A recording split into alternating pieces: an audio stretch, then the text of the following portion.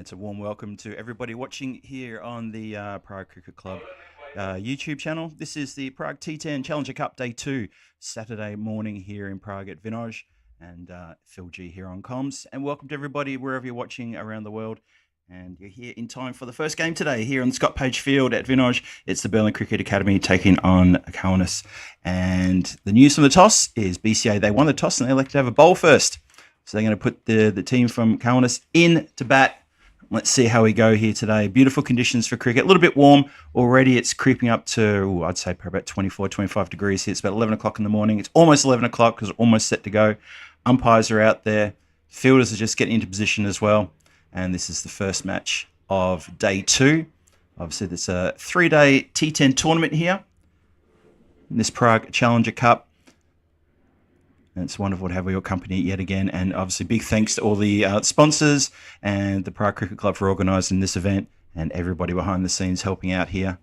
And obviously, big thanks to the teams as well for fronting up today and this weekend. And we are moments away from starting this big game coming up. As I said, Kaunas Cricket Club, they were put into bat by the Berlin Cricket Academy, who decided to take to the field first. Maybe the Berlin Cricket Academy felt that the temperature is going to get nice and warm, so they'd probably rather bat later. It's looking to get about 31, maybe 32 today. Out in the centre, it's going to feel a lot warmer than that. And the cricket's going to be pretty hot as well. We're almost set to go. In fact, here we go. First ball. Just a bit of a wild one down leg side. We'll start with the leg side wide to start proceedings. Everyone just getting a little bit warmed up, despite the fact that it is very warm out there. And first extra on the board, first ball. It was wide down leg side, but well taken there by the keeper. So Berlin Cricket Academy had a pretty good day yesterday. They're looking to capitalise today, get another win on the board if they can.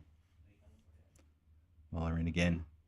But easier, just clipped off the toes. That's nicely placed. It's going to run away as fast as you like, and that's 4 runs. Lovely shot indeed. And the ground is lightning quick. It's very dry out there. Haven't had much rain this week. Just had a little bit just in fits and starts. But the ground is particularly fast. We had the T10 ECS here. It culminated last week, and that was 2 weeks of T10 action. And the ground was playing very, very quick. And it is particularly fast off the, in that area where the right-hander flickered off his pads down backward a square. So that area backward of square to behind the keeper, very, very fast, slightly downhill. The water drains away in that direction as well, so it's very, very quick down there. Ooh, good delivery. Bats wasn't too sure about that one. Vibe half there with a good delivery. Good comeback from the bowler there after Isaac put him to the boundary with that second ball of the over. So 5 for no loss, Kaunas. Just a first over here. Not really much to see in the action, but just a nice gentle start from both teams. Just flirting with that leg side again. Gets away from the keeper. They're going to run a by. I run an additional wide. That's a wide +1.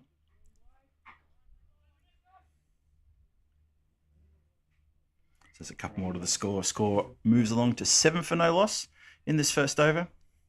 Just remember, it's T10 action. It's obviously T10, a short format of the game. We've had a lot of T20 action currently here in Czech Republic. We're halfway through our T20 league, which has been going absolutely fantastic. And pleasure to be running that with all the clubs here domestically. And that's just been flicking the pad and goes way down leg side. I think umpire wasn't convinced that was going to do much apart from just miss leg side. Foul shot though. So yeah, adapting from a T20 style competition to a T10 it does take a little bit to do that. But these teams here, these invitational teams, they're very keen to play the T10 here. Wonderful tournament. This is about the 6th or 7th year in a row this has been played here at Vinoj. Above in again. Just cautiously punched down to mid-on. But it goes so slow, it's very easy to scab through for a single. Nicely run there. So with a few extras in this first over, it's taken a little while to get through it. We're only 4 legal deliveries in. There's 8 on the board, still 2 to come. again, just straying on the legs and just punched out to midwicket position. The field has to come in off the boundary from cow corner to field. And another run to the tonal. Good cautious start here from Kaunas Cricket Club. Very good. And this should be the last ball of the over. But yeah, Vibav, his radar is honing in on leg stump. Needs to be careful there. That's a bit better, just in that little corridor. And just clipped away backward a point for a single, and that will be the over. So 10 without loss. That's not a bad start. Cautious start. KCC moving along nicely. So conditions are very good here. There's a nice light breeze coming across the ground, which is going to keep things nice for the batsmen and the fielders. It is warm conditions. It's going to be warm one today, up to 31 or 32 today. And the ground is looking absolutely fantastic.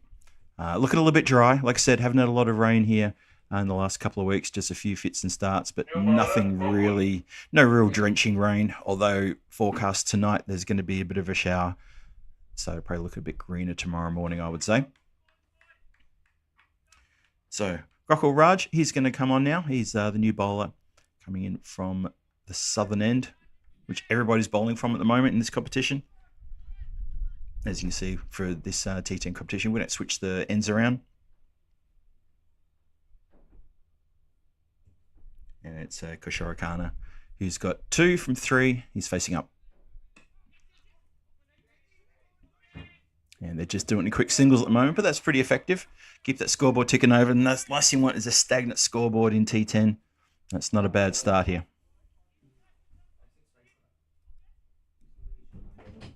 Hey, boss.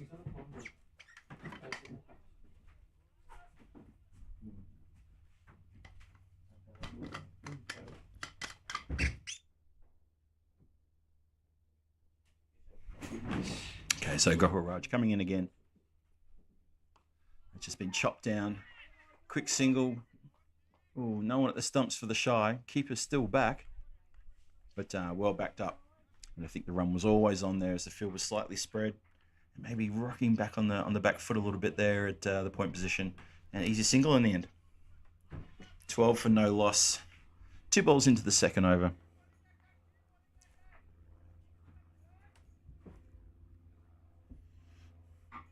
And I spy my good friend Riddick Tomars just hovering around the commentary area again. Good to see you, Riddick. Oh, down leg side. And that's going to run all the way to the boundary line. And that is effectively 5 wides. Well, that's not what any keeper wants to see, let alone the bowler. And that is just that's just bread for jam. That is too easy and just not on target. So BCA bowlers need to tighten things up a little bit here. Straying on leg a little bit too much in the first over, and now gone for 5 wides. 17 without loss. And Kaunas not looking too bad here at all. Projected score is around about the 120, 130 mark. Let's see if they can keep that momentum going and set a big target for BCA. It's just chopped down and set off straight away into the covers. Good running. Immediately sets off and turns what could be a risky single into a pretty straightforward one. Well batted. It's good to see these 2 batsmen turning the strike over fairly regularly, which you need to do in T10. Isaac and Kishore Khanna opening up here so far. 18 on the board, only halfway through second over. As a plane goes overhead. And we slashed at that one. That's gone over the infield. And that's going to run away for 4. Lovely shot. Bit too much width. And well played.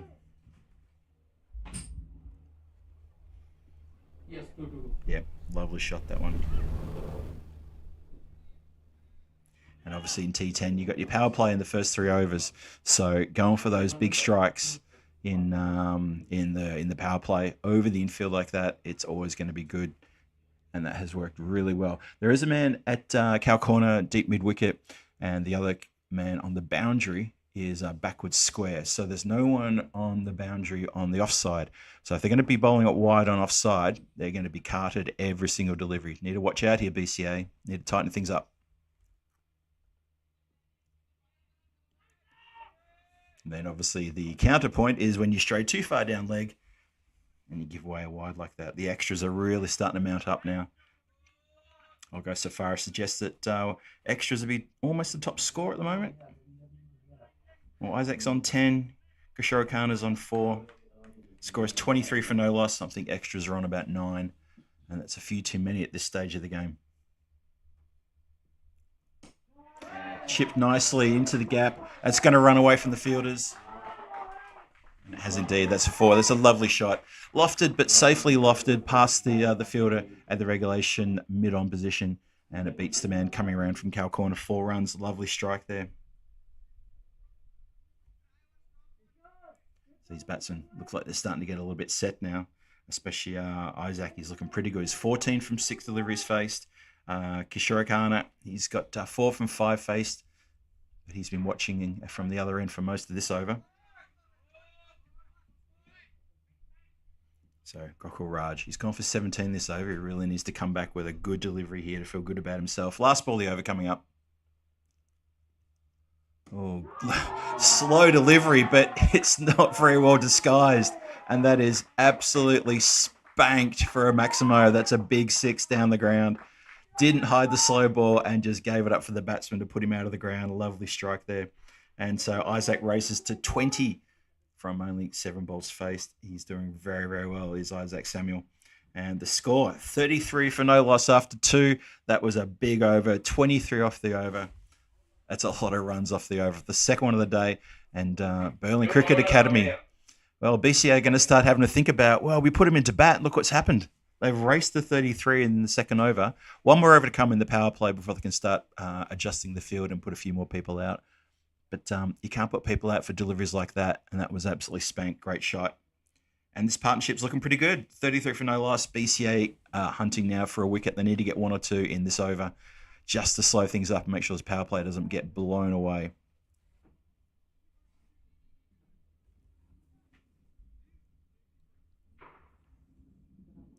Looks like it's Amaya who's coming on to bowl now. Let's have a look and see what his protection is. He's got protection pretty straight, slightly on the onside at a deep long on. And he hits that one wide. That's going to pierce the gap. And that is a lovely strike.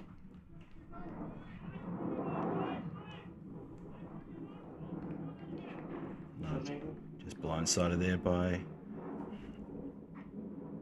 the tense. It was just the 1 run, but it was a lovely shot. There is protection out there deep on the offside. So Amaya in again. Oh, it's quite wide. Yes, and wide enough, says umpire. We saw that kind of delivery a couple of weeks ago during the recent European Cricket Series here at Vinaj. A lot of players preferring to step into the line and try to play an uppercut shot and put that over backward point for a boundary, for a 6 even. Saw that many, many times during the ECS recently. Obviously flirting with danger when you put it out there and that wide. Ball's just sitting up and saying, where do you want to put me? It's 35 for no loss. He's pulled it very straight from outside off, and they're going to get through for a single.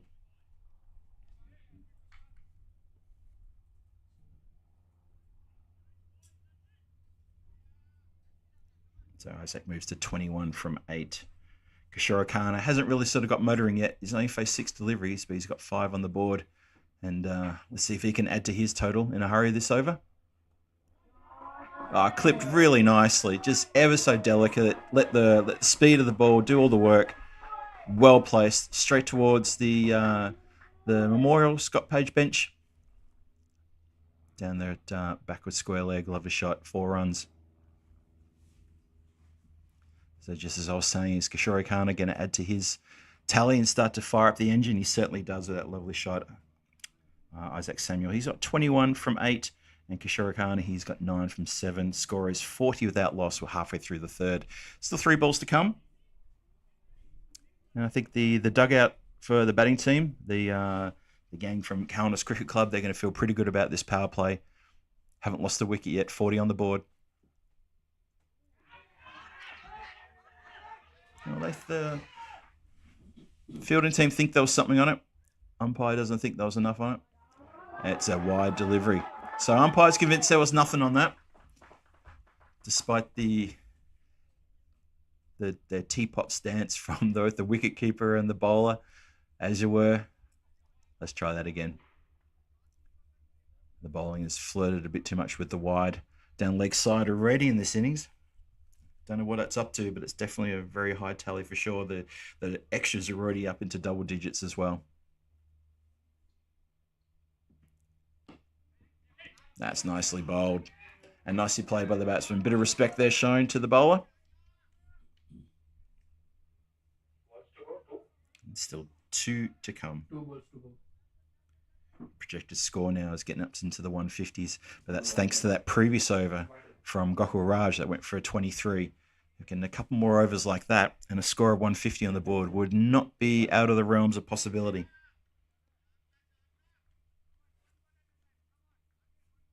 But this is Amaya, who's trying very hard to get a breakthrough for BCA. Just loses his run up. So this over's gone for 8. Still 2 more to come. Current run rate is around 15.38. It's been a good power play here.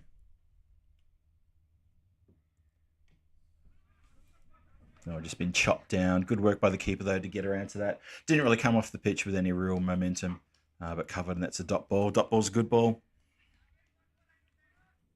So it's a good comeback from the bowler here after an appeal for a leg side caught behind was turned down.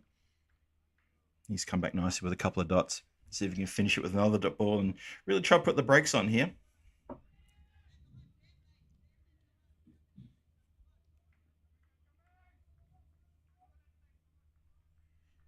Bowler in. Well, he lobs it up a little bit slower. Batsman doesn't really get much on that. It pitched really nicely for the bowler, and all the best the bat could do was just to bunt it out to a just in front of point, just for a single, and that will be the end of the 3rd over. So 3 overs done, 42 for no loss on the board. So Isaac Samuel, 21 from 8.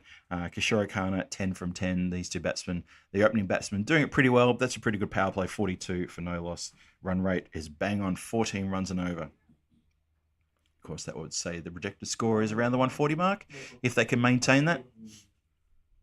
But now with the power play done, fielders can move around a little bit. The captain and the bowler can arrange their protection outside the circle. A couple of extra players allowed out now. And obviously these two batsmen want to continue getting on with things and chase after the bowling.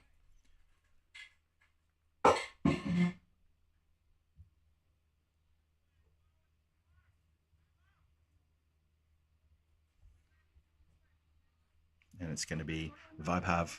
He's going to come on to bowl his 2nd. He went for 10 off the 1st over.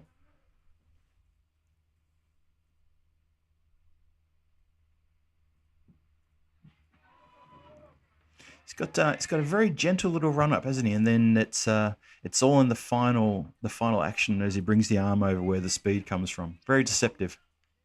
That's a good dot ball to get past the batsman. Kishore Khanna was played the shot well after the ball to going past the blade.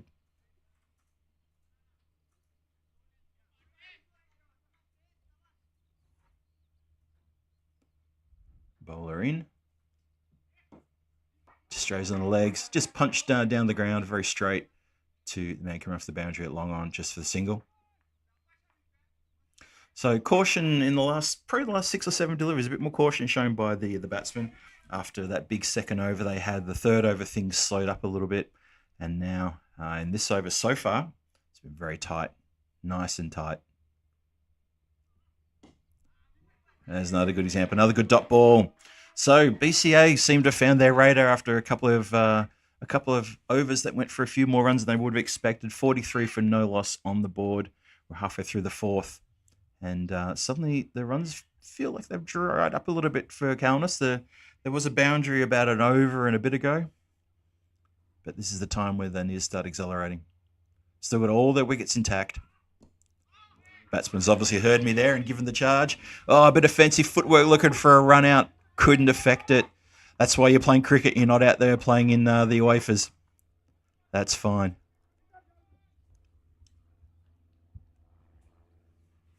I think there was a good sharp call there. I'm pretty sure the batsman would have been okay. I think the bowler was a little bit side of the blocks to affect a foot run out. And obviously without the benefit of the replay, the square leg umpire would have come into play.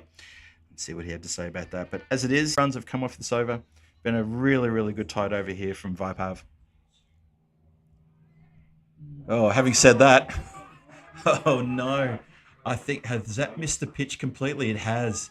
That is no ball. And 4 runs, that's missed the pitch. And of course, that translates into a free hit for the batsman coming up. That is a shocker. Absolute shocker. Just after giving him a rev up for a nice time. So no matter what happens here, batsman's going to have to swing hard. And he does. And that's a lovely shot. That's been square driven, 4 runs. Lovely shot indeed. That's Kishore Khanna who gets on top of that one and sends it to the boundary line.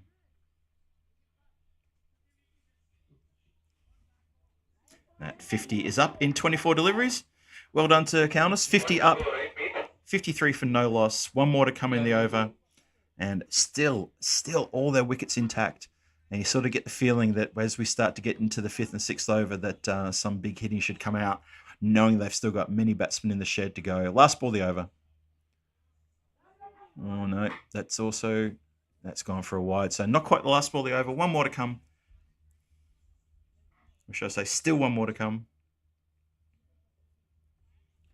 54 on the board.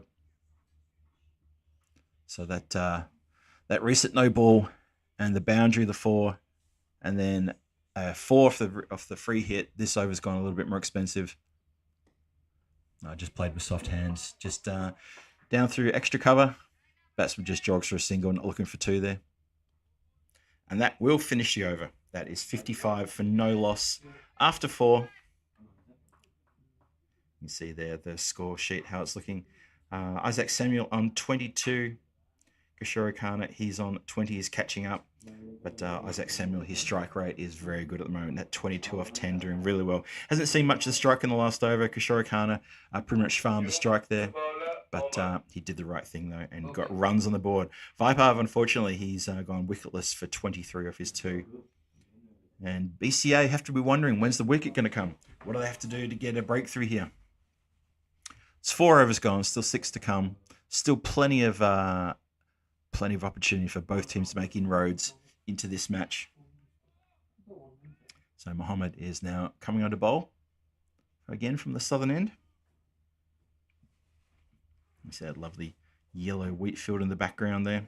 And beyond it is the Zamek, of course. The Zamek here in Czech Republic, which is, well, restaurant, bar, pub, hotel. A little bit of this, bit of that. A lovely place for a drink. And we start with a wide. Bit of a loosener.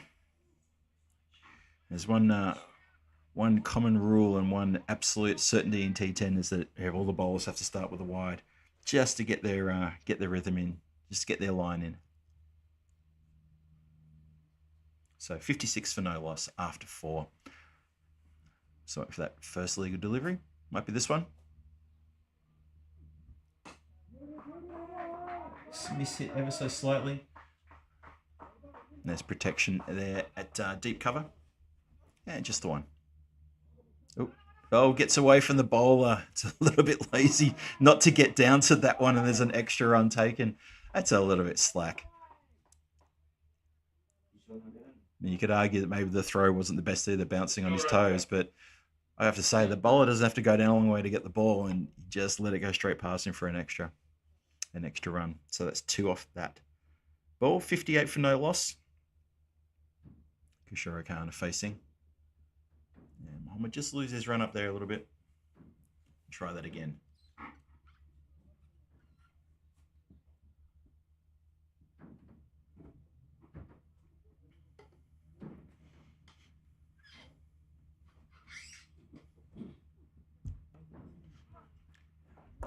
Just hit off the toes gently out to backward square, just for a single straight to the fielder. There's a bit of protection down there. We've seen a few runs around that area, backward square.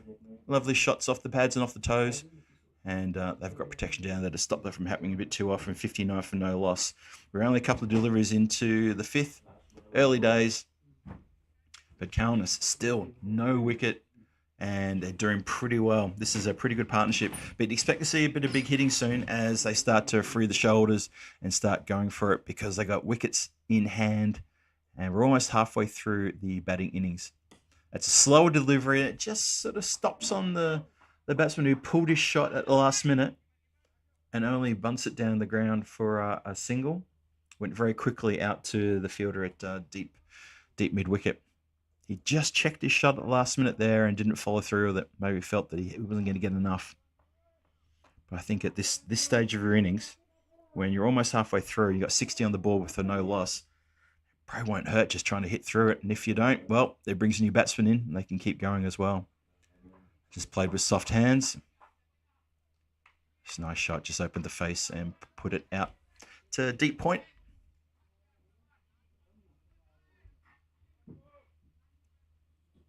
Just looking at the screen there, it looks a little bit duller than it is, but it's a little bit of cloud cover around, but it's very high cloud. There's no danger of any weather impeding today's proceedings. And beaten. That's a good delivery. Beats the batsman quite well. So it's not a bad over this from Mohammed.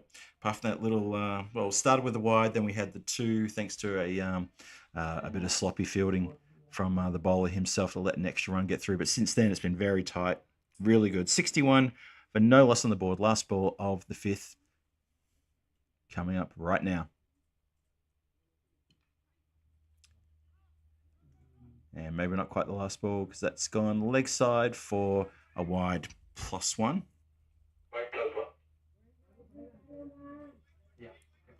Kishore Khanna. He's facing. He's overtaken Isaac now. He's on 24, but he's taken 18 deliveries to get there. Run rate's now dropped down to 13. It was around 15.5 a couple of overs ago, so things have dried up a little bit. Mohammed in. Last ball of the over. Ooh, just gets a little bit of the bottom of the bat, gets through the fielders. It's not going to cost them a boundary though, as it did get knocked down. And that is going to conclude the over. So, 64 for no loss after 5 overs. We're halfway through the innings there. And Kaunas Cricket Club, I think, you'd be pretty happy with 64 for no loss. That's not too bad. Run rate's 12.8. They're going to be looking to get that run rate up around sort of 14s and 15s in the next over or two. Need to sort of put the foot down and start getting after the bowling. Start to put the sword to the Berlin Cricket Academy, who still haven't found a wicket yet. And they'll be thinking, where's it going to come from? Who do they turn to find a wicket? Nobody wants to be chasing 140, 150 later, well, in about half an hour's time. That's a good over from Mohammed, though. Hats off to him. Isaac Samuel is going to be on strike. And it sounds like Gokul is going to come back on. Now, this is going to be an interesting little gamble here to bring Gokul on now, because he went for 23 of his first over, and it was Isaac who went after him. So it's Kishore Khanna. Well, there you go. The gamble has paid off nicely. And just like that, the first wicket is on the board, and it's Gokul, who went for 23 of his first over. He's come back, first ball, second over, bang. Stumps have been hit. Okay. And that's some good persistence from the BCA captain to bring on Gokul after that horror over he had in the second over of the innings. So, new batsman will be Renu. He's coming out in a moment. And Gokul's having a bit of a sit down. Obviously, that wicket took a lot out of him. He's just having to sit and think about it. You don't see that very often. That was a good innings, though, from Kishore Khanna. He and Isaac Samuels got the team off, got Kaunas off to a really, really good start. Getting 64 on the board for no loss after 5 overs. And the first ball, the 6th over, is the first wicket. Generous applause from the dugout. I can hear them away to my left there, giving a few pats on the back to Kishore Khanna. As he comes back, Renu is the new batsman he's going to be facing. facing a fired-up Gokul Raj, who gets the breakthrough for BCA. He finally decides to stand up and say, give me the ball. Let's do this again. Not sure about the sitting on the ground routine. But if it gets a wicket here, then I might start trying that myself. He's just organising his field, marshalling his field. He's trying to get his deep square leg to move further around to a deep mid-wicket position. He's taking forever to get around. Yeah. Wants his deep mid-off to go a bit straighter. So he's got a lot of protection in front of the bat on the boundary line. There are 4 men on the boundary line back. Oh, that has taken off. No one was getting near that. Wow, that was an absolute crowd pleaser, that one. Now that's hit something and just flown off. No way the keeper was going to get anywhere near that. I saw something similar in the ECS last week before last, where it just strikes maybe towards the end of the pitch or something on the pitch there, and no one gets near those ones. That is 4 byes. Unfortunate for the keeper because he had no chance of getting a glove on that.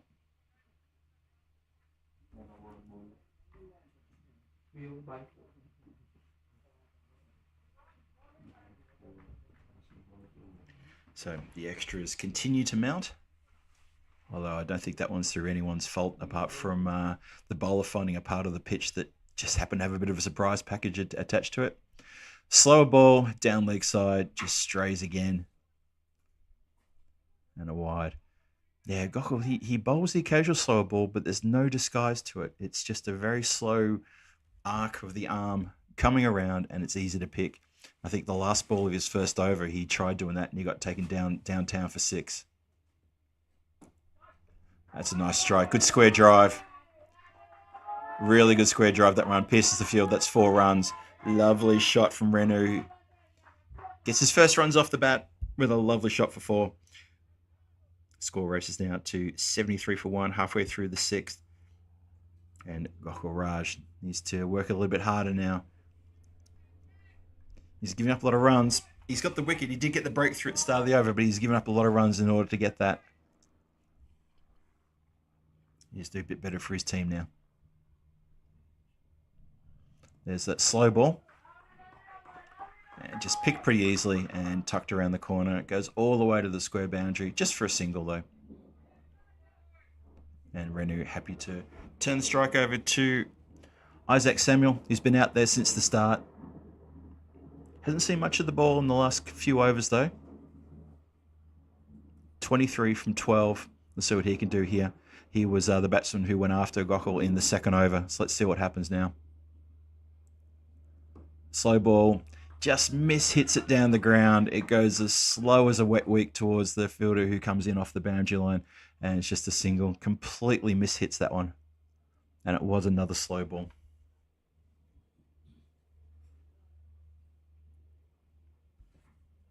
So this current partnership's worth 11. The opening stance was 64 between Kishore Khanna and Isaac. Very good start there for Kaunas. Another slow ball. That's been punched down the ground. Good work by the fielder, though, to get around to ensure it's just going to be kept to a single. So the slow ball is being picked. And that is going to be the end of the over. 6 overs done. 76 on the board. And just one wicket. So Gokul Raj comes back with a much better over there. Only 8 runs from that over to bring up his 2 overs to be 1 for 31. And a good return of favour to his skipper there for picking up the wicket at the start of that over. So 6 overs gone, 76 for 1 on the board. Projected score around about the 120 mark, maybe 125, 130 if they can get a bit of momentum. And with Renu, the new batsman, he looked pretty good earlier. Yeah, it looks like it's Mohammed who's continuing, going to finish out his couple of overs, bowling to Renu. Oh, nicely played with soft hands. Just going to run away backward a point for a single. Cowans have been pretty good here, ticking the scoreboard over. Ones here and there. Nothing stagnant. And searching for that elusive short ball or the loose one outside off or onto leg, middle stump, short, trying to put away that bad ball. Hasn't been too many though.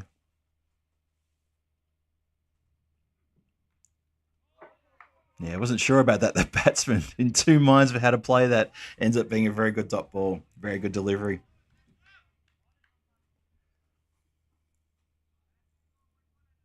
Yeah, I think the couple of things that BCA will be thinking about from this inning so far is how many extras we gave up and how we haven't been able to pick up wickets. It might be the only concern for them going into their next match. But Mohammed here, he's doing the job. He's got none for 10. Gives it a bit of flight. And again, just punched down the ground for a single. And every run being applauded by the Kaunas dugout away to our left there. Might be coming through the effects mic. They're very supportive of their team. 78 for 1 after 6.5. So still 3 balls to come in this 7th over. And Renu on 7, Isaac on 25. Bit of a charge and a hit down the ground. 2 fielders converge.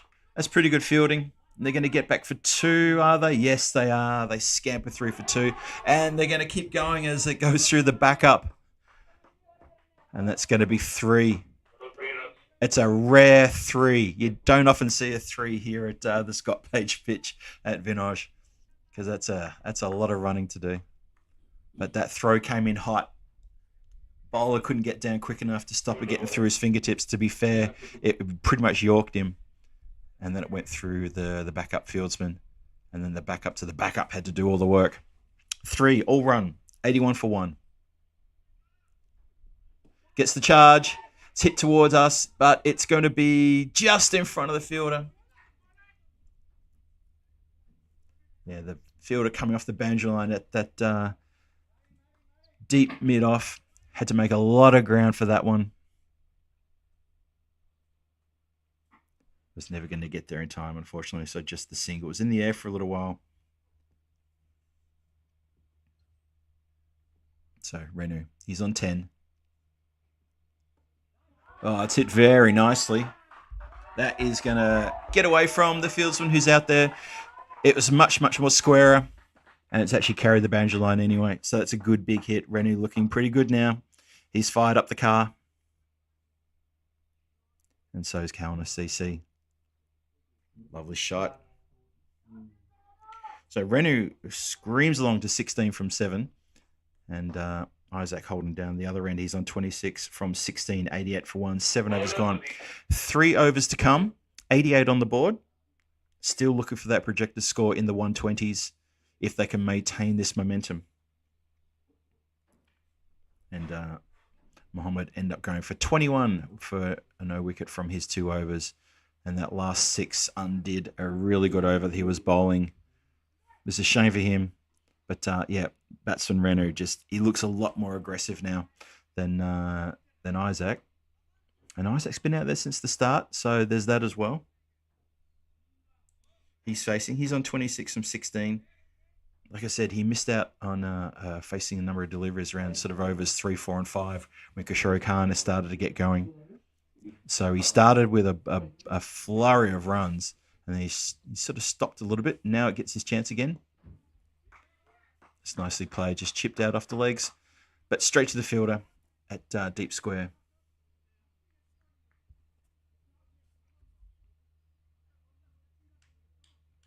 So for me, I think it's going to be Renu who's going to be the pitch hitter in this partnership. I think that's where the runs are going to come from. Obviously, Sudesh, the bowler, needs to keep it properly tight. That's been lofted nicely, but just through the hands of the fielder here, and it's going to carry the line for 6. That's unfortunate. It has hit his hands. We had a really good shot of it here in the commentary position, myself, my fellow scorers, and we could see it just shot through the fingertips and over the boundary line. 6 runs. Unfortunate for the fielder at that, sort of squarish deep cover. Sorry, long deep cover. Oh, miss hit. Bob's up in the air. Fielder has a shy. He's hit the stumps. And even the batsman says, "Yep, I'm gone." Umpire raises his finger, and there's revenge. It's sweet revenge. And Rennie looks to the sky and says, why did I do that? But he knew straight away. As soon as that ball hit the stumps, he started walking, bat under the arm. Harun Ashakan put up the finger, umpire there, and said, yes, you are indeed on your way. But that's a quick fire, 22 from 8 runs. Sorry, from 8 balls. Really well batted from Renu. Came in and did the job quickly, got on with it straight away. 22 from 8. It's really good contribution.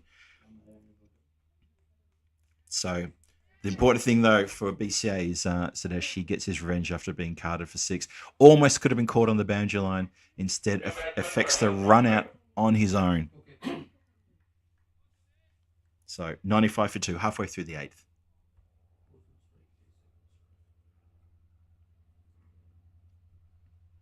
Oh, that's a slow ball that seemed to take forever to get to the batsman. I could have almost gone outside and had a coffee break and come back, and the ball still wouldn't have quite got to him there. It felt like it took forever to get to the new batsman. Sorry, that's Isaac. Prasanth is the new batsman. He's at the non-striker's end because obviously the run-out was affected at the non-striker's end. He doesn't face. So that was Isaac, who just couldn't get bat on ball there from that not even closely disguised slow ball. That's short, and that's been mishit into the covers. Just really couldn't get onto that one. Bit too tight to the body to play that shot. And maybe it's a bit warmer out there than I thought, because it seems that Isaac Samuel was hitting the ball really sweetly in the first few overs, but just in the last over, just really struggling with a few mishits. It is quite warm out in the centre now, despite the fact that it's not quite even midday yet. And that's gone straight up in the air. Fielder's under it. He's got a lot of work to do. He never looks steady and right. Probably missed it in the sun as well. And the batsmen are going to get through for a couple. That's fair enough. I think the fielder would have had the sun in his eye the whole time looking up there. But that's why we practice these outfield catches to try to take him. Couldn't affect it though, unfortunately. That's 8 overs gone. 98 for 2 on the board. And Kaunas, well, still thinking they're going to get around the 120s. But these next 2 overs are going to be really important to the score here. BCA are probably thinking, look, they haven't cracked the ton yet. That's good for us.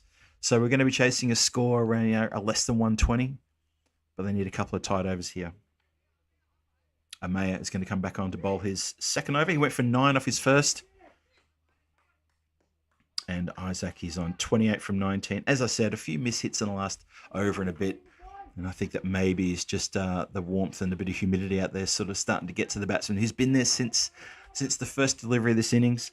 Prasanth has only been out there for face 1 ball for that 2 where he skied one and it went behind the keeper for a deuce. New bowler comes in now. That's pretty full. It's been punched very nicely. It's going to go like a rocket, and it sure does. And that's a great shot through the covers. Punched really hard through the covers.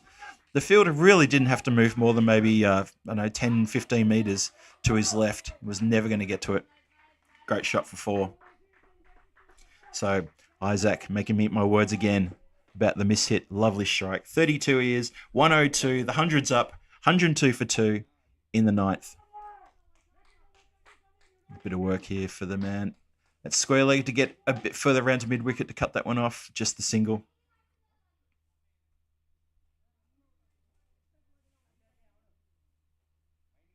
So Kaunas now. 103 for 2. 10 balls left in this innings. This has been swatted out into the covers, but straight to the fielder, and just for a single. And Prasanth happy to turn the strike back over to Isaac. Isaac Samuel, who's been there since the start, is on 33 from 21. Anchored the innings as a good opener should.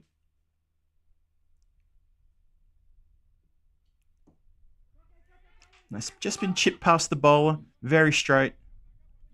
And just for a single. Prasanth wanted the second one. Wanted to get him back on strike. Nothing doing. 2 to go. So interesting. There's been only 8 4s and a handful of 6s in this innings.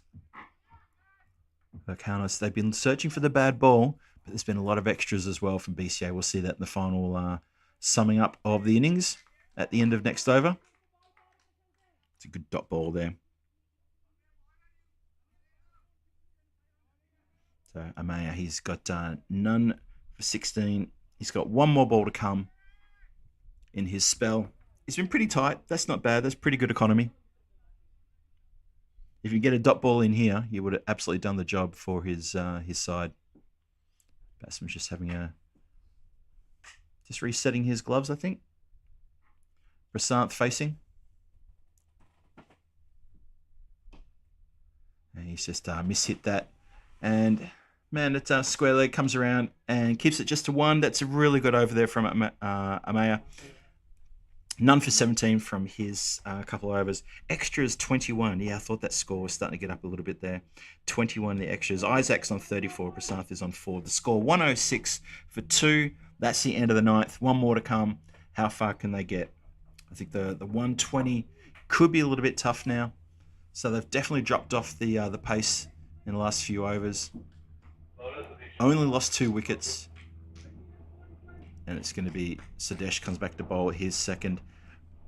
Now, Sudesh has to be careful here because he doesn't disguise his slower ball very well, but he does put it in a good place. I'll give him that. Gives you that little bit of uncertainty whether to come forward or go back. And when you're caught in 2 minds, that split second is everything. Well, I'm not sure where the batsman was going. He set off for...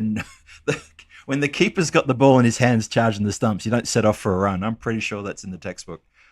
But he's lucky to survive that one. Yeah, I think we're all scratching our heads wondering where Prasanth was heading off to there. I think Prasanth has got it in his head that he wants to turn the strike over to Isaac and let him continue his merry way of scoring. But, yeah, that wasn't the delivery to do it.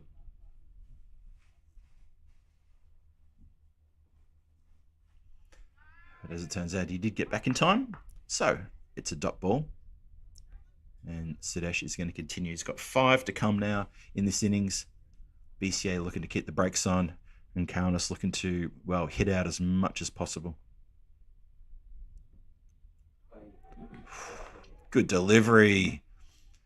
Well, Prasanth really just, I don't know, deer stuck in front of the headlights there. No idea about that delivery. Sudesh doing a good job.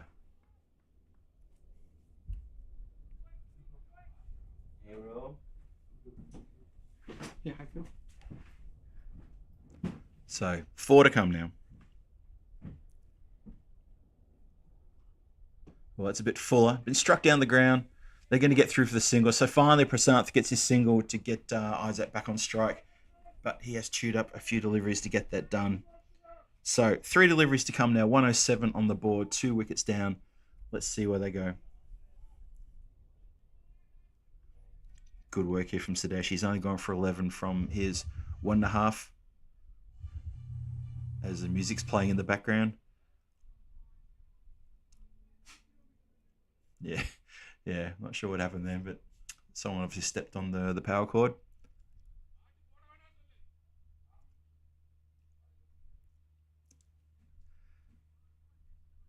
Obviously, there was just a bit of a testing of the sound equipment, and it does work.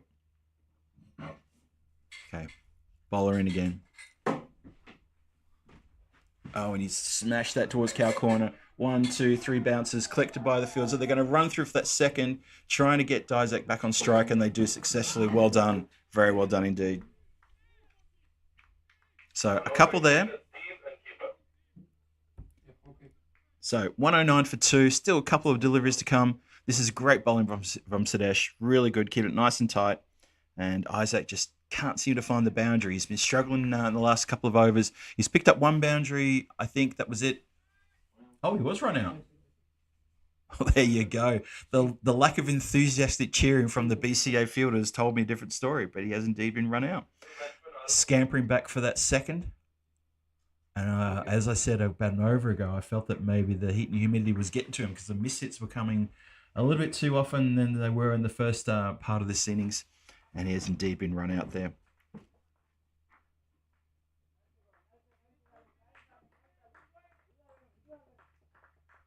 But a generous round of applause from his teammates as he comes back to the dugout.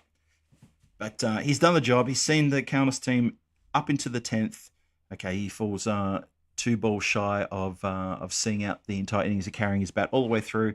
It's 108 for 3. There's still 2 to come. So 2 balls to try to elevate the score as much as possible. Sadesh is bowling quite well. Prasanth is the batsman out there, and he's joined by the new batsman, who's a lefty. And he's got to face 2 deliveries only.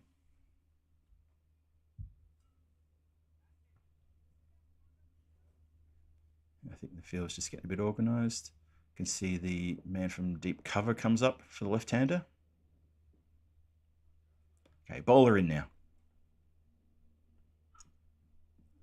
And swing and a miss. Good delivery, nice and quick. No disguised or undisguised slow ball there. Really quick one, straight through the batsman. Another dot ball. This has been a fantastic last over. It's only yielded 1 run. Very miserly, the bowler here. Very miserly indeed. It's been dot, dot, 1, wicket, dot. See if we can finish strong here and really put the brakes on. And Kaunas CC, they were looking at about a 120, 130 a couple of overs ago. This is now going to limp to 108 plus whatever they get here. Last ball. It's been punched down the ground. Easy to the man at... Well, they're going to affect a run out. Easy as you like. So there will be just the 1. And the score will finish on 109 for 4. After the 10... At one point, we were looking in the early on around about the 2nd or 3rd over, we were looking at score around the 150 mark. So all credit to BCA to bring that back. Some very good tight bowling there in the middle. Muhammad bowled particularly well, and May had a very good economic spell as well. Weren't too many wickets falling. It was only towards the end there. There's a couple of silly run-outs, but that was only because the team from Kaunas wanted to get on with the job and get some more runs on the board, trying to get the pitch hitter back on strike. Speaking of that, Isaac, wonderful innings from Isaac Samuel for Kaunas. Ably supported by Kishore Khanna at the very start there. Opening stance is 64 and a good power play of, I think it was about 40 something or other. Sorry, I haven't got it in front of me right now. And you can see there's the final match summary. Gokul Raj picked up 1 wicket. He was expensive though, went for 30 odd. But the scene is set now. BCA need 110 runs from 10 overs after Kaunas scored 109 for 4 after their 10. As I said, I thought they were on track for about a 140, maybe a 150, but BCA, beautiful bowling, very economic bowling, and I'm sure the figures and stats will agree with me on that one. A lot of extras, though, something for them to work on. Anyway, I'm Phil G. I'm going to sign off for now. I'm going to be back in about 10 minutes with the run chase. Join me then, where BCA need 110 off 10 overs. Cheerio till then.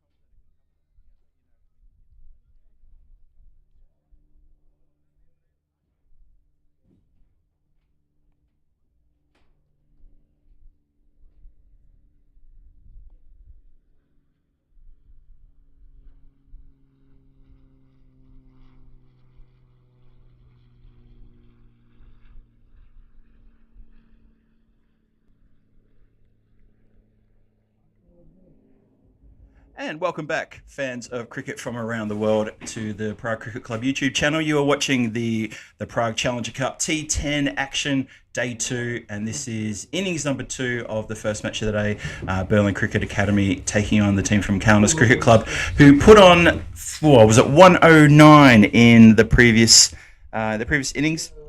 And so it's 110 needed from Berlin Cricket Academy, who I felt that they struggled at the start of their bowling attack. They won the toss. They put the Kaunas Cricket Club into bat, and the score on the board, 109, was a pretty reflective of what I would say was a double-edged sword in that innings. It started with, an opening partnership of 64 after 5 overs. It was Isaac Samuel and Kishore Khanna. A wonderful, wonderful start for the batting team. But then after that, everything seemed to go the other way. The bowling got really tight. The Berlin Cricket Academy found their stride, and things got a bit better. So before we start this run chase, I want to bring in my very good friend, Shobby. Shobby, welcome to Vinoj. Welcome to the Scott Page field. Thank you very much, Phil. It feels great after a year sitting alongside you and doing commentary. I think the last one we did was Czech Republic taking on Hungary. Well, Czech Republic thrashed Hungary 3-0. And here, T10 Challengers Cup, Prague Cricket Club. That's a fantastic tournament. And you talk about the scores, 110. For BCA, the problem has been middle model. Their middle order has gone nowhere. The opening batters actually have done well, Shubham and Satish. In the yesterday, they batted really well, put up a partnership of 53. They'll be hoping for the same. And here's the first ball. Renu, good, tall, lanky, fast bowler. And he has knocked him over. First ball. What a start. BCA and their tournament is going again in the downside, and they've none for one. Can you believe that? What a cracking first delivery from Renu. Just comes and ambles in, and you put it right on the money. Top of off stump, first wicket down, first ball. You couldn't ask for a better start. And BCA, well, they're head scratching. They have to be. Yeah, absolutely. And Shubham was one of the batters in form, so losing him will definitely, it's a body blow for BCA, and chasing a target of 110 on this kind of a surface and with this kind of a bowling lineup is going to be a mountain to climb for the batting side. But yeah, good score in the first innings. As you mentioned, that they got off to a very good start, and in the middle, a little bit of stutter. But at the end, three-figure mark in T10 is definitely a good one. And on this kind of a surface is a little bit slowish. New batter, Stephen Samuel, 136 strike rate, batting at number 3. It's a good strike rate to have when you are batting inside the power play overs. So hoping for a good entertainment.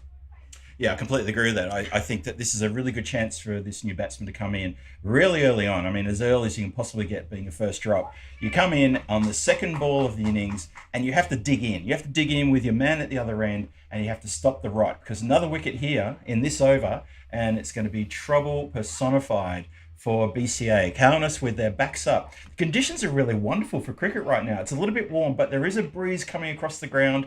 And it's nice for cricket. It's good vision. It's good seeing. There's very, very high light cloud. Nothing to do with any rain or any vision impairment. It's a really good day for cricket right now. So there's no excuses here for the batsmen. They have to dig in, and they've got to find themselves and get the runs on the board. Get that scoreboard ticking. Put that first wicket behind them. Kaunas, on the other hand, Kaunas is going to be thinking, let's get another one. Let's get another one or two. And here he comes round the wicket. That's a little adventurous. Short delivery, and he pulls it in some style. That's a statement and a half from the batter. That's the first boundary for Stephen Samuel. Stephen Samuel has been in good form in the yesterday as well. He batted extremely well. With this kind of a batting lineup, his wicket is very important. Alongside him is Satish as well. So both the batters looking in good form and bringing some kind of confidence from the last innings. But it was I didn't expect him to play such a kind of a stroke. It was slightly short delivery. And again, if you're medium pace on this kind of a surface, if you're digging it in, it just comes little slow, and it's easy to play those horizontal shots. So I prefer him pitching it up and taking it away, because he has got a feel for it. He has got almost first slip and then a gully as well. So it's important for him to bowl at the right channel. In again. It's better, much better.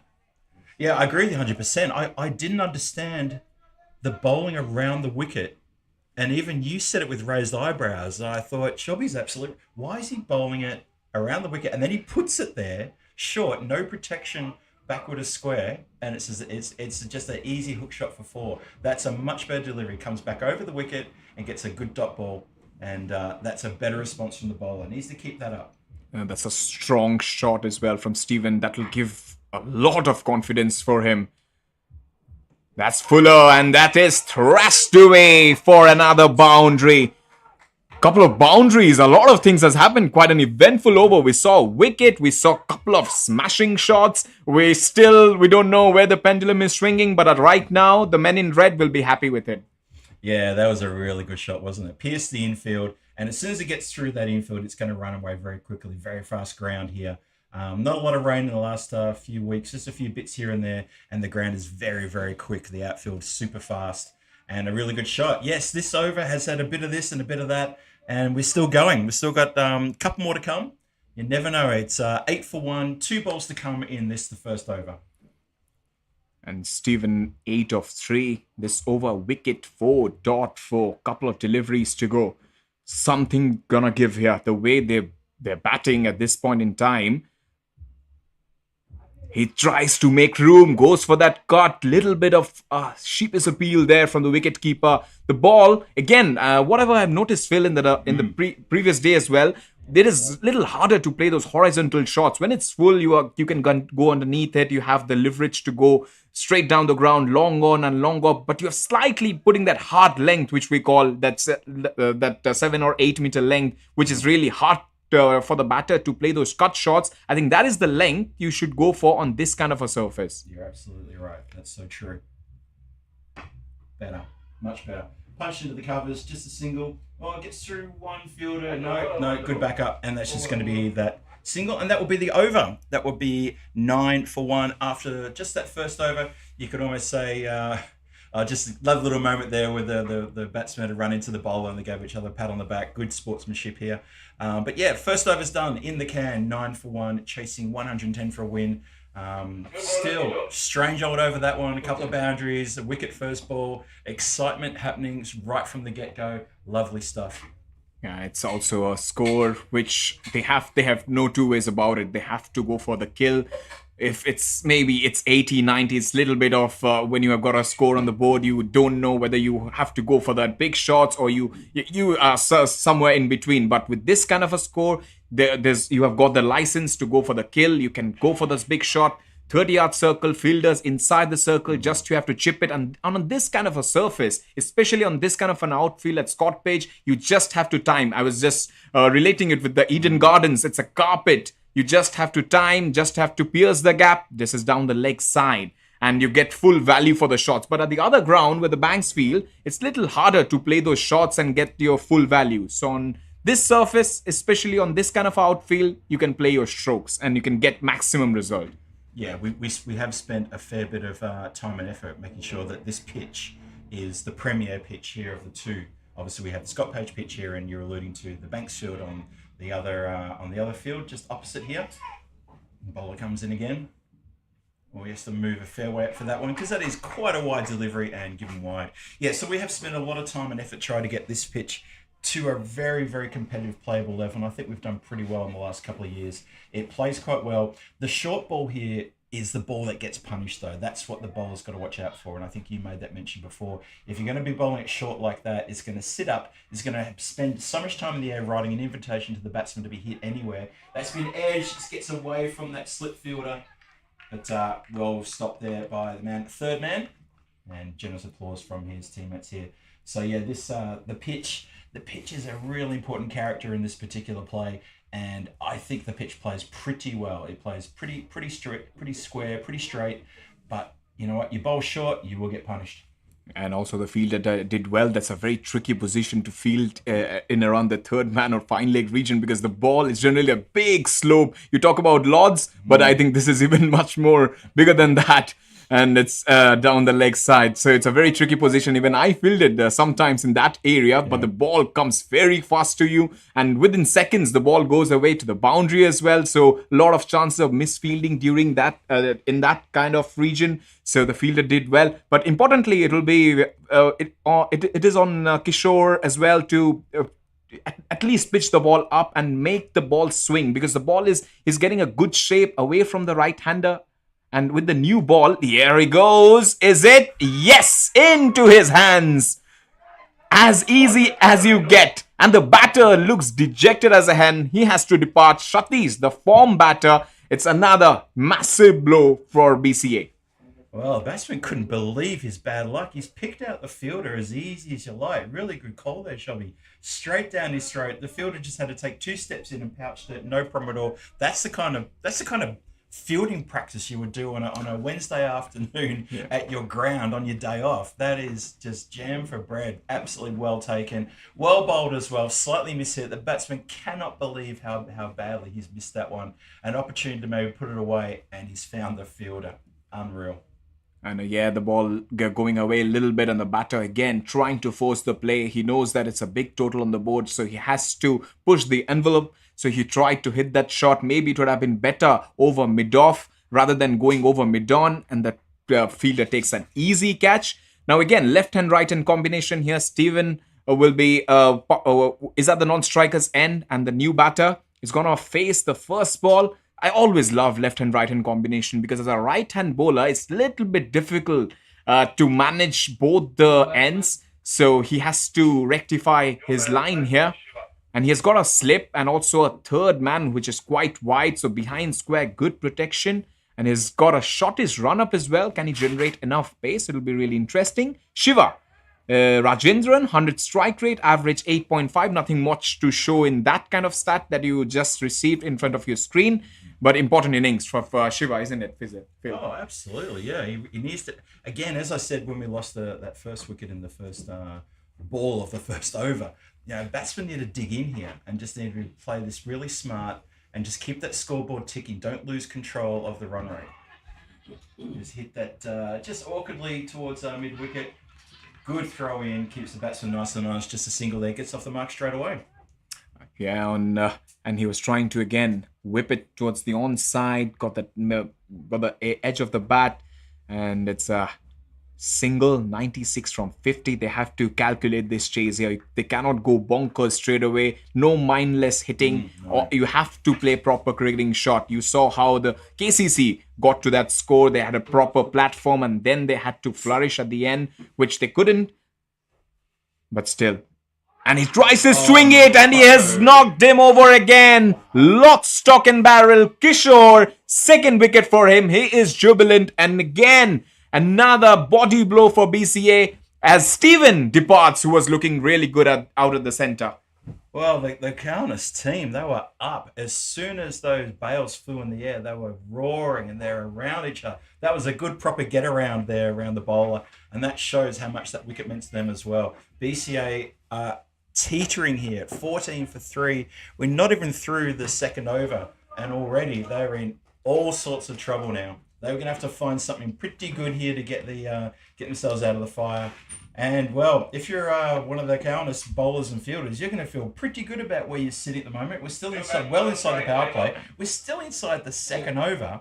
And you've got 3 of the top batsmen for BCA back in the shed.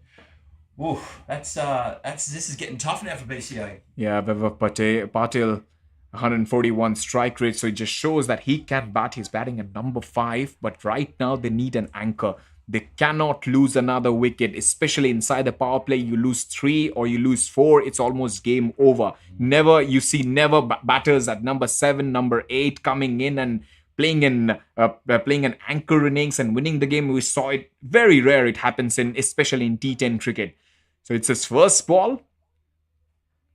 And that's a wide, little bit of away swing there from Kishore. But he's holding his channel. That's a very good thing. Kishore looks strong as well as a bowler. You see a little bit of signs. He's not that tall, but definitely bangs it as well. So everybody confident at this point in time. And as you said, there's a very good energy around the ground. The fielders are chirping. They've got their voice back. And especially when you have got a start like 15 for 3, then you are definitely cock-a-hoop. Oh, that's a beautiful shot. Whippage. And in some style, he gets off the mark.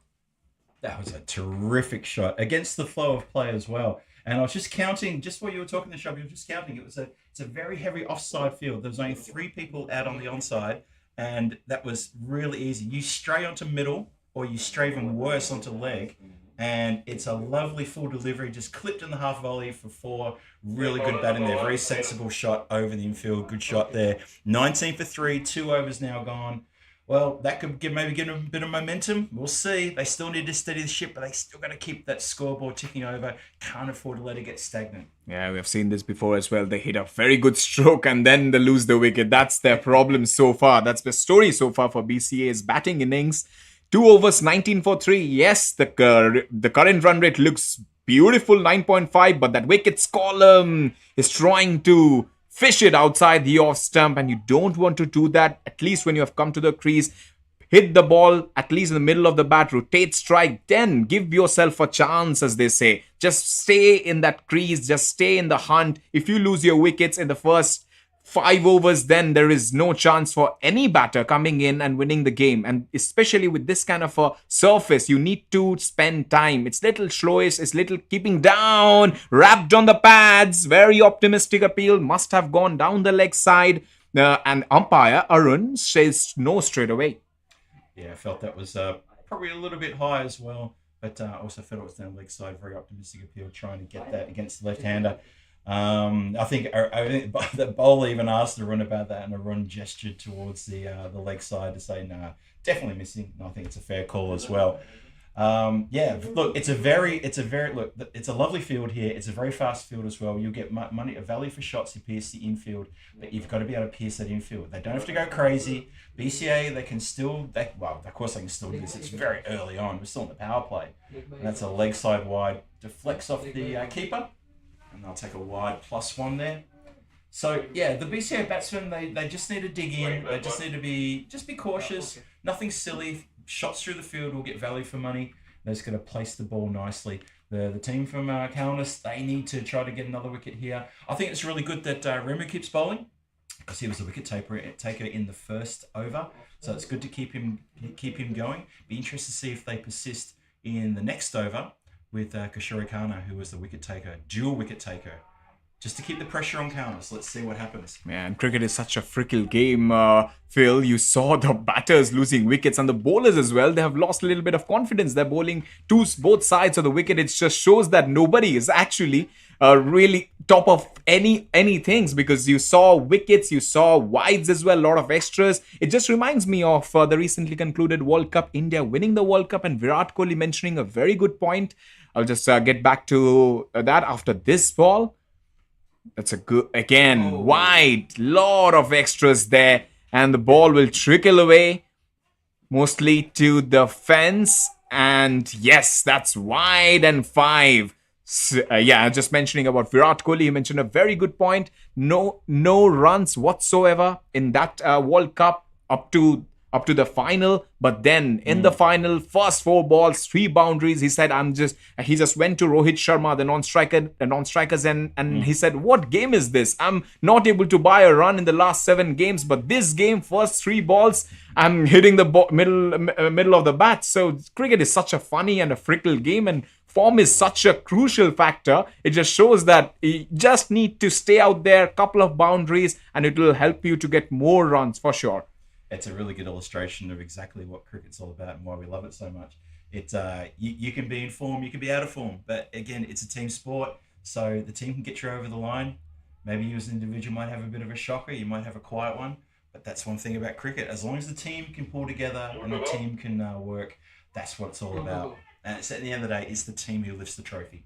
Yeah, it has to be a team game, but looking at BCA, they look a little bit flustered, maybe because they don't have confidence coming into this game. When you lose back-to-back matches, it's just very hard, especially on a format like T10. Yes, test match cricket, 50 overs cricket, you have chance to come back, but T10 is such a fast format that it goes even faster for the boundary. It doesn't matter as they come, as long as they come, how they come. So Siva down the leg side, it's easy pickings for him. And Renu, again, 1 for 16. He is confident, but he's not able to deliver the goods because he's trying too many things here. And that's the advantage of having a right and left hand combination, because you don't know which channel to bowl. And if you just look at that kind of delivery, he was down the leg side and easy, very easy for the batters of BCA.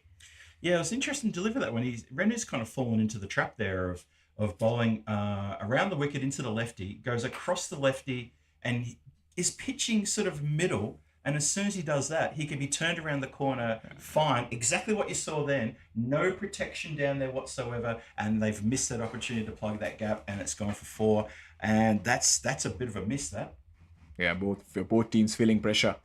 Even though they have gotten off to a great start, KCC, but still BCA are having a little bit of noses in front. They have got 31, 79 from 43. They will think, if we get a good partnership here, Vaibhav and Shiva, then we can pull this off. And this is the best time for them. Middle of the tournament, round robin game. You have got a lot of chances as well. Little bit of oohs and ahs there, yes and no's. And yes, if you look on your screen, Shiva is mentioning there was a run there and the batter had no intention to come back. 3 overs gone, it's 31 for 3.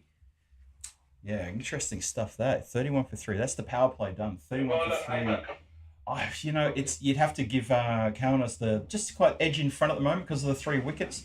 In terms of the runs, well, the run rate it's below where they need to be right now, but it's no need to raise any alarms. I'm just noticing again on that last ball, Renu, when he came into bowl, there was no one leg side behind the bat again. And I thought, if you straight onto middle, you're going to fall for that same trap again. It's going to be so easy just to tuck around the corner. So just a few little basics here just being missed by the bowlers and the fielding team, but also been missed by the batsmen. Anyway, power play's done. 31 on the board, 3 wickets are back in the shed though. So as far as I'd say the odds right now are pretty even. I'd put Kaunas just in front. And also, there is no attacking fielders. It just shows the mindset of the fielding side. They are on the top. It's actually BCA who are... I feel BCA are not feeling any pressure. They're going for the big shot. That is huge. That is long and strong. And Vaibhav, what a way to bring up his second boundary. His 2 of 10. Shelby, what a wonderful hit that was. That went a good 10, 15 metres back over the boundary line, almost onto the other field, neighbouring us here, where there's another game going on. Lovely strike, lofted with absolute power. Really good shot. And a big welcome to Isaac with when he comes into bowl. Bang! First ball, when you got hit for 6, then definitely will feel the pressure. And tries to go again. Oh dear, as is he mentioning? He's given him. That's a very interesting way of giving out a batter. Arunashakan gives the batter out. It looked plumb, actually, to be very honest. It hit the middle, back leg, and it must have hit at least leg stump. But another wicket, 4 wickets down for BCA, 37 on the board. Yeah, when Arun lifted his finger to say out, I was a bit surprised too, because I thought, is he pointing at something? What's that about? But that's indeed how he's giving out. And he was out. The batsman can't argue about that one. When he has to look at the replay, he'll himself say, yep, fair call, umpire, plumb in front, and I'm caught on the crease. And also the way he gave, I thought he was showing the bowler that it has hit the bat. Because sometimes when the umpire gives this kind of a signal with both arms raised, then you got to feel for the batter. And the batter was also a little bit flummoxed that whether I'm out or not. But nevertheless, another wicket filled. There is no looking back for the bowling side now. 37 for 4. They must go for the kill. And also keeping in mind the net run rate, there's a very good opportunity if they just bring that net run rate up. And BCA can also look at this at a situation where they have to play 10 overs. Exactly right. Yeah, they need to be very cautious of the net run rate as well as being very cautious of their wickets. As we see that Mohamed Mustafa is the new batsman coming in. Let's see if he can make a bit of an impact here and maybe try to start a partnership, which is what BCA have been really missing in this inning so far. Wrapped on the pad, just squirts away there, backward of square. Thinking about a second. The wicketkeeper has to do all the chasing. And the throw gets through a few people as well. I've got to say, just on a side note, I'm not a fan of the wicketkeeper chasing too far away from the stumps like that. I know sometimes the keeper takes it upon themselves, but the moment they do that, too often in T10, I don't see a fielder taking the stumps at the batter's end. And I'm a little bit critical of wicketkeepers who run off like that. And I think, okay, so you run away 30, 40 metres, you get the ball, you turn to throw it, there's no one to throw it to. Because there's no one taking the stumps. So fielders need to be onto that, need to be aware of the keepers doing that work, need to get onto that quickly. Just one of the small fundamentals. A little lapse of concentration there. He goes over the top. There is a big chance of getting a boundary. He picked the gap and that has gone for 6. And one of the toughest shots has been executed quite easily there. When you hit a 6 over extra cover, that shows how much quality you have as a batter. Good looking shot. Good lift as well. I didn't think that was going to carry the boundary line either, but there you go. Bang, 6. Big hit here. BCA digging themselves out of a ditch. And suddenly the pressure is well back on the bowler. Isaac, he's gone for a couple of big hits down this over. He has picked up a wicket, got a really good LB, but he needs to keep the economy in mind as well. And he again tries to glide it towards third man, but got the inside edge of the bat. So it's important for Shiva just to be there because he got off to a good start so far. He's striking really well. And are they trying to steal another single there? Shiva was really interested. A little bit of gully cricket there from both the batters, trying to get another run. But Mohammad is the new batter. Important innings for him as well because yesterday he struggled with the bat. Another opportunity to shine. While Isaac 1 for 13, he has bowled relatively well. That's a quite adventurous shot. Nifty 4. Clever, very clever indeed. There's a massive gap from square leg all the way around to a very, very fine leg. There's no one down there. And that's what happened in the previous ball where the lefty tried to introduce a shot that went down there as well. Because there's no one there at all. It's a massive gap, and that's the fastest part of the ground. You get it on the ground there, it'll run away to that shed because that's where the natural slope goes. That's why this oval drains so well too, because it all drains over in that direction. It's naturally fast over there. That's very clever batting indeed, and not really well thought out by the fielding team. They need to either plug that gap or they need to bowl on a different attack line. But to a lefty, they just got to be so careful down there. Yeah, that's a brave shot as well when you've just come to the crease playing that kind of a paddle shot. You need guts for that, and he did it quite nicely there, Mohammad. 61 from 6 overs. Looking at this game, Phil, you will be quite happy to sit in the camp of KCC. Oh, definitely, for sure, yeah.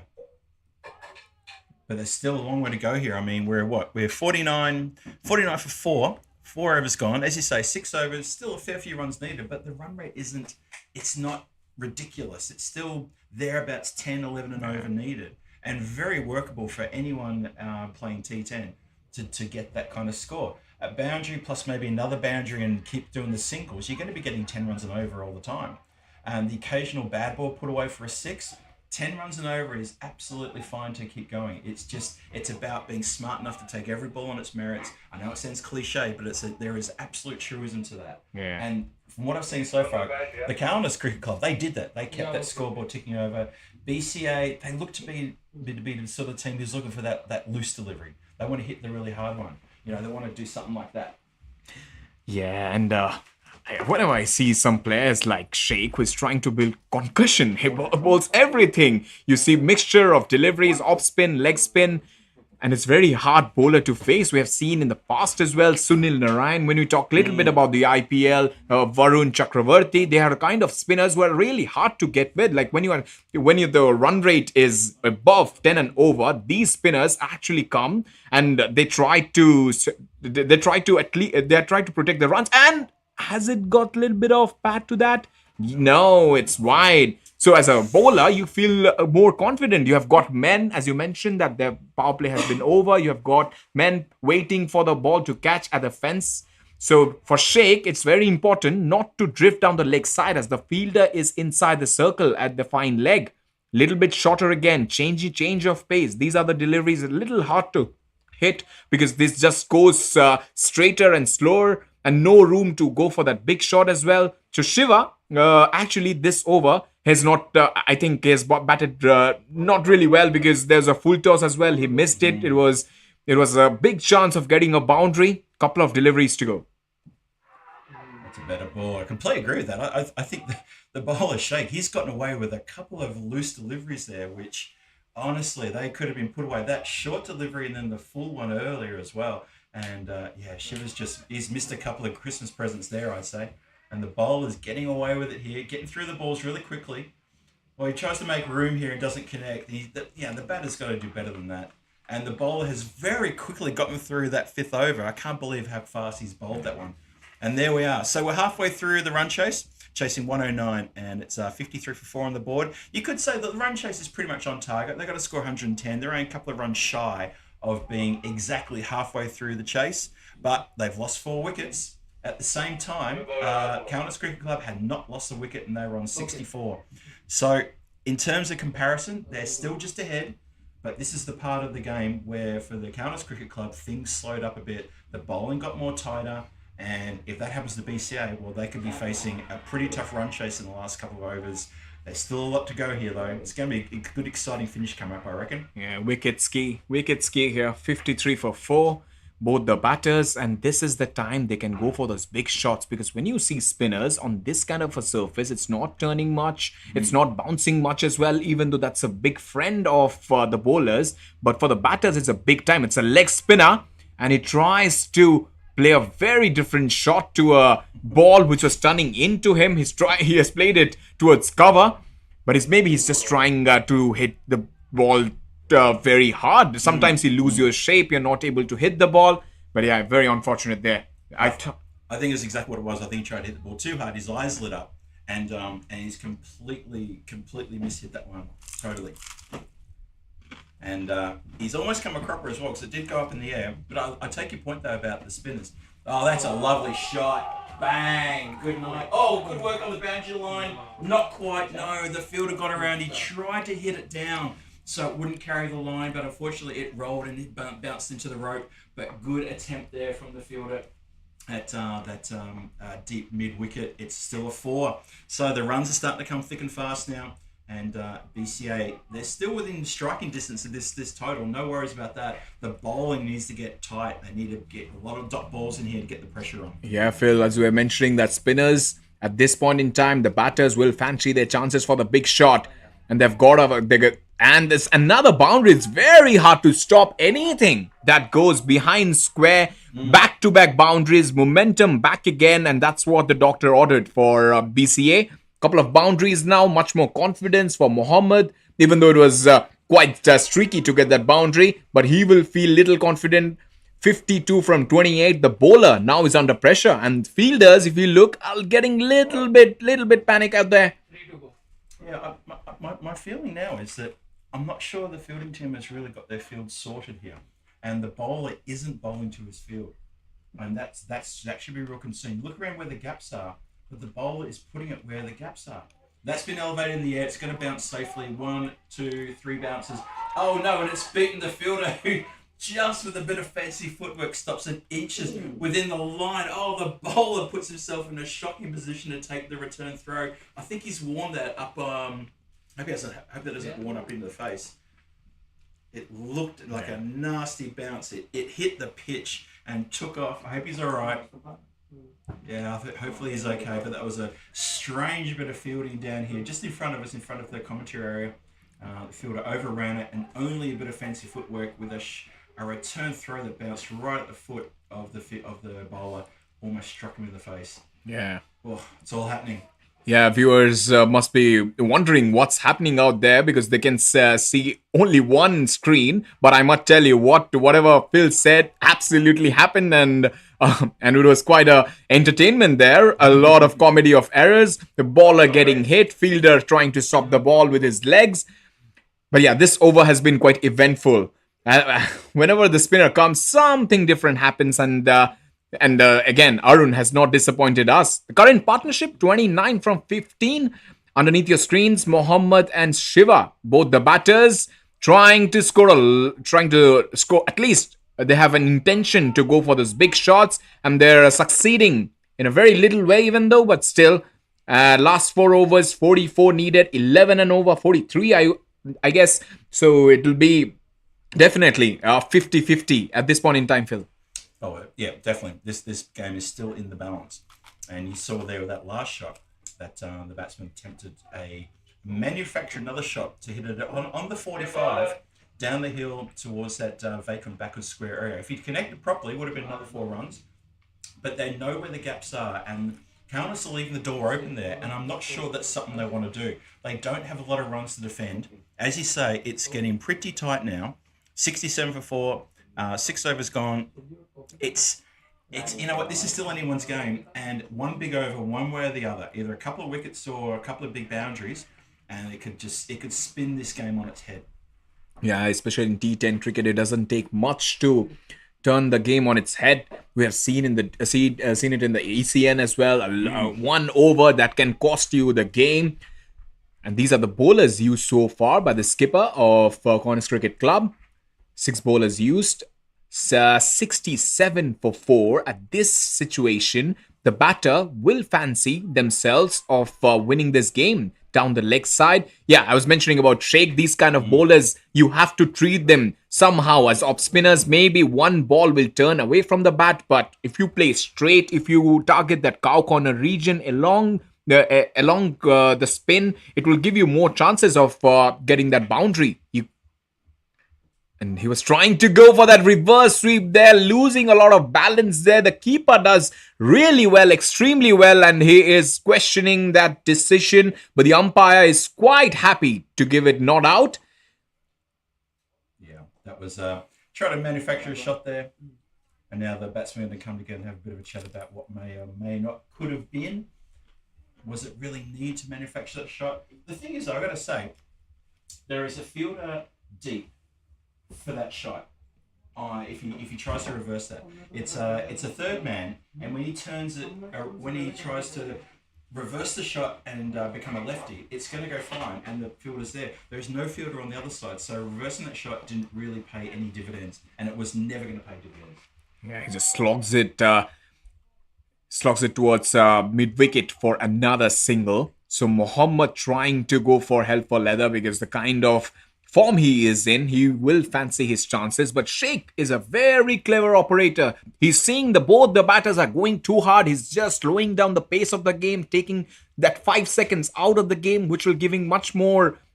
I've always believed that if you take time out of the game, that just puts more pressure on the batter. A lot of thoughts goes on the batter, and they think that, okay, what kind of shot I can play? So just taking a little bit of time off. Sheikh none for 5, and what a wonderful bowler he has been for KCC so far. He has balled 4 deliveries. That's a shortest delivery. That's pummeled away. But it's a drop catch.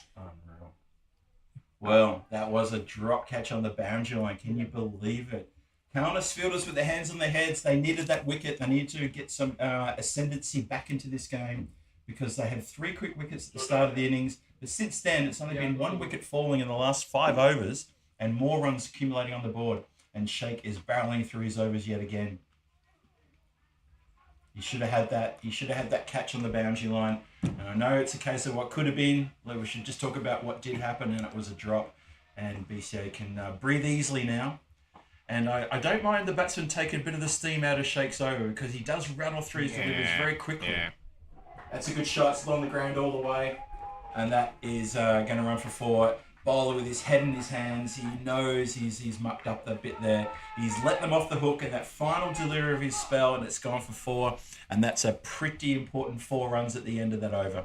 Yeah, much needed boundary for BCA just to keep them in this game alive. They had needed that boundary. They got that boundary now. Now the BCA scorecard looks quite formidable. 74 for 4 in 7 overs, and it looks it looks lovely as well because you have 3 overs to go. 36 on this kind of a track with this boundary size. You will fancy your chances, but how they play pace now, it's another important because they got what they wanted through the spinners. They wanted to attack. They wanted to keep on the scoring rate going on. They did that. But Kishore, who has been quite fabulous so far, 2 for 10, he will be one of the threats in front of these 2 batters. So it's important for them.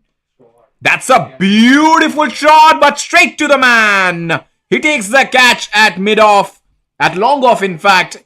And Mohammad, who was trying to score those big shots, has to perish. Yeah, so Kishore Kana, he's got a way of just coming on and picking up wickets as he comes on and picks up another one. So he's now got 3 scalps under his belt. He's happy. And Kaunas, they had to have a good start to that over. As you say, it was 36 needed off 3 overs. It's 12 runs and over. So this over was really, really critical for BCA to make sure they get as many as possible to take the pressure off those last 2 overs. You don't want to be trying to hit the winning runs off the last ball, last 2 balls. You really want to get those winning runs before you get into that last over if you can. And if you're in the last over, you want to get them quick. You don't want to wait to the end. You just don't want to do that. But Kishore Khanna, well bowled.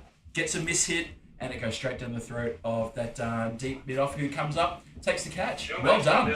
Yeah, many batters like to finish it 1 over before the 19th over, and many batters like Michael Bevan, you talk about Mahendra Singh Dhoni, they take it till the last end, and they try to hit that big shot.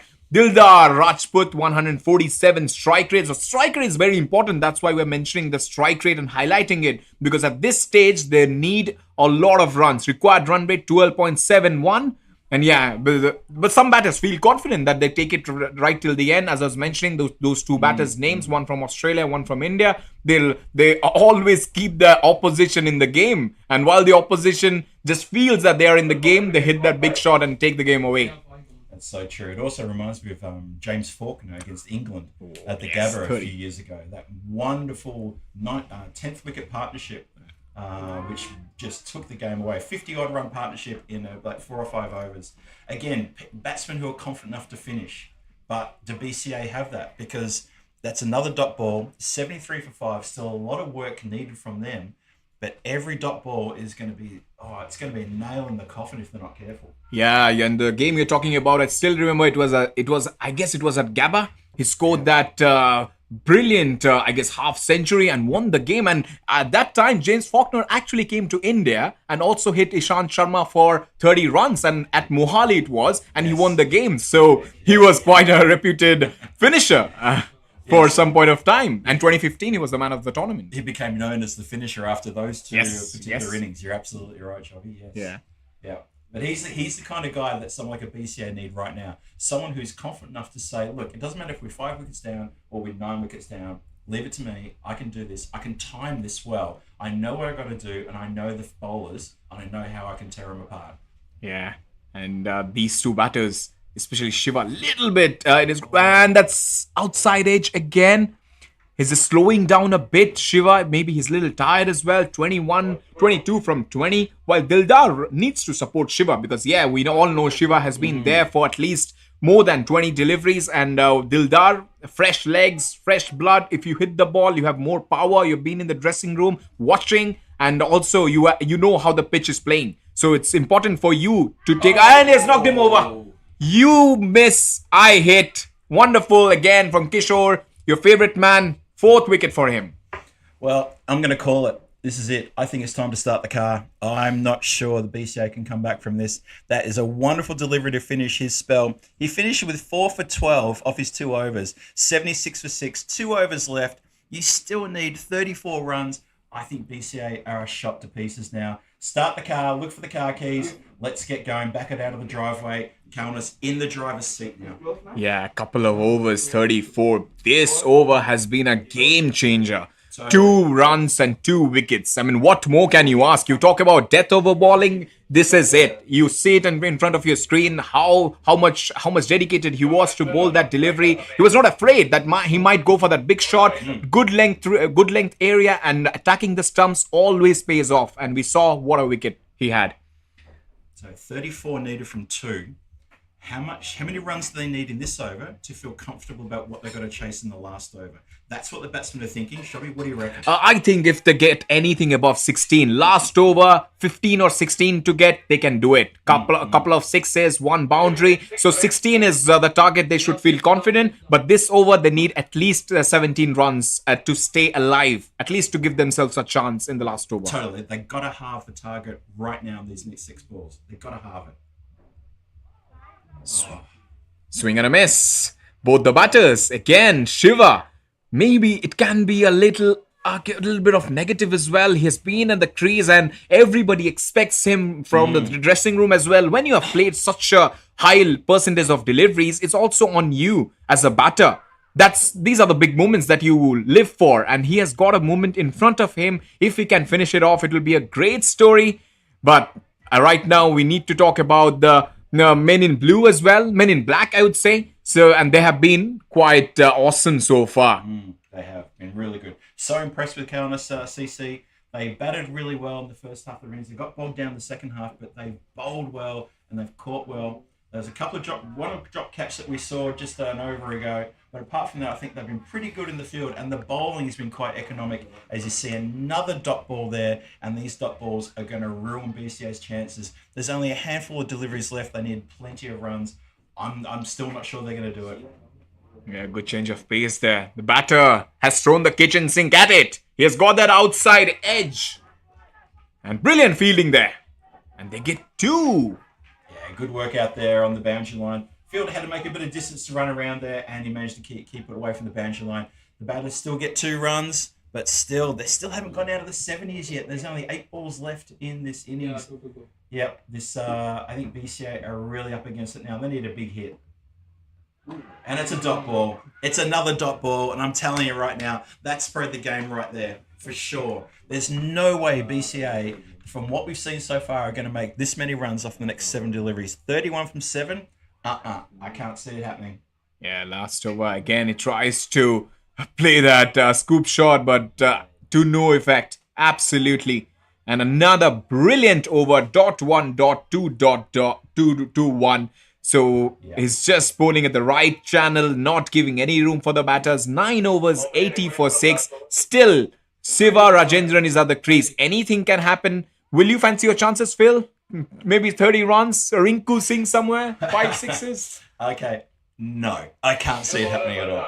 And can I just say about that ramp shot, the batsman playing a cute little ramp shot where he's still moving, he's not steady, he's not in position, he was never going to make contact. And there's a fielder who probably would have taken the catch had it skied up. That fielder at third man, he's quite fine.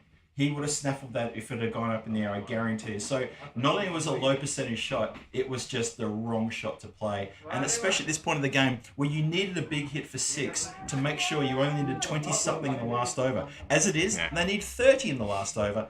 It's a bridge too far for me. Yes, down the leg side to make it more interesting for Phil. Just to keep the hope. 29 needed from the last 6. Well, are they going to try to prove me wrong by bowling wides and giving extra deliveries? I don't know. Let's see what happens now. Bowler in. It's a second leg side wide. Oh, captain, get over and have a word to him. Just remind him what he's trying to do here. And, well, someone does get over and have a little word, a little pat on the back and says, hey, how about we keep this on an off-stump attack? What do you reckon? Yeah.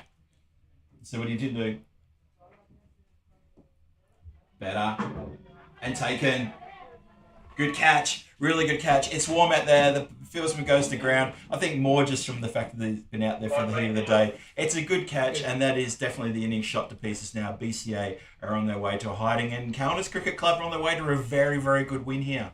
Very good win indeed. Impressed with them. Yeah, Shiva stranded at the other end, searching. I mean, he should have been that player who could have at least taken the score a little far above 100, but he's stuck in the mud. 23 from 22. You cannot expect new batters to come in and go for those big shots. It's very hard. This is a kind of a track you have to spend a little bit of time before going for those massive hits. But yeah, it was on him, and to be very honest, he was not able to time it. So that's why new batter Vikramjit Singh is batting down the order, but yesterday he batted up the order. With his credentials, he can bat in that top 4 position. Swing and a miss again. Nothing much to say there. Prashant, first over for him, and a couple of wides, a wicket. He's done a good job. Even though 30 again, any bowler would love to have a score like this before coming to bowl. Definitely. And you got to remember, BCA, there's 7 wickets down. They have been really struggling in the batting department. And, you got to feel for them because, they've got some quality batsmen who strike really, really well. But this is what's happening. There's 7 wickets down and they're really struggling to get the runs on the board at this point in time. It's a good bowling attack from Kaunas. Very disciplined bowling as well. I've been super impressed with him so far. Yeah. Really impressed. Yeah, and also the men in red with the bat have not performed what their team wanted. and it will be maybe their third loss. So it's pretty hard on them to come back. I'm not seeing any kind of comeback to them, because there is no inspiration that is there in that team. So it's another very hard task for them. It's going to be hard for them to come back. Really, really hard for them to come back. And Carlos going to have their wind up their back. It's another dot ball getting through there. They're moments away now from victory. Just a couple more to come. 84 for 7 on the board. It's going to end up looking like a really good win. And it sort of belies the fact that this game was close for up until about the 5th or 6th over, and then a couple of wickets, a couple of dot balls, and suddenly that pendulum swung in the other direction. That's a glorious shot. Great shot. And he gets a boundary. Great shot. Opens the face, swings through the line, and connects really well for 4 through the over the covers. Good shot indeed. Yeah, and Shiva also showing that he has spent long time. He has been an eternity. He has spent at the crease, and he's trying to find the middle of the bat now, even though it's very late. But yeah, a little bit of brownie points for him. But this over has been long. It's almost about 8 deliveries up in the air. And the field is slightly late to the ball, but it doesn't matter, as the men in black have done the job. Corners Cricket Club take a bow. That's a formidable win, because in T10, this kind of margin is quite commendable. Oh, totally agree. Yeah, you look at the total now, they've won by a very good margin, 20-odd run victory, 21 run victory in the end, and that's a really good win. Really, really good. Good for their confidence. BCA, well, they've taken a bit of a broadside there from the Countess Cricket Club in this first match here on the second day at the Scott Page Field at Vinoj. And this is the PCC Challenger Cup T10 action. Hope you're enjoying it wherever I watch in the world. And that is a comprehensive win. I've enjoyed watching it. I think Countess are looking really, really good at the moment. Like I said before, their batting was a tale of two halves. A great start, and they stuttered in the second half, but they stuck with it. And that was the important thing. Stick with it. Get the singles. Take the runs when you get them. Put the odd ball away when you can. And they got a score on the board that I thought was below par. As it turned out, it was better than below par, because they managed to hold BCA to only... In the end, was it only 80-odd runs? So 89 runs only after their 10. I was surprised. I thought BCA had a stronger batting lineup than that. Yeah, and a wonderful win for Corners Cricket Club. And if you're watching this on YouTube, Prague Cricket Club is the channel. And you can also follow us on Crick Heroes. Until then, we'll take a short break. And when we come back, we'll get the live action. Sounds good. See you soon.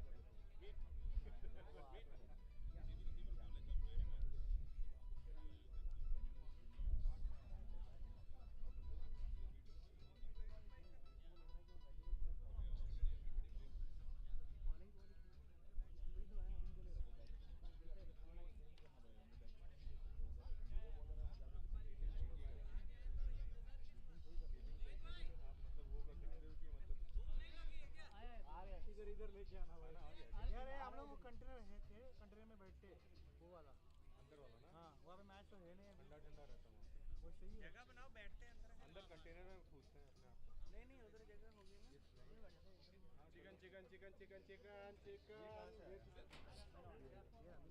आज तो अभी तो नहीं पीऊंगा मैं match के बाद मैंने तुषार लेके आया देवड़ा वेजी कितने 5 ही थे ना वेजी का हाँ ये मैं करना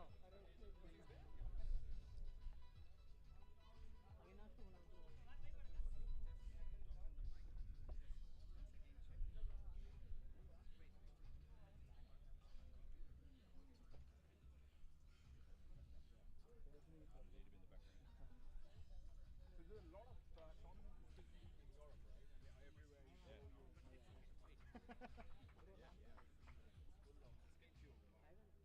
यार चलो यार मैं बोलता हूँ राउंड बोर्ड क्या बोर्ड करके पर फिर मैं बैठे 2 घंटे ना एक कंटेनर में इसमें टेबल पे लगा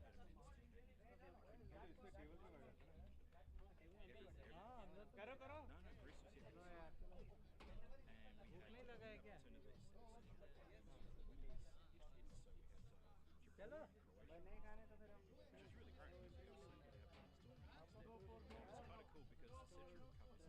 ऐसे जाओ ऐसे लेके जाओ ऐसे बैठ सकते हैं ना बंदे होंगे तो नहीं ना बैठ सकते We can't get immense team out here because they're all concentrating on their qualifiers. They're all concentrating on other things, and they just didn't want to spend the money or the effort that came into it. We got that, and unfortunately we were constrained to only that one weekend because we already had the ECS booked in, and we knew we would see how we get because ECS. So we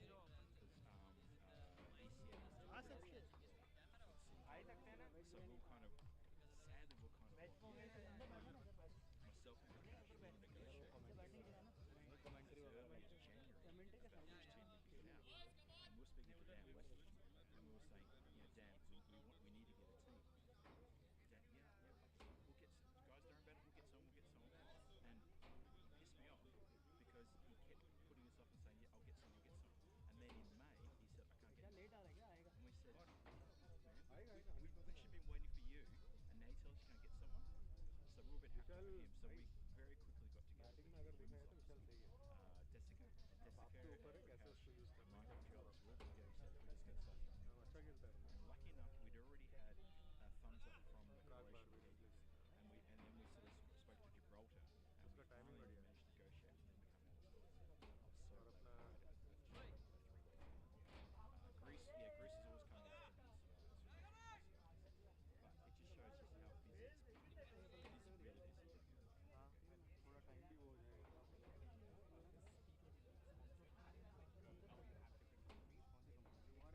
अरे बहुत cool है भाई नहीं जाना अपने उधर चलते हैं यार सामान भरे you go anywhere, you find that leagues there. Having leagues with sand, where there is no cricket culture. Okay. And Nagaland as well. Interesting. They're getting everything is a man board. That's alright. That's still cool. Now it's like 20 sins of people in India. Anywhere you go, now it's like stars. Yeah.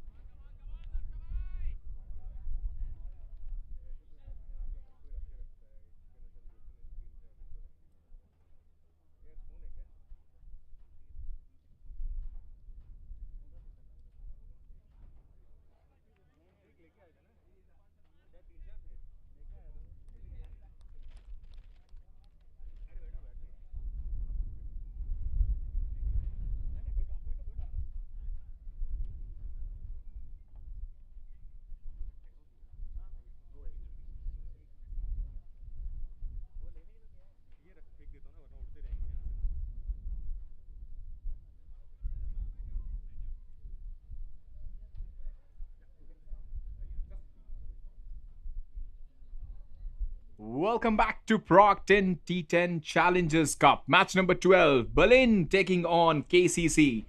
July of 6 at 1 p.m. This match is being held. Scott Pitch Field. And this has been quite an incredible tournament so far. We're just the second day of the tournament and match number 12. So this shows how many games we're having every day.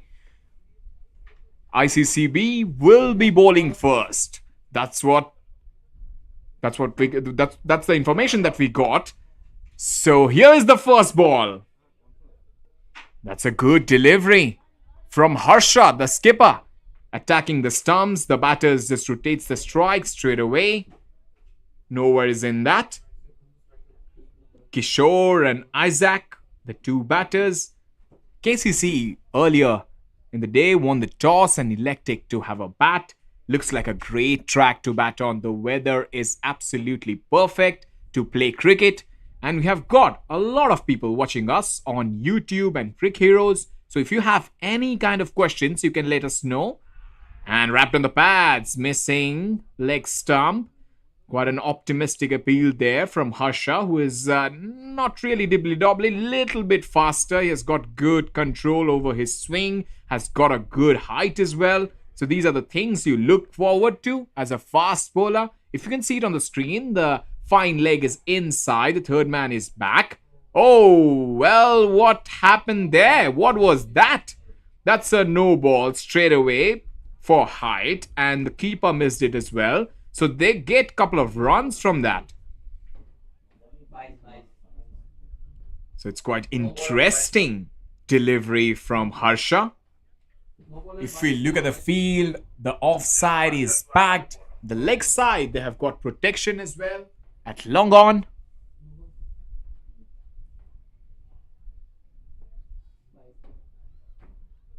That's trying to swing that. He's got a free hit but missed out there. The batter, Isaac.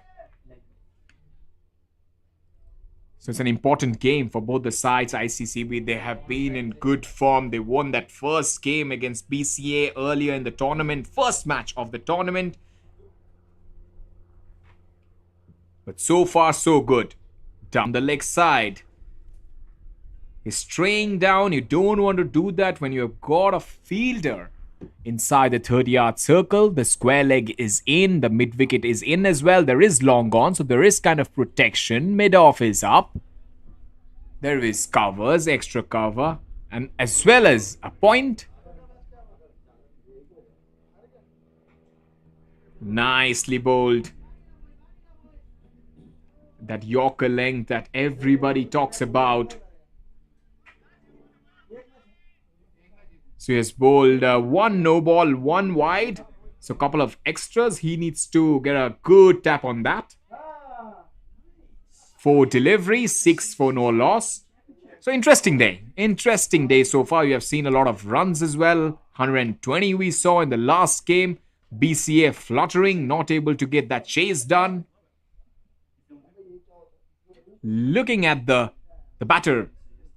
Looking at the field quite closely. Little bit of minute changes. Proper cricketing shot for another single. The covers fielder is on play. Projected score 84. 5 deliveries gone. 7 for no loss. Looks like a very good track to bat on. And almost we are at the end of the over. Last delivery to go. Slow delivery again from Harsha. Hit it straight to the covers. No damage done. First over done. It's 8 for no loss. And again, I'm joined back with my good old friend, Phil. Welcome back to the Combox. Hey, thank you very much, Shelby, and hello to everybody. Hope you're enjoying the coverage here from Vinoj, from the Scott Page Field. And it's a beautiful looking ground. It's a beautiful day for cricket. This is the second match, and pretty good start so far. Cautious start from the batsman. How do you see this game going? What are we expecting to see here? I think yesterday I had a closer look at ICCB. They're a very good cohesive unit. Their captain Harsha I actually spoke with him a lot. The history shows that they have been fighters. They started this club in 2007. They started playing tennis ball cricket in 2021. They turned professionals with the leather ball cricket. But so far, he has said that they have got a lot of teams coming up, especially under 15s, under 19s of ICCB, and everybody, whoever is in the team, they all come from India. And he was also mentioning that they're progressing in the league stage. In Berlin, you get a lot of cricket. He was talking about how is the cricket structure in Berlin. They have got 15 to 16 teams, and they are also really performing in the domestic structure. So I expect good things from ICCB, but we saw that's top edge. Gonna be a catch, is it? Oh, he has dropped it. He makes some meal of it. He was underneath it. How can you drop it? Oh, and he's made the gesture as though to say the sun is in my eyes, but the fielder got steady. He was steady under the ball, and it was just that last minute fingers weren't laced together, and when you take an outfield catch above your head like that, lace those two thumbs across from each other so it can't get through. That's exactly what happened. Goes down, and that could be very costly. Yeah, and also there is a big debate, and I will definitely know your thoughts about it, Phil. Especially, there's two way of catching. One is Asian way, or as they say, Indian way of catching, which is like finger pointing up. And while yeah, and also talking about Australian way of catching, you come from Melbourne as well. That's a beautiful shot, lovely pickup shot there, and that's a boundary. So we're talking about the kind of catches. We saw the Australian way of catching, which is quite good as well, quite safe. So what do you prefer, like as a fielder yourself? Well, for me, I look, it depends what the ball is. If I'm going to take a skied catch, my preference is to take it above my eyes, lace the thumbs across each other, fingers pointed to the sky, and I prefer to take it like that. As long as the thumbs are laced and your pointy fingers are laced as well, that's another good shot. Just in front of the fielder though, gets his body behind it, stops it getting through. Good work there in the field. I think that as long as you've laced your fingers, it's not going to get through.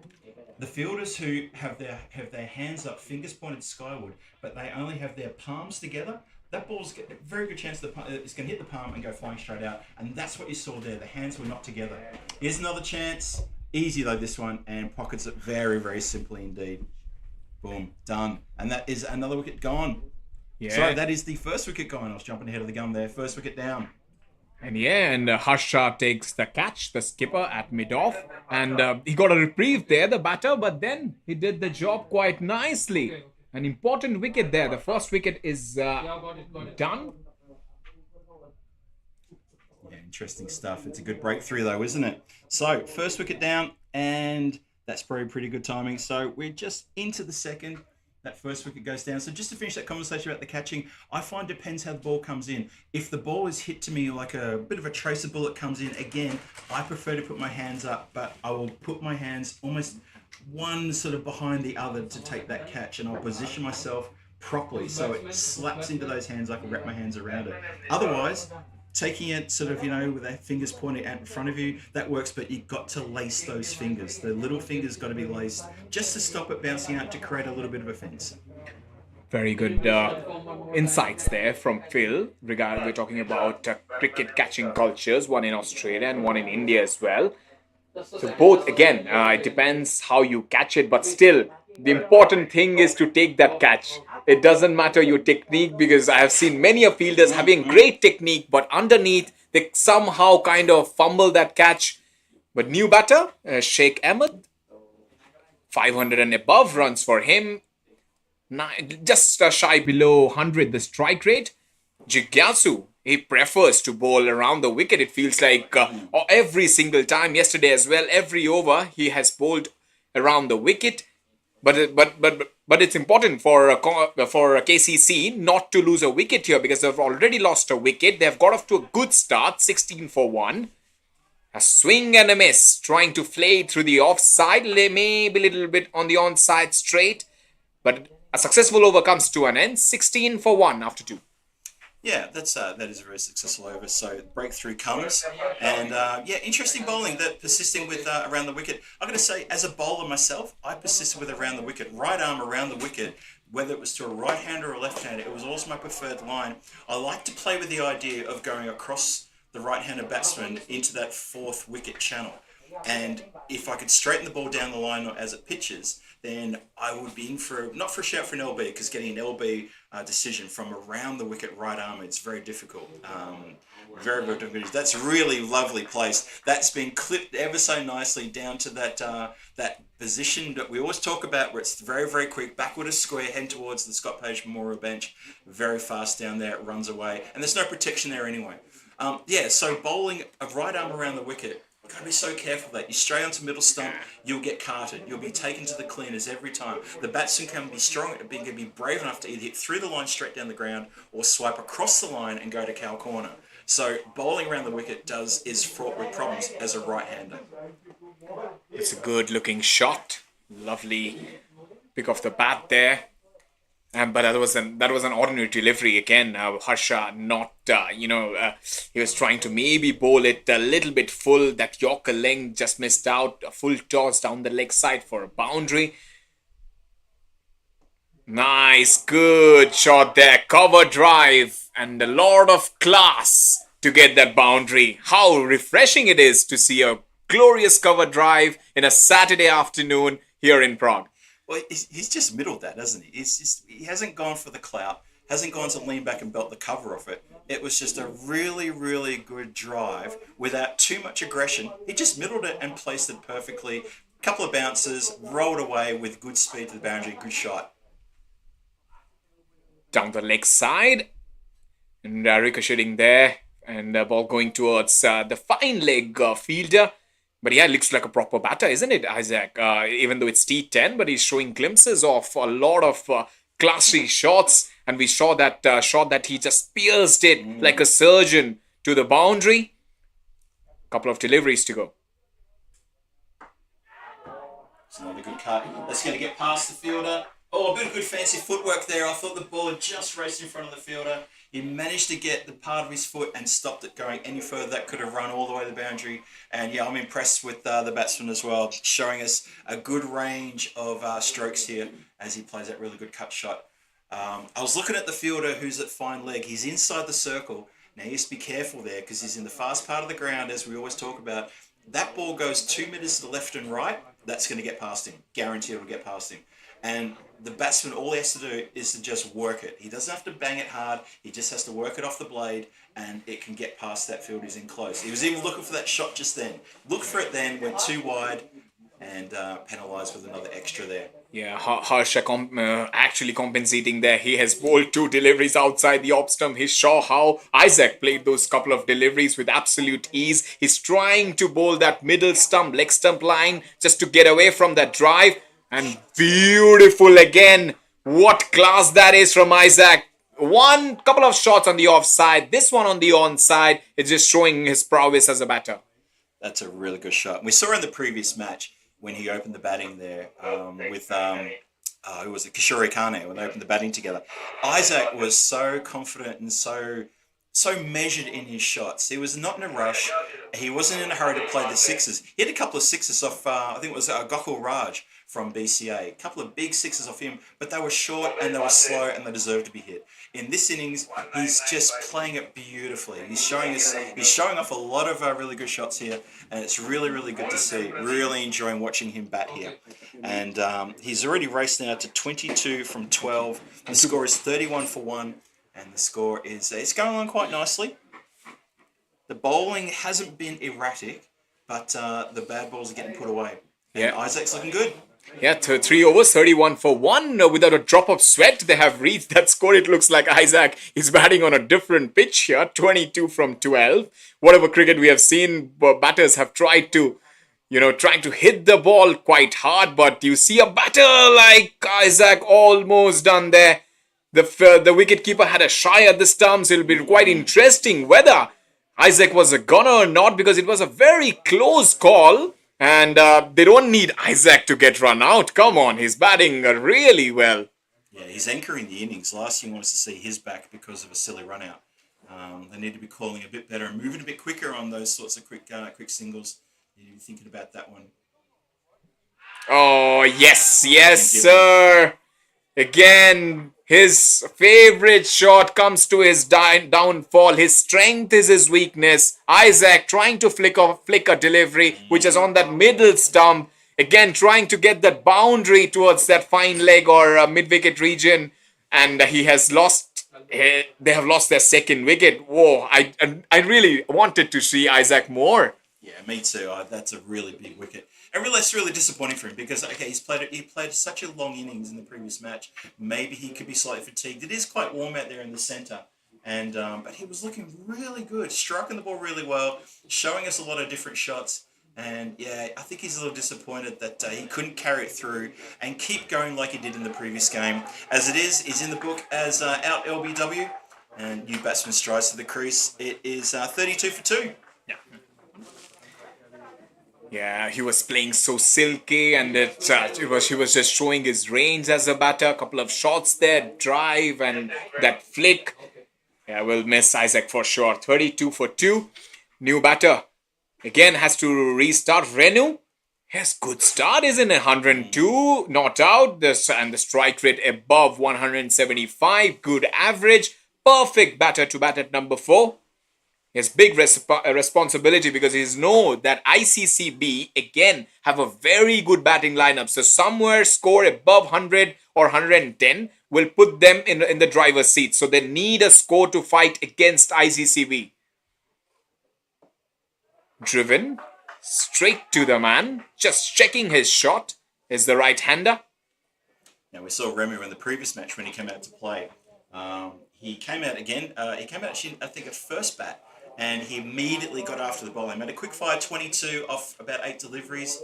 Looked really, really good and very promising. Let's see if he wants to get going here. Well, he's almost come undone, almost chopped on there. That was perilously close. He's gotten away with that one. Just. And they're going to scamper through for another one. That's a bit lazy in the fielding there. Allows a second, which was never on. But there you go. That's the great thing about T10. If there's an extra single to be snuck, they'll sneak it. Yeah, Renu not quite sure about that delivery because he was actually trying to poke at the ball, maybe trying to glide it towards third man. When you are not sure, your feet is not moving, you're playing your second delivery, you don't want to do that. Inside edges can come into play. That's a no ball. That's a high full toss. He misses it completely there. And this is a great time to bat. Because you know that this is a kind of a surface. Isaac showed us the kind of innings he played that you can score runs on this kind of a surface. He goes for the big shot. He has given it a full Monty. One of the big sixes you'll ever see. That's a huge hit. Renu, who was trying to play that anchor innings, was trying to calm himself down, has gone bonkers. Fantastic blow from the right-hander. In his arc. And it went out of the park. Down the leg side, helping the ball on its way. No chance for any fielder to get even a close to that. Expensive couple of deliveries to end the over. 45 for 4. 45 for 2 after 4.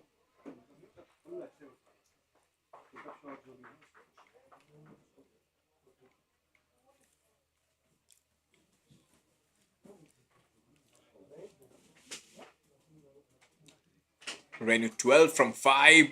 Strike rate over 200. Pratik 1 for 13. Last over was expensive. A lot of runs came from that. First delivery. The 5th over. Good delivery. Batter could have done nothing and just took a single. But Phil, that was a gorgeous hit. It was one of the biggest sixes in Prague T10 challenges for sure. Yeah, it was one of the biggest hits I've seen here today, easily. And I know you were here yesterday. I missed it, unfortunately. But that was a lovely strike. Really, really big hit. Lusty hitting here. And, yeah, they're not shy about batting down the ground. Like I said before, I saw Renu in the previous game, and he was hitting it very hard and very high and getting sixes as you like. And he stuck around for about 8 deliveries and made a quick fire 20 odd. And if they could do the same thing here, Calendars Cricket Club be very happy with their return on investment. Yeah, with his stands as well. He's looking for that big shot again, helping the ball on its way. Fielder is up in the circle. Another boundary. And Ashutosh, this is not good stuff. When you have a fielder inside, it's a cardinal sin. It's quite funny, isn't it? Because not an over ago I mentioned about that. If they're going to maintain that fielder at fine leg in the circle, 2 meters to left and right, it's a 4 all the way along the ground. Exactly what happened there. It didn't get past him by much, but as soon as it's past him, that's it. Forget it. It's gone. Just jog after it and chase after it because that's it. It's a 4 for all day. Lovely shot, good placement. Knew the fielder was inside the line as well. And it looks like, is the fielder going to hang back on the boundary line? I think he's going to, yeah, so he's staying back now. So they're going to try to plug that gap. That's a good delivery. Yeah. Really good delivery. I just had to leave the comms there for a few seconds. We've got our local archery club practicing on the neighbouring pitch. The Vinoj archers are here. They often come up to the ground and use the facilities here while we're playing cricket. And that's fine with us. We're good friends with them. And cheerio to them. They're a good mob, good bunch.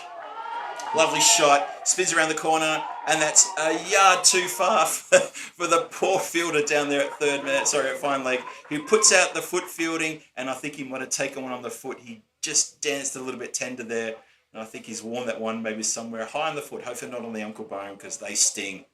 Yeah, that's a very good shot again from Ashutosh. From Renu, I beg your pardon. That ball swung away a little bit of late movement. Still, Renu had to adjust with that shot, and he got another boundary. Here you see, even though he is quite assured at the crease, but still that late swing is causing a little bit of worry for Renu. But what a catalyst he has been. 20 from 10. Oh, a team which was looking a little bit down and out in the first 4 overs. They have come back and they're roaring at this point in time. Yeah, remember he's brought momentum back into this scoring, which is what they desperately needed. Oh. And he's very watchful as well. That was a very good delivery there. Really good dot ball. And that will end the over. So that's 5 overs gone. We're halfway through the batting. It's 55 for 2 after 5. And it looks like Remu is out there with a man on a mission. It looks like he's got the bit between the teeth and he wants to get that scoring moving. And he's done a great job for the couple of overs that he's been there. And the ICCB fielders need to be on here. Need to make sure they don't let things get away from them. And also, Phil, I must tell you that this bowler, which is going to bowl the next over, is Naga. He's really accurate. I love him the way he bowls flatter, quicker, not giving enough room to the batter. So perfect idle conditions for him again. Okay. The ball is dry, so watch out for this guy. This guy is really talented. He has good control. And also, he knows his spot, which is very important for any spinner. Okay, I'm looking forward to this then. That's a good rev up. Let's have a look and see how he goes. And obviously, Kaunas CC looking to push on and let Renu get as much of the strike as possible. And ably supported there by Sheikh, who's out there with him. He'll probably want to get that strike over to his big hitter straight away. So, interesting part of the game. Nicely poised. It's not a bad run rate. 55 after 5. It's a run rate of 11. They want to be pushing that to 12s and 13s. And try to get a score of 120 on the board. As we said, pass score, if your pass score is around 105, 110, maybe 115, anything above that is absolute bonus.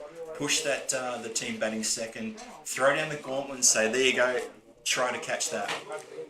First ball, and he has bowled a full toss, yes.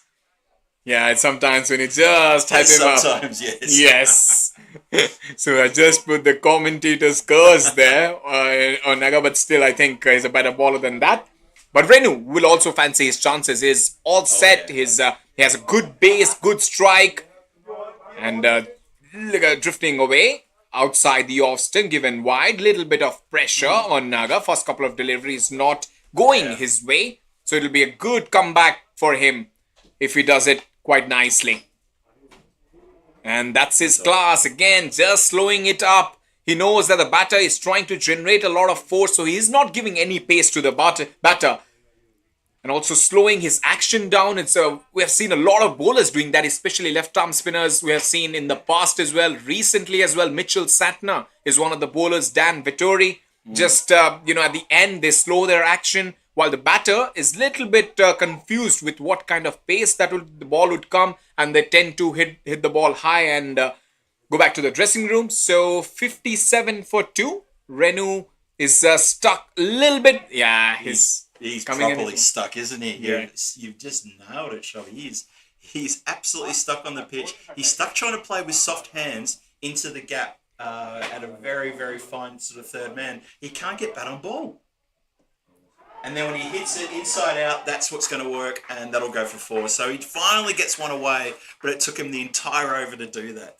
Yeah, and also might be a little field change there from Naga, because that was again a hit me delivery outside the off stump. Yesterday he bowled so good because he was just putting little bit revs to the ball and the ball was turning as well. So here he has to live up to that mark, and maybe he might try to flight it up. And no, again faster, quicker outside the off stump. Batsman maybe trying to get a little bit of a wide there, but another over done. 6 overs, 61 for 2. And with the standards that we have seen, 6 overs done for 6 is a good result. After the first over, the left-arm spinner has done well. You know what? It's a funny thing, but when a batsman stands there and pleads for the wide, you know that it's never going to happen. Never in the history of the human race has an umpire overturned a call because a batsman appeals for a wide delivery. It just doesn't happen. Yet batsmen persist in doing that. I'm not sure why they do that. The umpire's satisfied. That's all there is to it. So we all move on.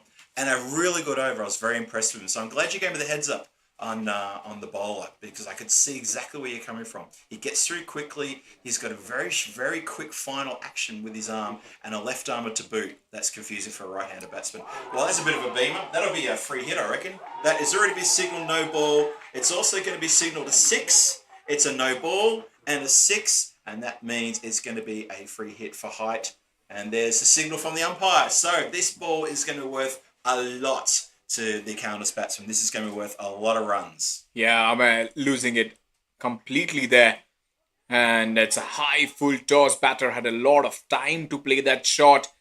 And the partnership here, 36 from 18. Renu doing the bulk of the scoring. But 68 for 2 after 6 overs. They've got a good launching pad. Now the batters can come and thrill to blitz. Good partnership, though. Good partnership, hitting it, striking at 200%. Very good partnership. Free hit coming. Tosses it up, and it bewilders the batsman who can't get bat on ball. Batsman's trying to tell everybody who was watching, I was trying to hit it there. I wanted to hit it over there. The bottom line is he missed it. Clever bowling by the bowler. Very, very clever. Just to hold it back a bit and dolly it in the air. Just an undisguised slow ball. Hit me if you can. Couldn't do it.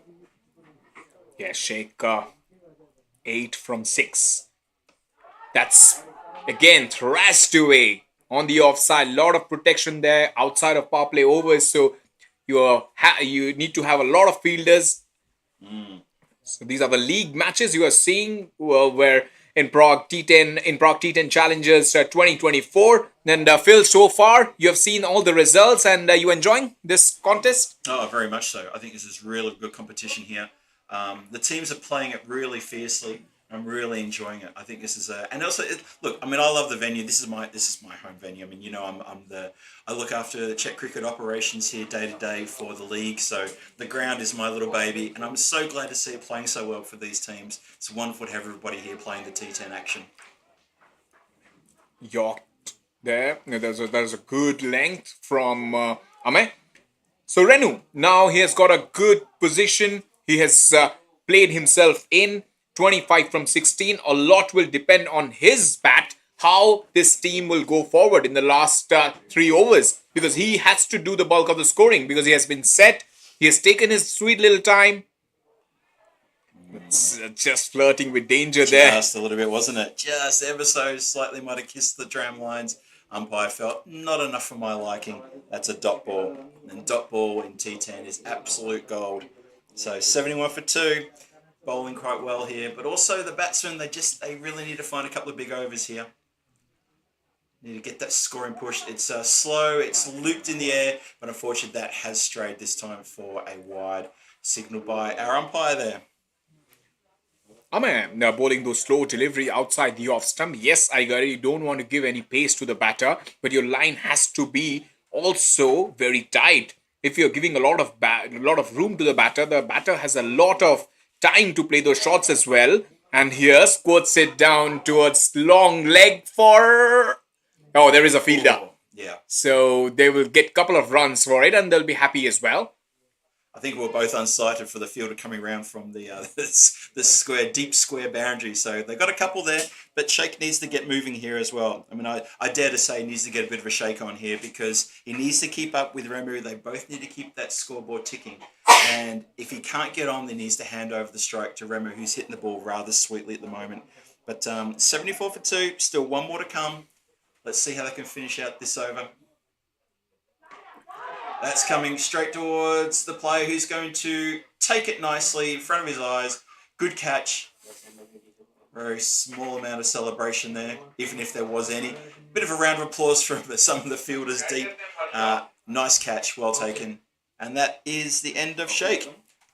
Yeah, that was Harsha, number 10 on his back, the skipper. And he has done a decent job, opened the bowling, and now this catch, and that will also help his side just to make some kind of adjustment in the last 3 overs. The big threat will come from Renu because 25 from 16. So he has to juggle his bowlers. I think Naga has a over as well. Yep. He was ready to... I think there's a short little drinks break. But what kind of total will you love to see, Phil? Because 74 for 3 with 7 wickets in hand. That's a big advantage for any batting side. At this position, any total in your mind? Yeah, I mean, you're absolutely right. 74 for 3. You still got 7 wickets in the shed. The final 3 overs coming your way. You know, they need to be thinking at least 10 runs and over, minimum. And they need to make sure that the bad balls are put away, that if they can turn 1s into 2s, that'd be great as well. All those sorts of things. But they need to be getting into the 110s, 115s. That's where they've got to be. So a lot of work to be done. A run rate of 10 is good. It's not great. And they need to be great. And that is a good start. That is played delicate hands, pierces the gap, goes for 4. That's a very, very good start. Intelligent batting there. Really clever. Yeah, as they say, almost played through the wicketkeeper's gloves. It was so late and he just opened the face of the bat. He knew that was a vacant position where he can get full value for his shots, and especially behind square, the ball travels. The ball travels way too faster. Naga is a little bit under pressure because first delivery, when it's a boundary, the batter has to be a little bit intelligent here. Even if he scores, even if he takes singles or gets 2s, it will be a pretty nice over. So he has to keep a calm head on his shoulders. Trying to thrash it on the onside. And he might go for that second run. Good running between the wickets. There is a sudden kind of confidence that is back in the camp for KCC. Yeah, now I had a bit of a look at the fielder as the ball came to him. I'm not sure if you could see it, but he took a really nasty little Tortuga bounce just in front of him and it hit him in the chest. He had his handstand had all covered, hit him in the chest, bounced away and allowed him to get that extra run. Only just though. Yeah, Naga appealing there, but it was off. It was, of course, missing the off stump quite a mile. But again, batter's choice of shots, I'm a little bit confused with the kind of shot. When you have so much of power, when you're big built, it's better to go for shots down the ground over extra cover or over mid wicket. When these kind of hitters try to play those dinky shots, I worry a little bit. Yeah, I agree. Winds up and it's just been mishit. It's going to carry quite out for a miss hit. It's actually gone quite a long way to the square boundary. Again, a little bit of footwork to stop the ball rather than get down to it and then retrieve, but they can't stop 2. Another couple to the score. Keep that scoreboard ticking over now. That's not too bad.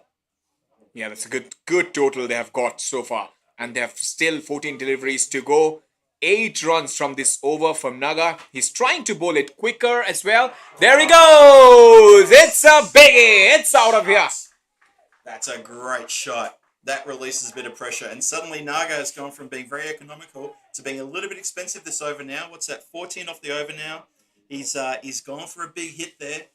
Big hit indeed. It was a good flat 6. But batsman Remu, he got all of that.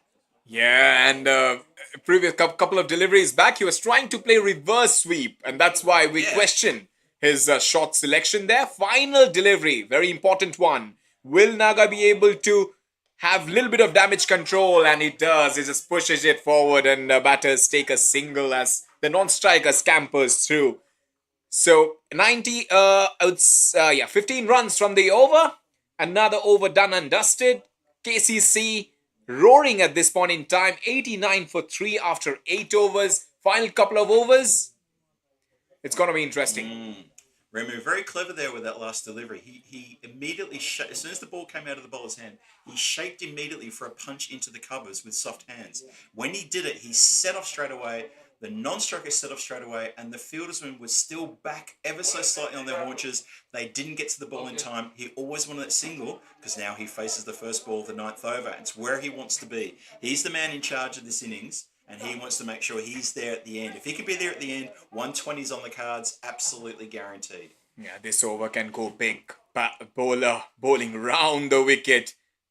And he does it, has he? Yes, he does. Middle of the bat, and the ball has gone out of the park. That is a brutal strike from Arun. That is massive. Is it? Okay, it is Renu. That's Remu. It's massive. That's gone out to the car park. That is a big hit. There's going to be a couple of relay throws to get that ball back. That has gone a long way. That's almost gone to the next village. That's gone a proper long way. And the bowler is being greeted with collected on the full, bang, 6. That's a lovely shot. And it sounded like he absolutely middled that one. Yeah, it's a meaty blow there. And Renu just four runs away for his first half century. Comes round the wicket again. Good delivery, faster and quicker. Yes, Renu doing his rehearsals there. He was trying to hit it again to that position, but then might be a good option going over the offside, over that region, over extra cover or covers. There he goes, another big one, and that brings up his 50. That's a thrilling 50 from Renu. First half century, take a bow.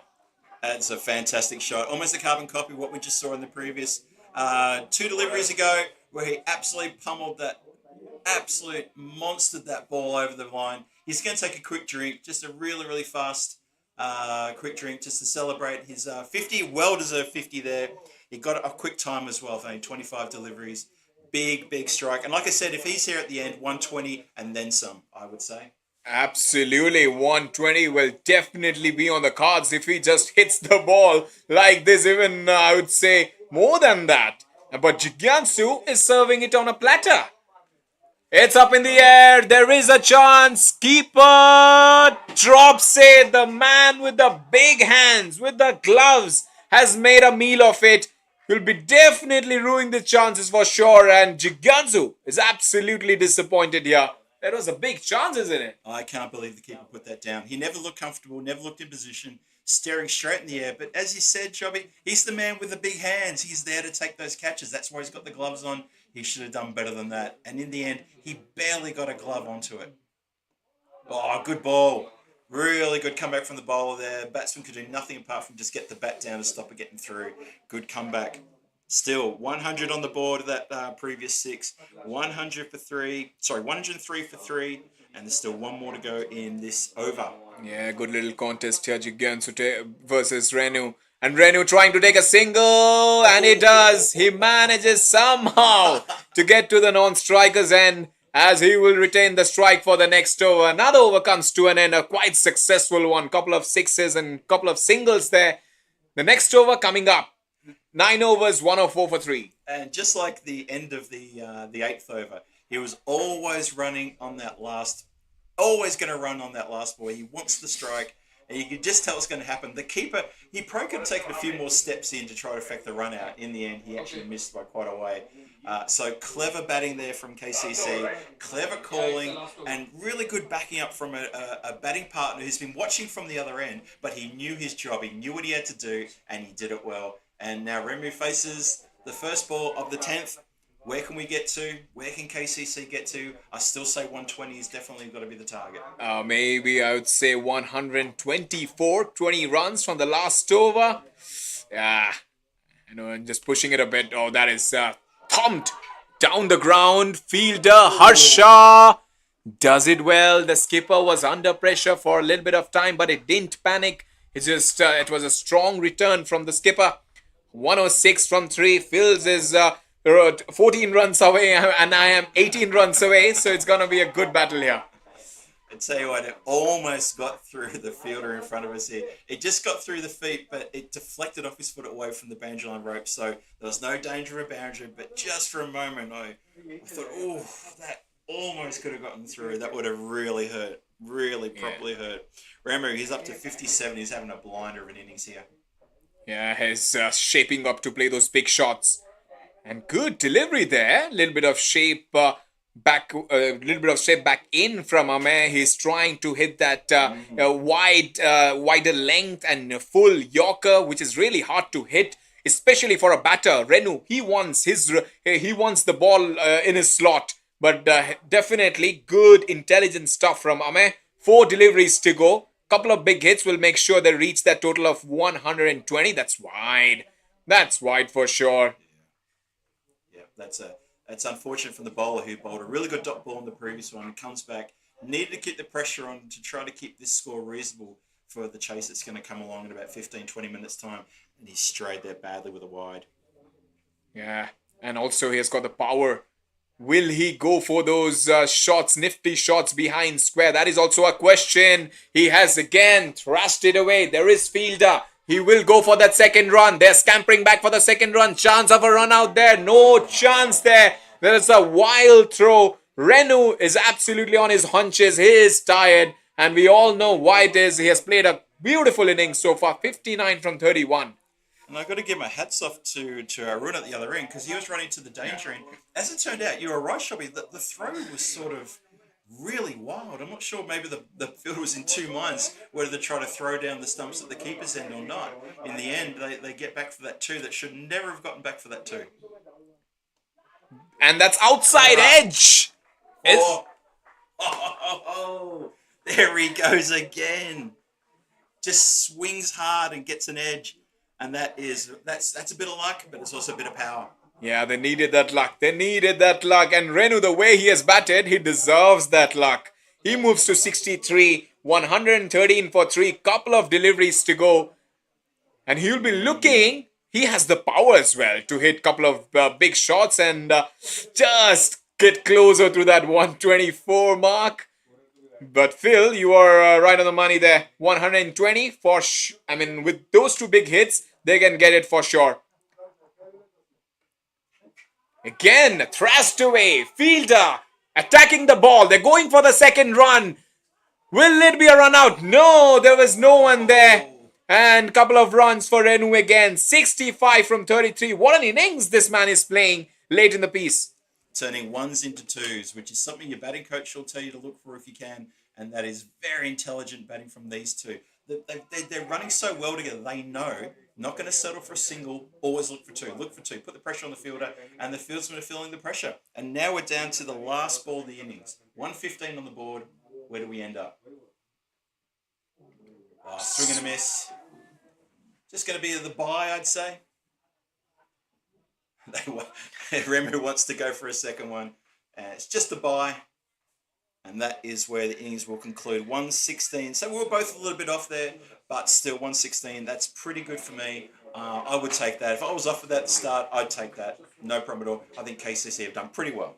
Yeah, 117 in 10 overs. They'll give a big chance for themselves with the kind of bowling lineup they have. But ICCB viewers do not write them off. They have batsmen for sure with a lot of force and power. So they will be also fancying their chances to win and also win convincingly. So we will be back together again after 10 odd minutes, and we will see the second innings when you come back after the live action. Bye-bye. Ciao.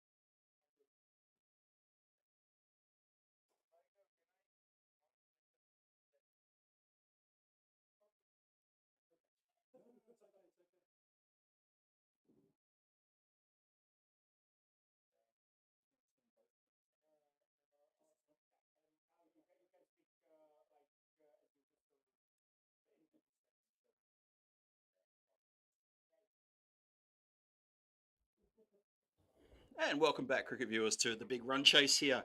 This is ICCB batting, and they're looking to score pretty quickly, and they need to get the runs on the board pretty quick. It's 117 needed from the 10 overs after KCC came out and hit 116 with a wonderful innings from Remu, who pretty much put together the whole score himself. A really good 60-odd from not many deliveries, and the run chase starts right now. And we start with a bit of a loosener from the batsman and a good ball from the bowler. Dot ball to start with. That's Isaac Samuel has opened the bowling. He also opens the batting for KCC. He's had a pretty good day today, I've got to say. Very accomplished batsman, looking really, really good. Let's see who goes in the bowling department. And this is Vinay, who's facing. And that's been lofted down the ground. That's going to go over the infield. And 1 bounce, 2 bounces, 4 runs. That's a really good start. Picked it up very quickly, very early. And Vinay goes downtown and puts Isaacs over the boundary line. 4 runs, good start. The run chase is on in earnest now. As I said, 117 was the score that was set by KCC. They scored 116 off their 10 overs, which finished about 10 minutes ago. And as I said, Remu was the star with the bat there, really held things together. A few wickets falling around him, but couldn't get one of his other batsmen to get a good score with him. So he pretty much held together himself single-handedly and got the score on the board. And now this is a bit of a streaky shot. It's a bit of a drive. It has gone backward a point, and that is going to also run away for 4 runs. So back-to-back boundaries here. And Isaac Samuel coming for a bit of stick. And Vinay striking the ball very nicely. A good start for him.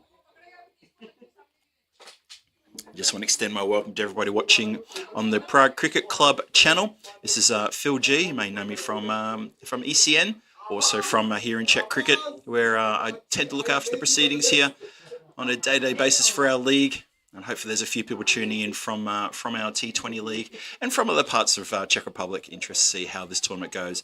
It's day 2 of the PCC Challenger Cup T10 competition, and it is a really good day today. Barely a cloud in the sky, although as I'm talking I can see one in front of me, but it's only about the size of a Volkswagen, so don't worry about that. It's going to blow over, and there's not going to be any rain impeding us today. Can't say much about for tonight. I know the weather forecast is looking a bit funny for tonight, but for today, we'll get all our games in, no problem. Don't you worry about that. And ICCB aren't worried about it because they're going quite well. This is a good start. Just played away for a dot ball. No need for a single there. No interest in a single. So a couple of boundaries this over and a few dot balls. And Isaac Samuel, he's looking to put the brakes on nice and early after a couple of boundaries we've been hit. Need 109 from 55, so still a bit of work to do. The required run rate is just under 12 runs and over. It's all very workable. It's all very doable. And I've been told that ICCB have got a very good batting lineup. This is my first look at them, to be honest. So we'll see how we go. And that is the overdone. First over in the can, done and dusted. And they had 8 runs on the board with loss of no wickets. You see the scoreboard flashed up really quicker, then shows you the KCC efforts where they scored 116 off their 10 in the previous innings. Here in this second match on the Scott Page field today. And after this game, there's still 2 more games to come here in the T10 format. So please make sure you stick around on the YouTube feed. Obviously, lovely to have your company. And I'm obviously always happy to be talking to you about cricket. And yeah, hope you're enjoying the coverage. I'm just going to give a shout out to my fellow scorers next to me here. Guys, good to see you here. Thanks for coming in. Both wearing the sunglasses, looking very smart. Especially you, Riddick. Riddick Tomar sitting next to the big grin on his face. Can't get that grin off his face. And of course, Pradeep there as well. Doing a great job in the scoring here in the hut. Alongside me, Phil G. New over starts. And we start with a swing and a miss outside off. And that is a dot ball. So, ICCB with a bit of work to be done here. Just a reminder that Counter CC, they won the toss and opted to bat first. It's pretty tough conditions out there in the centre. It's a good cricket conditions, but it is warm. So a bit of work in the field, and the sun directly above us now. So side catches are going to be tough, and it's a bit sweaty work out there at the moment. Has been clipped nicely, just backward a point, just for a single. Fielder gets down. Saw a lot of foot fielding in the previous couple of innings. Sometimes necessary, sometimes not necessary. I saw one fielder take one on the ankle bone at backwards square, which looked a little bit awkward. Hope he's all right. A bit of ice on that, and maybe a cold beer in his hands. He'll be fine. field just moving around here during the power play.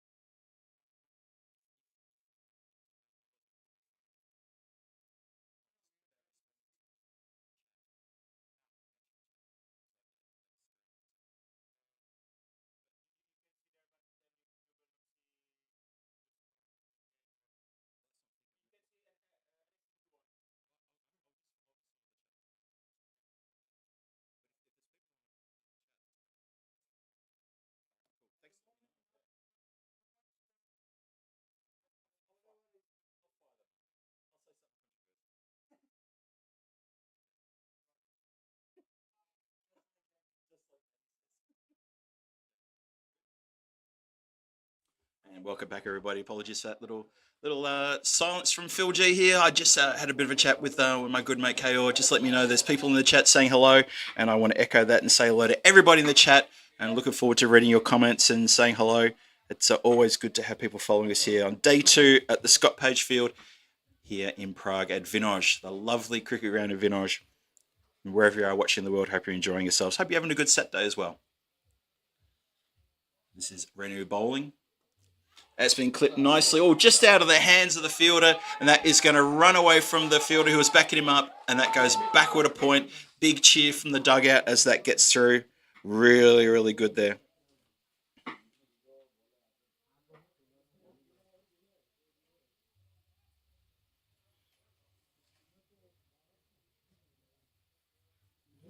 So I want to say hello to everyone again in the chat. Thank you for joining us. As I see there's a few people there. Just want to shout out to you guys and appreciate you generating your support for both KCC and, of course, for the ICCB teams here. Hope you're enjoying the coverage. And I can see Johnny J out there. He's a KCC guy. Vishal as well. And, Lakshmi from PCC echoing a good win for KCC in the previous match. Although I know Lakshmi quite well, one of the PCC regulars. So this game is nicely poised. It's 96 needed from 48. So they pretty much need to go at 12 and over. They pretty much need to go at exactly 12 and over to get the win here. 96 runs needed from 48. And Vinay is 20 from 10. Yash is 1 from 2. So they're actually going really, really quite well at the moment. But one big over one way or the other, that could change the complexion of things really, really quickly. Bowler name, please.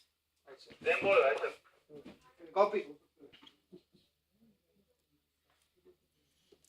I also want to give a shout out to Marley Vlogs in the chat too, shouting out his congratulations to KCC. Clearly very happy with their previous efforts, and can only echo that. I've been impressed with them as well. Very impressed with them. And everyone else in the chat, let me know where you're watching from and who you're barracking, who you're supporting.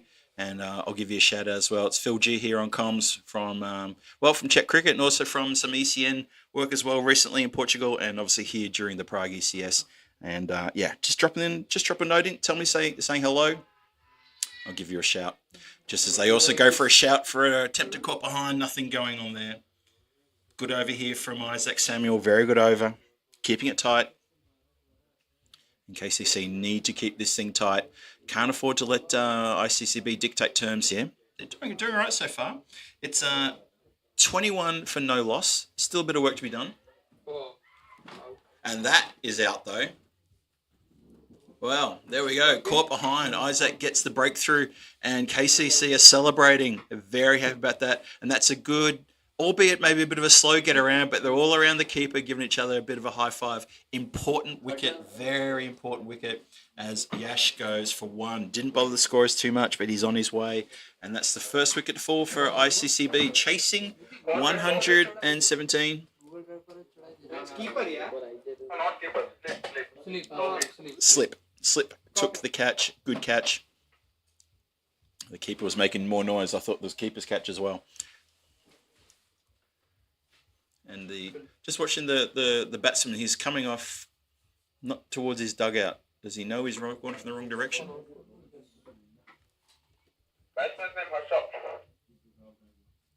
Copy. But yeah, batsman very disappointed in himself there. So Isaac Samuel there with a good breakthrough. Good catch taken by the man in slip. And it's the first blow in the ICCB chase.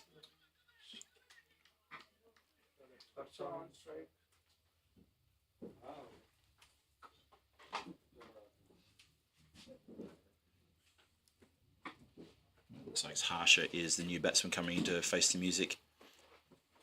That's way down leg side. Easy pickings for the umpire to say that's a wide. Let's try that one again. So we've had dot, dot, wicket and wide so far in this over. This third over, the last over of the power play. 22 for 1. Halfway through the third. Isaac Samuel bowling. Now he's attempted to tuck it around the corner. It's just gone pretty much straight in front. Just rolled to a mid-wicket position where regulation mid-wicket picks it up. Hands back to the bowler and we'll go again. 95 needed from 44. So ICCB needed to make sure this run rate doesn't get too much ahead of him. Just a bit of a change in the field. Looks like third man comes up into the boundary line. Gets the charge, hit down the ground and stopped well at mid-off. As I can hear another jet engine plane screaming overhead. 23 for 1.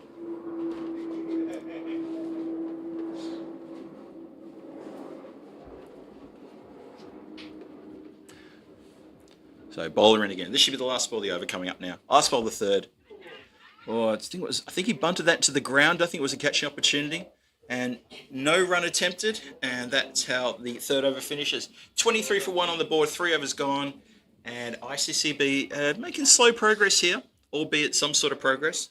Run rate is only around about 7.5 and over, so they've got a lot of work to do, and KCC are doing quite nicely at the moment, I have to say. The bowlers have been quite economical.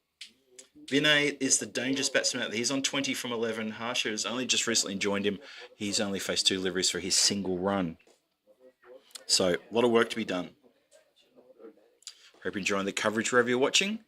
Coming to you live from the Scott Page Field here in Vinoj, in Prague, about 15 kilometres from the centre of the city of Prague as the crow flies. And yeah, hope you're enjoying the coverage here on this this second match here on the Scott Page Field. Third match of today. We had another match previously on the Hugo Banks Field. I'll get you the score for that in a moment. And I can tell you that Prasanth is going to come on to bowl. He's going to bowl Harsha, who's only faced 2 deliveries. Yeah, it's copy. So Prasanth in now. Bowl the fourth. It's been swung down the ground. There is protection down there, very straight. So just the single there. And Harsha happy to turn the strike over to Vinay, who seems to be the man in form at the moment. He's going to lead at the front. And I'll tell you what, if he gets going, anything can happen for BCC. Anything can happen.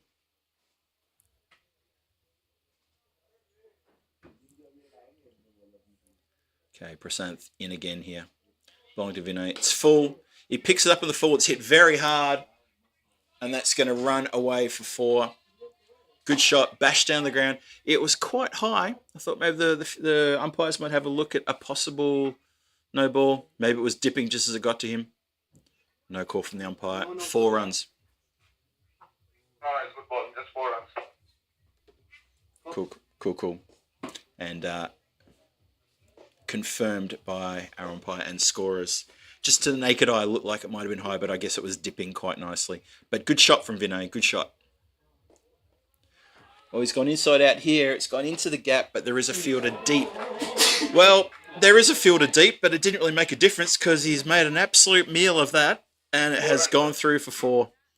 Copy. Well, that is disappointing for the fielding team to see that happen. He splits the field 50-50, but then the outfielder, who's the basically patrolling the boundary line there, makes a meal of it, and he gets through for 4.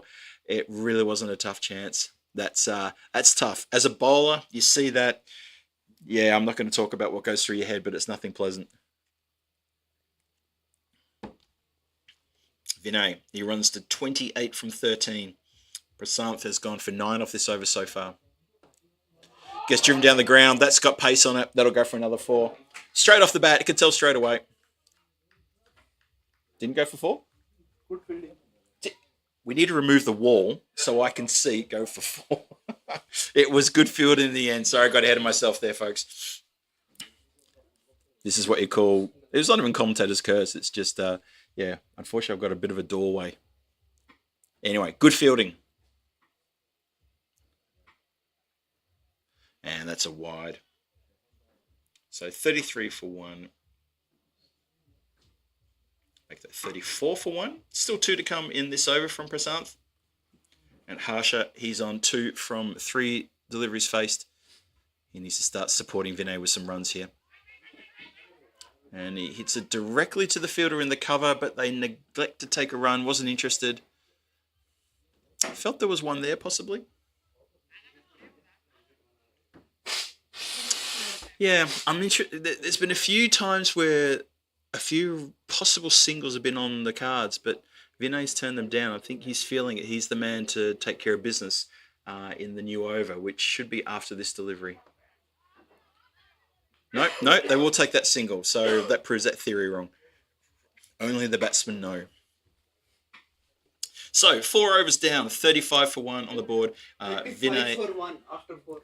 Vinay is doing quite well here. He's the lead scorer. He's pretty much holding this innings together with 29 from 14. Harsha out there able to put him 3 for 5. And Prasanth, none for 12 from that over. 35 for 1, 4 overs gone. 82 from 36 needed. 82 from 36 needed. So it's still a bit of work here. That required run rate is now up to over 13.5. There's still a bit of work to be done. I know, chat. What do you think? Copy. What do you think? KCC or ICCB? It could be a good photo finish up here coming up. Kishore Khanna is the new bowler, who we've seen him open the batting before. He's going to come on to bowl the 5th. And it is Harsha who's facing.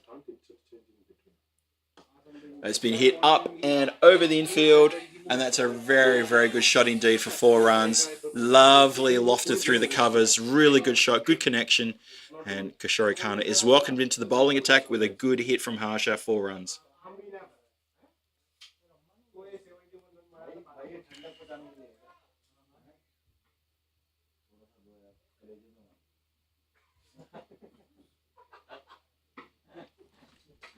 So can the batsman, can he come back from here?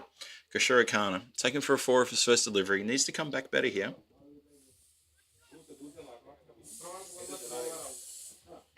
Let's see what happens here. It's shorter. It's clubbed across the line. And it goes straight to the fielder. Very, very straight, deep on the boundary line in front of the sight screen area. Just for the 1. And it brings Vinay back on strike. He's 29 from 14. He's hitting the ball really well. 77 needed from 34. Still a bit of work to be done here. The run rate is not silly. It's only 13.6. That's a good shot. But they do have cover out there on the off boundary. They're going to take for the 2nd. Throw comes in, but it's a weak throw. And 2 runs easy to the score. Vinay 31 now. 42 for 1. When you got 31 out of 42, that's a very, very good contribution from this batsman Vinay. And Kishore Khanna feeling a bit of heat now. As a cloud comes overhead, gives the players a bit of respite from the sun. That's been hit up his sleeve. Is there a chance for no? 1 bounce, and the fielder running in could not affect a catch. A wild throw to the bowler's end. I'm not sure what he had in his sights there. Maybe he was trying to throw it to the person backing up. I'm not sure. Or maybe trying to throw it to the square leg umpire. But keeps it to 1. 74 from 32 needed. Kishore Khanna He's got 2 more to come in this over.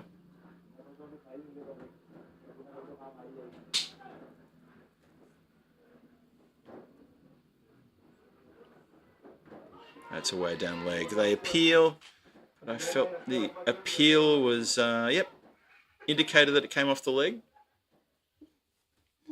They're all appealing. They're all standing around asking why their appeal's not held for. Umpire's going to have a little chat as well, looks like.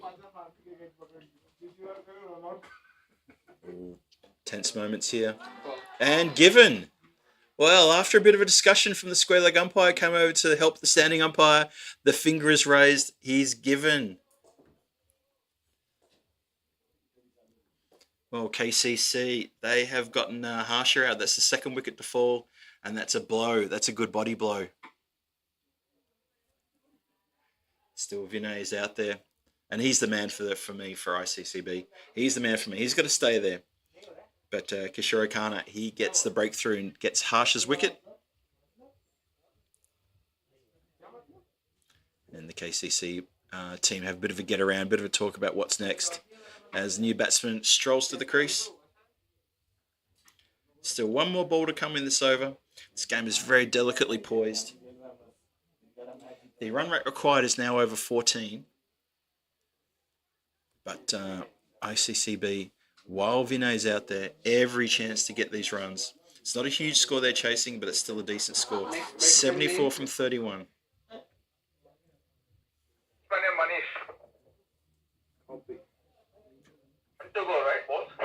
Good tight over this. Started with a boundary, and then we had a 1, a 2, a 1, and a wicket. So that's not too bad in terms of economy. But how they finish the over? Let's see. Manish is the new batsman coming in. He's striking around 132, which is definitely what they need. They need that to fire up pretty much straight away.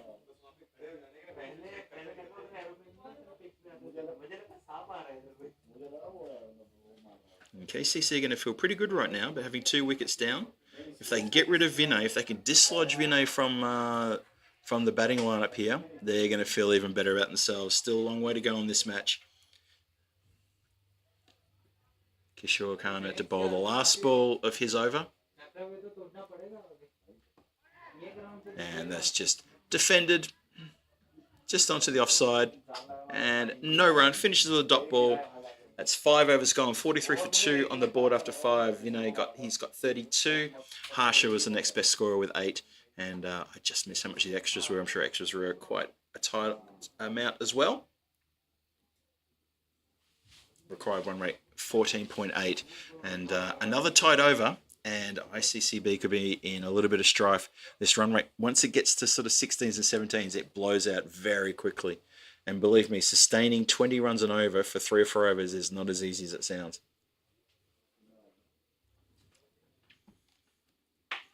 So we're halfway through the run chase, halfway through the innings as far as overs is concerned. Not halfway there with the runs. 43 for 2 on the board, 74 runs still needed. Still a long way to go.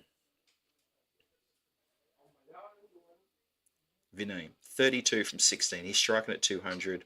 Sheikh is the new bowler coming on. He came for a little bit of stick in the last game, but he gets through his overs very quickly, and the batsmen need to try to slow him down, not let him dictate how fast he bowls. That's a good shot down the ground, and that has pierced the gap, and that's a good shot for 4. Vinay continues on his merry way.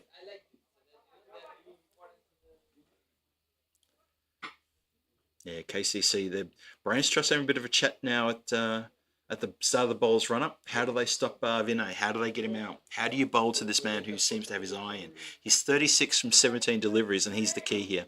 Dismiss him, and KCC can see themselves getting the win.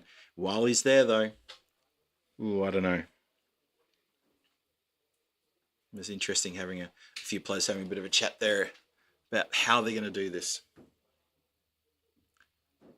Shake in again. It's a bit shorter. It's up in the air, but it's going to bounce safe. 1, 2 bounces into the hands of the fieldsman patrolling the boundary line. Gives a fiery, sharp throw into the bowler, who does manage to knock it down. Did pretty well there. Saved any overthrows. And it brings new batsman on strike. Vinay, 37 from 18. Manish has only faced one ball for no runs, yet to open his account. Let's see how Sheikh goes against the new batsman. Oh, struck quite nicely. It's gone for 4, is it? Oh, I thought you were saying 4. I said no. It's apologies. I was looking over at my good mate Riddick and I thought he was shaking his hand to say it was 4. No, he was saying no. It's okay. Well, that's a big hit. That's going to be gone. That's going to clear the boundary line well. He only just... He got a hand to it, did he? Yeah. He pulled it back. That's terrific stuff. Even the umpire's asking what happened there. माहौल बना के रखा है, पूरा फूक रहे हैं, सिर्फ सेटअप बना के रखा हुआ है. What now? Sorry, couldn't quite see what's going on in the field out there. Was the umpire still conferring about what that was, aren't they? Yeah. Okay. So, to the naked eye, it looked like I'm hearing 6. Scorers, what do you think? 6? I think it was the 6. Yeah. Yep. And the 6 is signal. Thank you. There we go. Copy. It was indeed a 6. Good call from everybody here in the scorer's hut. We thought it was a 6. There's a good effort on the boundary line to smack it back down. Try to keep it in play, but no go, unfortunately. So, that's the 50 up. 55 for 2 in the 6th over. Still a bit of work to do here for ICCB. And, KCC, the Kaunas Cricket Club, they're going to want to get 1 or 2 more wickets pretty quickly just to get the pressure back on. That run rate is still 14, and 14 and over is doable. All the way to the end of the game, 14 is doable. It's just about whether they can sustain that. So, Sheikh needs to come back here with a good ball. Like I said, good work from the fielder on the boundary line, but not quite. 62 from 26. That's still a lot of runs from not many. The rest of this over is going to be absolutely critical to how this run chase goes. Oh, he winds up, but can they get it down the ground for a single, unfortunately, for ICCB? Vinay moves to 44 from 20. Brings Manish on strike. He's only faced 2 deliveries. He's only got the 1 run. The partnership's up to 13 already. 61 from 25. Hit down the ground. Bit of acrobatics there from the bowler. And a single taken off the last ball puts Manish back on strike for the start of the next over. Probably not the best way to do it, but every run's important now. 57 for 2. That's 6 overs gone. 4 overs left, and it's 60 runs needed. So if your maths is any good like mine, you'll know that's 15 runs and over. If your maths isn't good, which is also like mine, you know they need a lot of runs from not many deliveries. I think KCC, they're probably feeling a bit nervous while Vinay's out there. Let's see who's going to come on and bowl now. Kishore Khanna is going to be the new bowler coming on. Things are a little bit tense now with 4 overs to go, 60 runs needed. ICCB haven't really fired up, but KCC, to their credit, have been keeping it nice and tight. Really, really tight. And now this is Kishore Khanna to have his 2nd over. He was quite successful in the previous game. And that's a bit of luck going their way. That's come off the pad, I think. I don't think does it come off the bat? No indication off the pad. It's off the bat. That's 4 runs. Well, there you go. And this is a very tense part of the game, and I'm joined back in the central commentary position by my good mate Shobby. And Shobby, you've come in at the right time because this game is evenly poised. There's still not a lot of runs needed, but there's every opportunity while that man Vinay is out there. Yeah, thank you so much, Phil. Had a fiesta just now. So 56 from 23. ICCB, they have got wickets in hand that will just encourage them to score a little big at the end overs, but important wicket is Vinay. 44 from 20. He has had a blast out there. And the kind of shots, actually, I was watching him while I was having my lunch, as he just picks it up and he's safe, quite lucky there. And he was playing some glorious shots, his off drives and on drives as well. So important run of play. Kishore has picked up a wicket. But I feel that ICCB have got their noses slightly in front, even though it looks intimidating that their required run rate is 15, but they can do it because they have got wickets in hand. That's a good shot. That's going to be cleaned up by the fieldsman who's patrolling the offside boundary there. Yeah, look, while Vinay's out there, ICCB are within every opportunity, every chance to take this win, and it'll be a very good run chase if they do get it. If Kaunas Cricket Club can dismiss him or nullify him anyway in the next couple of overs, then I think they're in with a really good chance here. I think this game's going to go right to the 10th over, though. Yeah, it looks like that. That's up in the air. Fielder comes under it. It's going to be a spectacular catch, but he just pushes, he just waits for the ball to bounce, but he just charged in maybe a little bit late to judge the elevation there, and they get a couple of runs. These are crucial runs. Manish, who is on strike, they both are trying to hit those big shots, maybe just trying it too hard, but the bowler is bowling it quite intelligently, just slowing the pace down. That's how most of the balls are getting the elevation, not the distance. So this delivery is really important. And he just leaves it alone gently. Wide signal by the umpire. But this game, how do you feel 51 from 20? Do you still back the batting side, or are you at the other side of the boat? I'm putting this game on a knife edge right now. I think this is properly on a knife edge. The scoring, when you look at that, you say, well, 51 needed from 20 deliveries. Surely that's in the bowler's favour. But with shots like that for 6 down the ground, you see why the batting team are going to feel very confident about what they're doing right now. That was Manish who opened his shoulders and belted down the ground. Vinay, maybe he's found himself a batting partner who can get on with it. He doesn't have to. But for a while, I kept thinking, well, Vinay's there. This game is in the hands of ICCB. Now I'm starting to think now that Manish is out there as well after that strike, well, you got to put the batting team in front. Yeah, that'll also give a lot of confidence of Vinay. Vinay will feel that at the other end, the runs are coming, the big hits are coming, so he can trust the partner. So that will also give a little bit of confidence to Manish. But that was a big hit. It was in the slot, but still you have to put it away, and he put it away in some style. Final delivery of the 7th over. He cuts it. He gets the gap. That's a terrific shot for another boundary. Much needed. Important one for ICCB. Finishes off in style. 3 overs. They still need 41 runs to win. 7 overs, 76 for 2. Well, Kishore Khan, he doesn't know what happened in that over. He went for a couple of boundaries and a big 6 and he got a wicket. But it's just coughed up way too many runs at a crucial part of the game, when they should be looking to put their foot on the throat of the batting and strangle those runs so they can't keep getting him. The one thing I've been a little bit disappointed with ICCB batting is they've not been taking quick singles. They've been looking for, as you said before, looking for a couple of big hits, looking for boundaries, looking for 2s, not looking for the cheeky little single that goes directly to a player. And I thought, why aren't you taking these singles? They're there to be taken. You've got to have confidence in your batsman at the non-striker's end to turn over the strike. But they weren't doing it, and I wasn't sure why. But now looking at the score, a 76 for 2 with 7 overs done. It's 41 needed from 3 overs. It's less than 15 an over needed now. It's now down below 14 an over, and it's now like 13.67.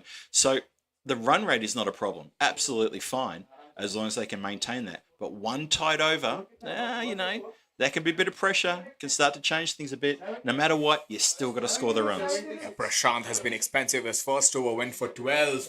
It's a high full toss again. Somehow the keeper has missed it, and that is running down to the boundary. Very important, crucial one. That just takes the score to 80. It is making much more life easier for ICCB. Now they require 37 from 17. But first delivery from Prashant, full toss under pressure, not able to handle the pressure. The keeper also making a meal of it. You have to say ICCB have a big chance now for going for the glory. 45 from 21. Vinay just 5 short of his half century there. Swing and a miss there. Yeah, I agree with those sentiments. That was unfortunate for the keeper because he really did make a meal of that. It squirted out of his gloves. He didn't take it cleanly. And the fact that it went for 4 out of his gloves just adds insult to injury. And that's going to shatter his confidence a little bit for the rest of this innings. 80 for 2. We're in the 8th. There's still a few runs to get, but ICCB looking good. Yorker, very hard to hit. It's got a very interesting action, Phil. If you watch Prashant, at the very end, he does something very different, even though it looks a little odd if you watch it from side on. I'm pretty sure the umpires are looking at it closely as well. But still, if you just watch him very closely, he has a very unorthodox action, and that can also get to the batter because he has got an action which is at the very last moment he just pushes the ball through and it just jags back in. So you can have a closer look at his bowling action as well. Oh, yeah, I see what you mean. Yep. It's been hit down the ground. Bit of a chase there for the fielder. They're very happy with the single, so it's all fine there. Yeah, I see what you mean about the bowling action. But yeah, if the umpires are happy with that, then I think us we're all happy with that. But yes, that's something that could play in the batsman's mind as well, to look at that and say, well, that's giving the ball an extra bit of a rip, a bit of a tweak maybe as he's delivering it. And yeah, it might give it a little bit of extra movement as it pitches. Yeah, he's generating a good pace as well from a very short runner. He does, doesn't he? That's again fuller length, Yorker length this over. Bearing that 4 byes, he has come back in great fashion. 3 dot deliveries, only a single. 5 deliveries has been bowled so far, and this over seems to be maybe the game is shifting a little bit away from ICCB. Yeah, this has been a very good over. He's got to finish strong here. Needs to finish with a dot. Needs to finish with a dot to feel good. Oh no, that's come off the pad. That's going to run away for 4-leg byes. Well, he doesn't finish strong. He finished with a 4-leg byes, and that is an absolute... Oh, umpire doesn't signal leg byes. Signals off the bat. Fair enough. And that goes away for 4 regardless. So doesn't finish as strong as he would have hoped. And the score will go to 85 for 2. With 2 overs to go, only a handful of runs needed. 32 runs needed for the win. So, again, it's the question that I posed to you in the last game. How many runs do they need to get now in order to chase it in the last over? And you'd have to say again, they've got to split the difference. They have to get at least 16 or 17. I think just they have to play back to ball at this point in time. 2 overs 32. Of course, if you look at that, required run rate is 16. But if they can divide 16, this over, last over 16, I still believe that if you have 16 to get with 8 wickets in hand, then you have a big chance of winning this game. But we have seen things have changed in the previous game as well. This over, 9th over, the game changes. But I believe the 9th over should be given to the best bowler of this side. And I feel the captain believes Renu is the guy. So Renu, important innings with the bat. Because of him, they have come so far. So it all boils down to Renu, how he bowls this over. Yeah, that's so true. We saw BCA in the previous game. They got to the 7th over. They needed 40-odd off 3 overs. And we said, hey, it's doable, but you've still got to do it. And, of course, they choked in the 8th, and then they suffered even worse in the 9th, and they fell, in the end, 20 runs short. It could happen again, but I feel a bit more confident here, especially with Vinay on strike at the start of this over. Shot wide. Look at that. Oh. Well, Vinay says, hey, Phil, hey, Shobby, there's no reason to doubt me. I got this covered. Yeah, that was, again, hit me delivery. What a way to get to the half century as well. Vinay picking up his first half century take a bow. At a striker of 192 under pressure. ICCB favourites to win this game now. 28 from 11. But what was that? Outside the off stump and lot of room to play with, especially when you have got your fielders inside the circle. That's not a delivery you want to bowl. And I am pretty sure the captain must have a word with this bowler. Because right now they are under tremendous pressure. Yeah, any senior batsman worth his salt would see that delivery, his eyes light up, and he'd put it into the boundary, no problem at all. Not a good ball to start the 9th with. That's stuck away for a single. Coming round the wicket, different plans, bringing different fortunes for the batting side. Vinay, now he'll be at the non-strikers end. Manish, 23 from 10. He has also having a fair share in this partnership and might be saying to Vinay, just let me handle this kind of pressure, because if especially Manish can go for those big shots, it will be lesser pressure on Vinay in the last over. So this 4 deliveries are very important. 4-1. What will happen in this one? And it's down the leg side. It's just flicked away for bound. Oh, for a 6. That's the result that the batting side wanted, and they got it. That's a terrific shot. That's That should not have been a 6. He swiveled around on that and collected off his toes and pinged it over the square leg boundary for 6. This partnership is up to 53 off 22, and that is why ICCB are going to get the win here. I'm telling you right now, that is a fantastic partnership. And what a great shot. Out of nowhere. Completely out of nowhere. Yeah, especially with this modern day batters, Phil. We watch a lot of Instagram reels watching Rashid Khan playing these kind of dinky shots at the very last moment. Nutmeg, they call it as well, when you just hit the ball in between your legs. So this is one of the shots that really in this modern age you need to play, because at the very last moment they just open the face of the bat, like now getting the boundary. So very, very good from Manish. Yeah, absolutely. I mean, this is the thing, as you say, about the modern cricket. You need to get enough bat on the ball for that ball to fly away to the boundary. No matter how you get it, you got to get them. There's so much pressure on the bowler here now.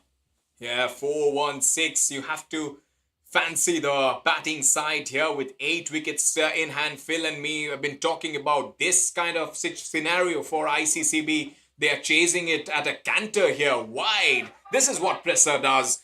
You have to bring your A game to play every single time. If you just slip a bit, this is what happens. Now definitely you can clearly say 20 from 9. It is definitely a batter's game at this point in time. Oh, definitely, for sure. The pressure on the bowler is immense. He's done a really good effort with the bat, but he can't replicate it in this over, and he needed to do it now. That's flirting with a wide line again, but he gets it inside the line for a dot ball. So, a saving grace to get a dot ball now, but I know, is it too little too late? Yeah, 8, but at least they got a dot ball. Somehow they managed to squeeze a dot in, but this over has been a game-changing one. Already 12 and 4 deliveries has been bowled, couple of deliveries. Renu has to finish it well. He has to get some confidence for the next over. That's up in the air. Big movement in play. Fielder comes underneath it. Fielder takes it. Is it that window of opportunity that the bowling side were looking for? Has they opened the door? That's a big question and a big celebration there. Yeah, big wicket, that one indeed. Straight up in the air. Keeper called for it. He was probably the only one who had a chance to take it, to be perfectly honest. The bowler was happy to back off, and the keeper took it very well in front of his eyes. Big wicket here in the 9th. Still one ball to come. What's important is it's also a dot ball, and it brings the new player out who has to face this last delivery of the over. What's he going to do in this ball? Is he going to try to go for the boundary line? Maybe then in the start of the next over, it keeps Vinay on strike for the start of the 10th. Or will he bunt it around the ground for maybe 1 and maybe try to sneak a single? Probably not the percentage play for me. I would say you want to put it into the boundary and then let Vinay take over for the last over. Yeah, any captain or any batting partner at the other end will say it's a free hit for you. Just go for the big shot. If you hit it big, then it's easier for me. Another strike rate 113, no mark with the bat. He can definitely bat. So it's important for him to strike it big. Final over, Vinay on strike will be much more a bigger target, a bigger challenge for the bowling side. So last ball of the penultimate over. It's a slow delivery. Will they take a single? They do take a single. Wow. Very good result for the bowling side. Final over coming up. Naga will be on strike and they'll be needing 19. Well, I'm surprised. I'm very surprised. I thought Vinay might turn down that single for the exact reason we spoke about him getting on strike. So now they have to use up a ball at the start of the 10th to try to get Vinay back on strike. If they don't get him on strike in that first ball, they're going to end up using 2 deliveries to get him on strike. And he's going to have to score a few runs off 4 deliveries. That's going to be tough. Yeah, you're right when you say this is now in the bowler's court. I completely agree with you. That was the best result they could have asked for. Yes, 19.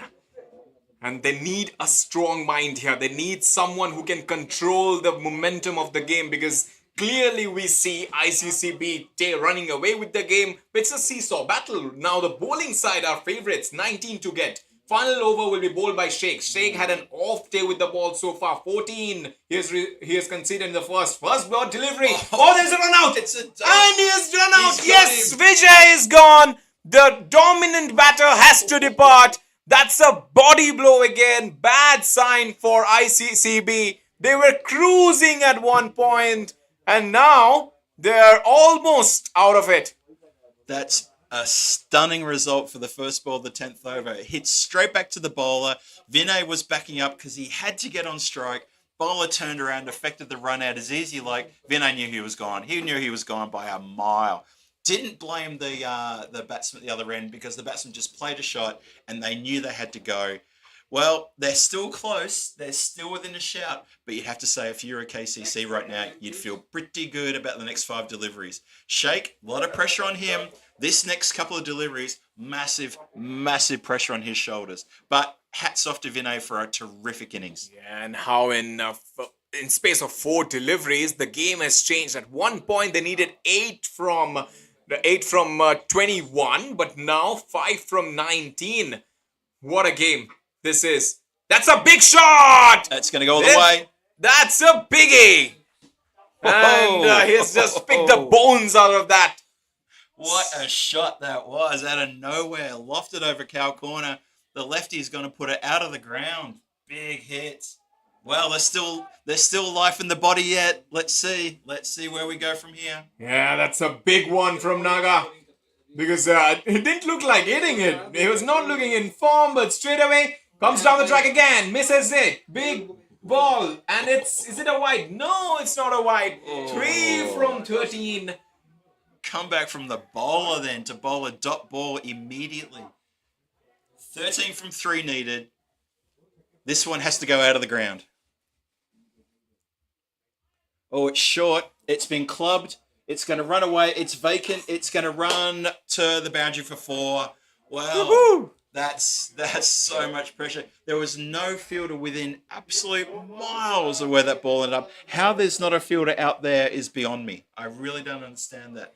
And KCC need to really be thoughtful about these next 2 deliveries, or they're going to lose it on the last ball. They need to be careful. Yeah, 9 from 2. It's all over Barbados again. South Africa needed 9 from 2 against India. And now, if you look, ICCB need 9 runs from. So, definitely big hit is needed. There is no chance you can win this game without a big hit. Fielders coming in close as well. There is a backward point. A third man covers in front of square. There's long gone. Mid-wicket. Everyone back on the onside. And he misses it as well. And it's a wide. No, drama aplenty. It's a wide. Can you believe it? Oh, no. Oh, KCC thought they might have had the game there, but it's a wide delivery. Well, there's still life.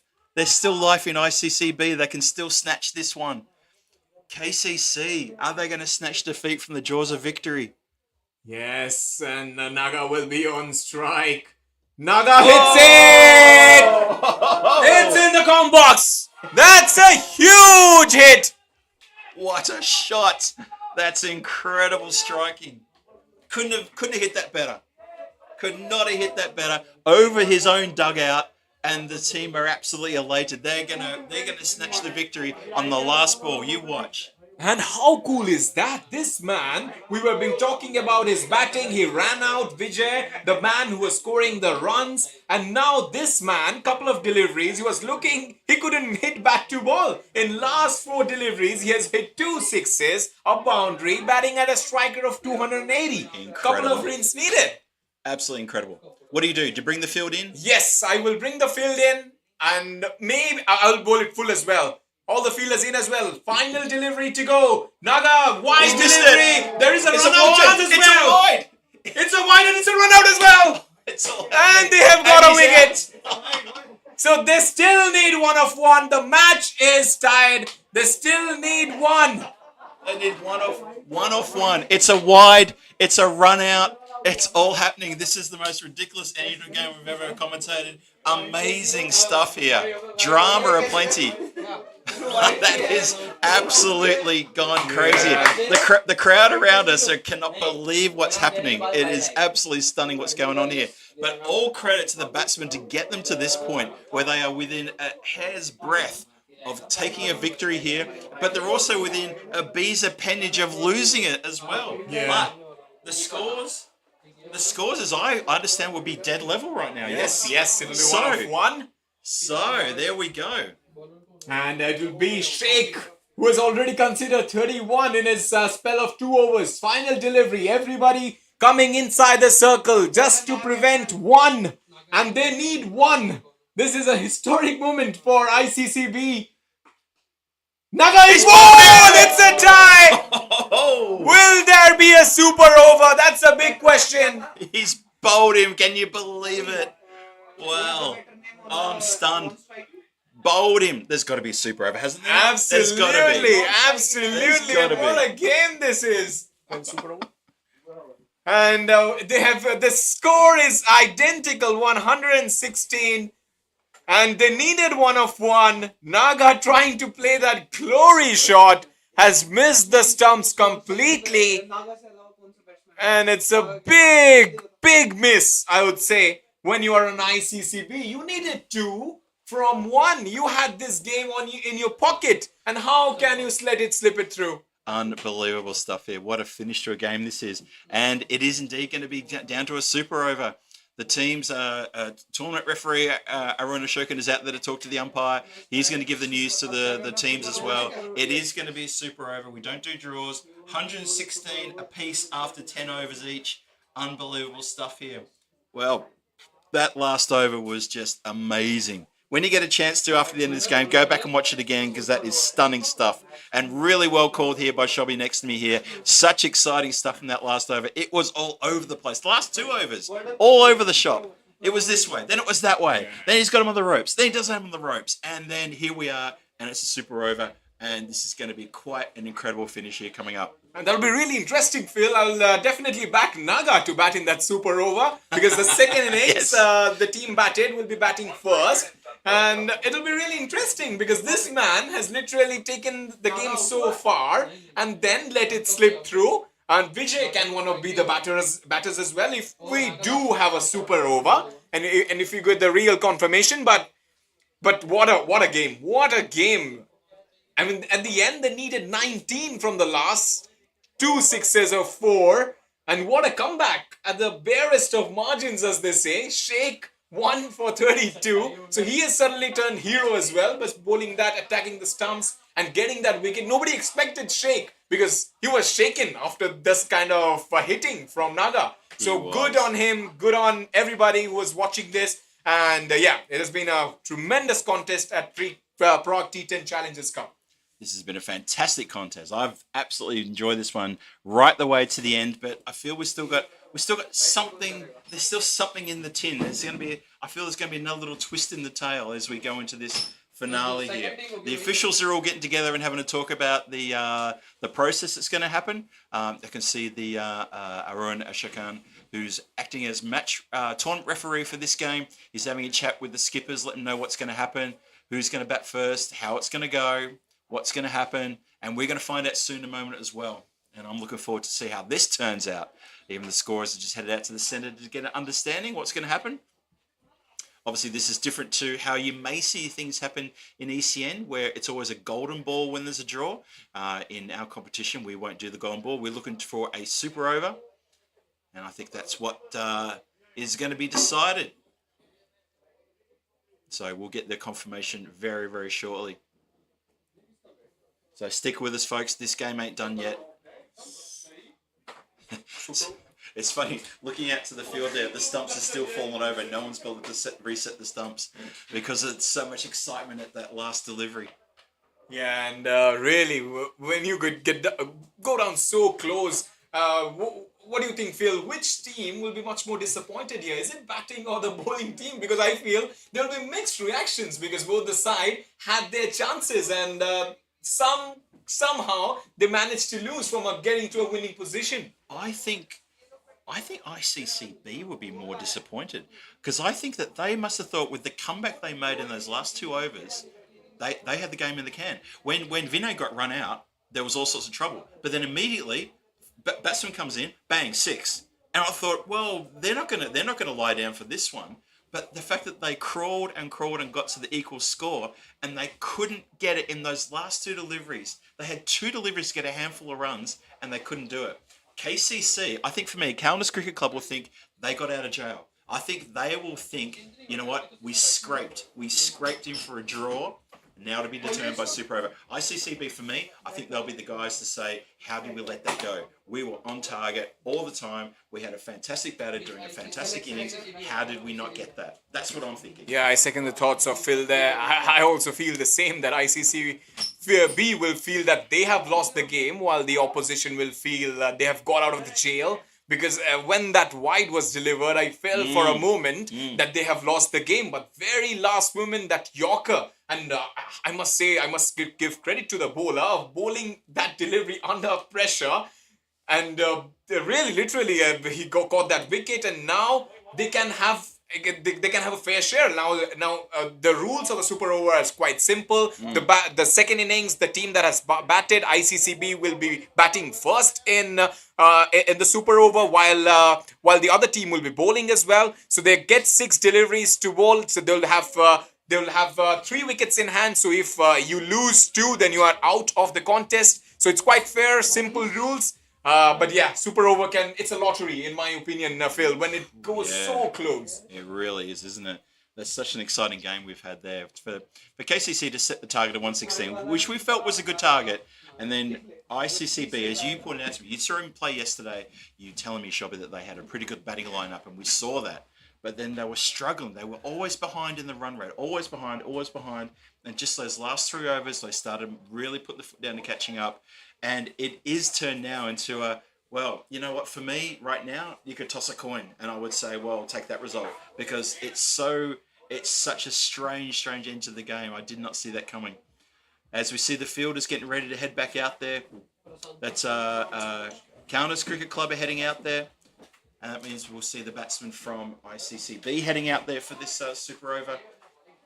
Coming your way really quickly. I hope you're enjoying the coverage here. This has been a proper, good, exciting T10 match. This is how T10 should be decided. None of this golden ball stuff. Let's play a proper super over. Let's see how it goes here.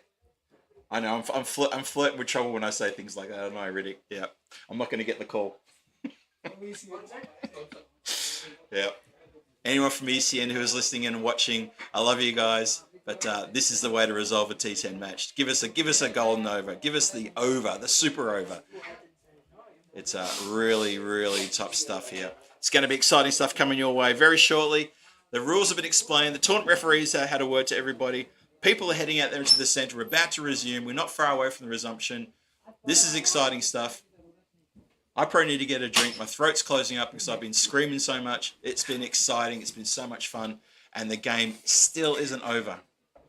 And the crowd around us have been absolutely loving it as well. We have a bit of a group of the Gilching Club hanging out in front of the scorer's hut, and they were out of their seats as well at that last over. As the 2 batsmen now for ICCB are making their way to the crease, this is it. This is where they've got to stand up, and it's going to be a real test of character for them to see what they can do with the starts and their stops they had in the last couple of overs. How can they find that momentum? Yeah, Phil, and I'm a little disappointed that Naga has not been sent out, because he had got the measure of the track. He was the man who was hitting those big shots in the last over, and by the look of things, Santosh is one of the batsmen. I hope Vijay will take the strike, but I'm disappointed because left-hand, right-hand combination, Naga was striking it big. I think they could have given a little bit more confidence and a little bit more trust on Naga, because the new batter again has to strike from the very first ball. And the bowler as well will get the confirmation who the bowler is. The field is set. The super over coming up here in PCC T10 Challengers 2024. Here's the first ball. That's a big hit. And he has definitely timed it to perfection for a boundary. A dream start for the super over. That's how you play the super over. Straight away, there is a massive punch on the head. Exactly what you do. Get into it straight away. Put a bit of fear into the bowler. Hit the ball hard. Go hard. Go hard straight away from that very first delivery. You're not gonna win by guessing and just knocking around for a single here and there. You're in there for the super over to face that first delivery and put it into the boundary, put it over the boundary, and that's a really good start. Puts the fear of God into the bowler who thinks, where am I going to put the next one? How do I not let that happen again? And he's thinking about more than anyone else. Yeah, Manish. First delivery 4. Oh, That's also a bit of mistake, a huge mistake. It's a no ball. It has gone to the boundary. That's what ICCB fans would have dreamt for. What a start already. A lot of runs and one legitimate delivery. So Prasanth, he's missed the pitch completely, and it's gone for all those extras. And there's a free hit coming as well. This ball is really expensive. ICCB are going to feel pretty good after this. And KCC, are the wheels falling off here? They have lost a lot of confidence. They really have. They've been a little bit shattered here. Prasanth needs to be absolutely on the money here. He needs to get this ball right in the block hole. Needs a dot ball. And he gives up a wide. Oh, no.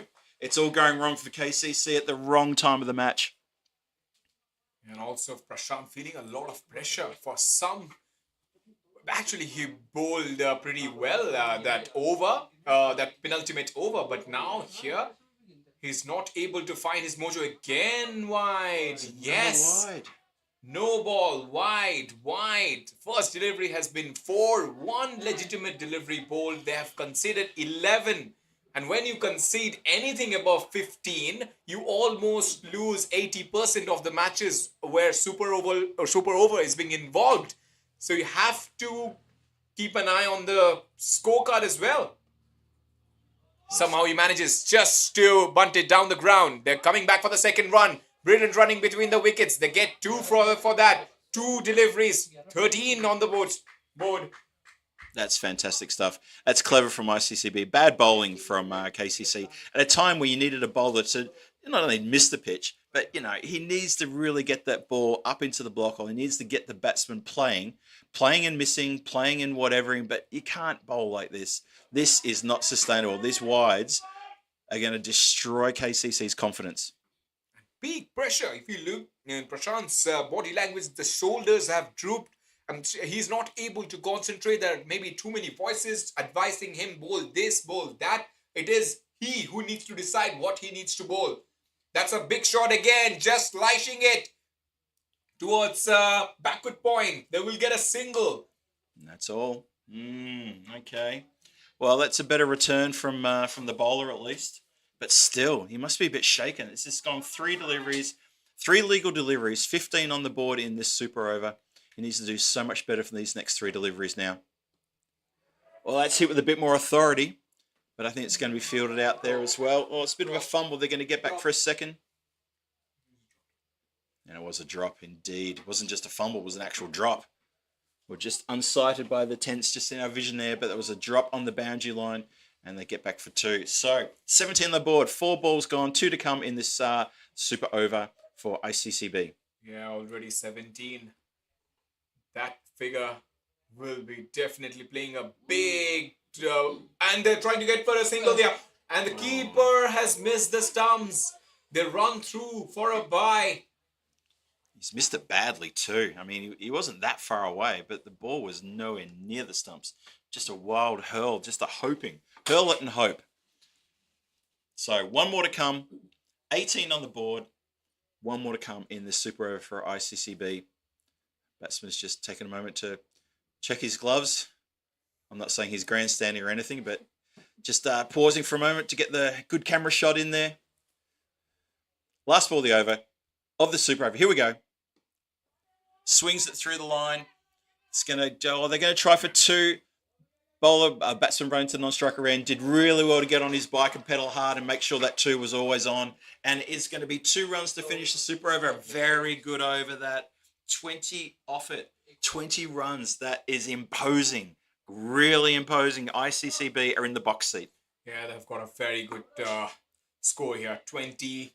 And it will be a marathon for the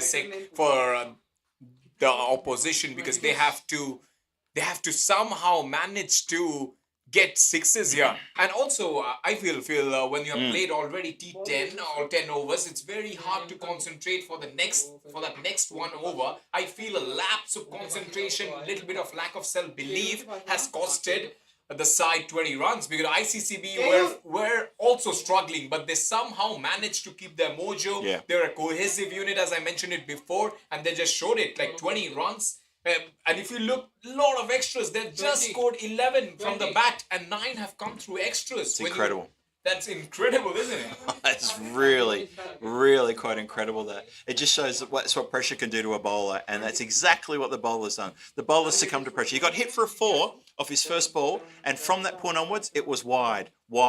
It was extras. It was just panic trouble. And now, the Kaunas Cricket Club, they've got to get 21 off this over to try to snatch the victory away from ICCB. It's a tall order, and you know what? Those batsmen are going to go out there and try and do it. I wouldn't want to be in their shoes because that's a very, very tough ask in a super over. And also, this reminded me of the game between US and Pakistan. If Phil, you would have watched that game, that super over, especially when Amir bowled. He had bowled a lot of wides. Even Rizwan was missing it, and a lot of overthrows as well. Yeah. It just reminded me of that game, the way the Pakistanis were sloppy, and that costed them the game. Because at one point they're winning that game, the US coming back and scoring 18, and it was very hard for the Pakistani batters to get that target. So anywhere above 15 is pretty tough to get on any track. Absolutely, yeah, no, I completely agree with that. It becomes this score of real uncertainty of, okay, I can't score at a rate I'm comfortable with. I have to go better than that. And I got to go better right from the very start. You saw there, the 4 hit off the first ball in that super over. Absolutely fantastic. Now, KCC are going to have to do the same. They're going to have to replicate that. They need a 6 or a 4 off that first ball to make sure that they can get there into themselves in the right frame of mind, get the batsman on straight away, or else this could be over within a couple of deliveries. They need to be on here. And I'm worried that this is their second game in a row today, and they got to head out there after spending all that time in the field. The 2 batsmen, whoever they are, they're going to feel slightly fatigued. I'm not going to say they're going to be tired, but they're going to feel the pinch of 2 matches in a row, and there's a lot for them to do. It's going to be tough. Yeah, it's going to be tough for sure.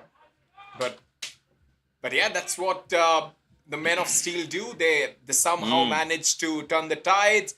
But the first 3 deliveries, you mentioned a very good point here. The first 3 deliveries is actually the game make or break of the game. Yeah. If you hit those first 3 deliveries to the boundary, it just eases a little bit of pressure. And last 3 deliveries, you can definitely do the rest of the scoring. But when the first 3 deliveries are not going for maximums, it's actually a pretty hard game for the batters.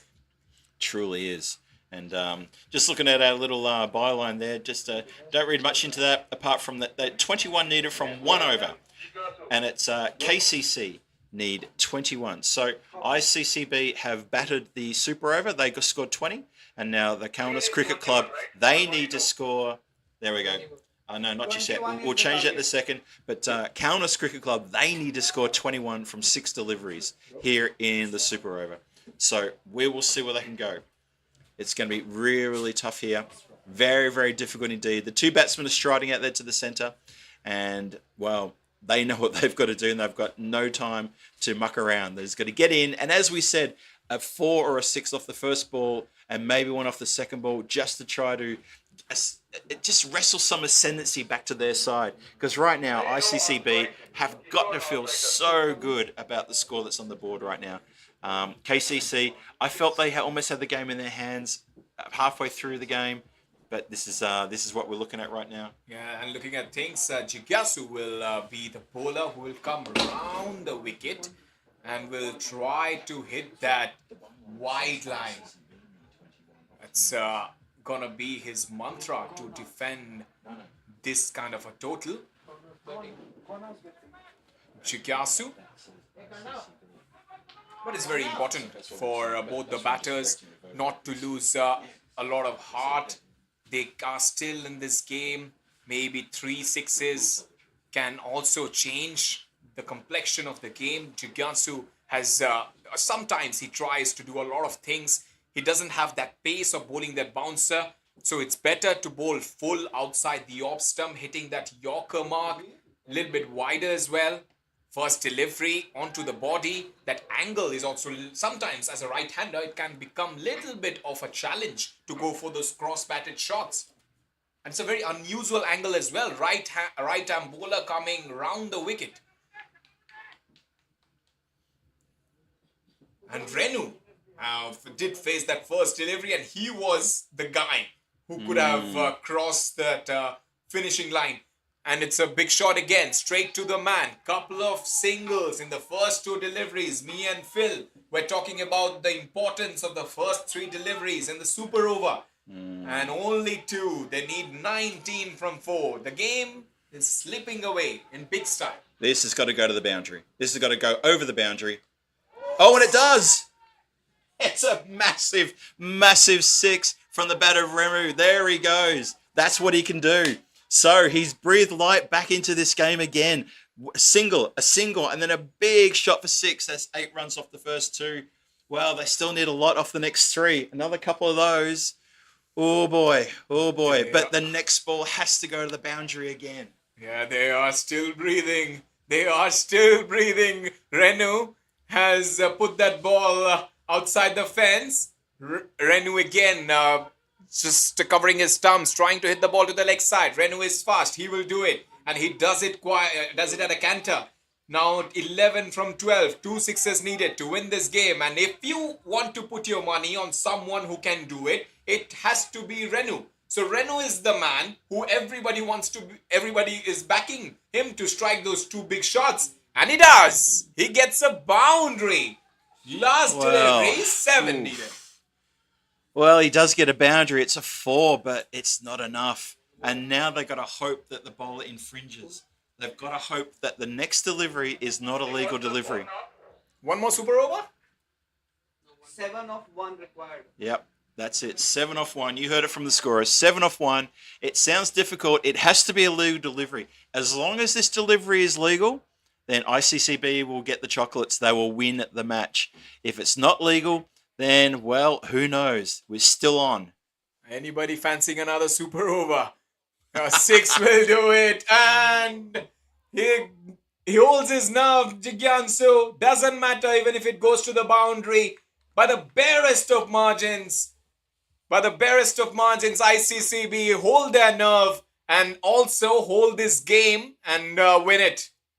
Can you believe that? It does ricochet off the keeper for 4. It's 4 extras, but the super over finishes a few runs shy, and handshakes all round for a fantastic game here of T10 cricket. Absolutely wonderful match we've seen here. ICCB and KCC couldn't split the two of them after 10 overs. We went to the super over where ICCB came out and they belted a very quick fire 20 runs. Really, really good striking there. And well, for KCC, they'll feel they were so close yet so far. They fall short in the super over, only by a handful of runs. Remu there with a couple of big hits, just couldn't affect the win. But what a great game we've just witnessed. Yeah, wonderful game. And maybe we'll just gather our breath. So we'll take a little short break. The other game will be starting in around 10 minutes. So don't go anywhere. When you come back, you'll definitely see another new game coming up. So hold on to your horses and have a good time. Bye-bye. Take care.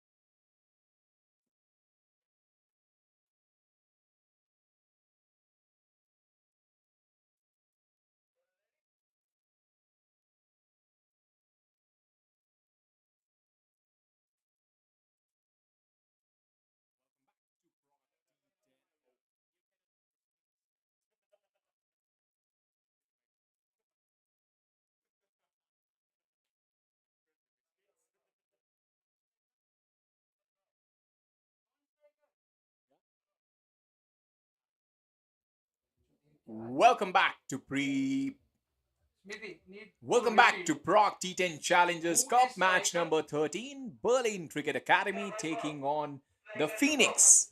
The Gilching Phoenix. July Smithy, not 6, clear. Who is 2024 striker? at 3 p.m. here at Scott Pitch Field. Let's grow cricket together with Prague Cricket Club. Copy. We saw a terrific match. The previous encounter, KCC losing that game against ICCB in the Super Over. We are all set for another exciting encounter. The men in red will be taking a very good side. Vaibhav and Shubham, little bit of change in partnership. Before it was Shubham and Satish. Satish has been slotted back down the order. He starts off with a wide. Avinash.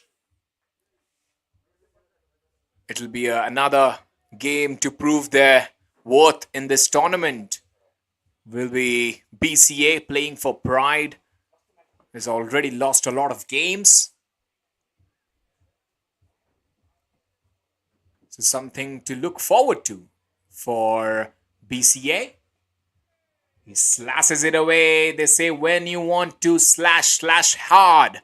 He does it and he gets his first boundary.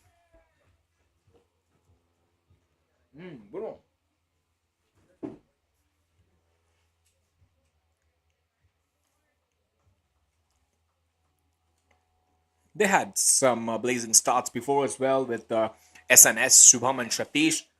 They're trying a new partnership here, Vaibhav. First was wide and second a boundary. They've lost a lot of games, are the men in red.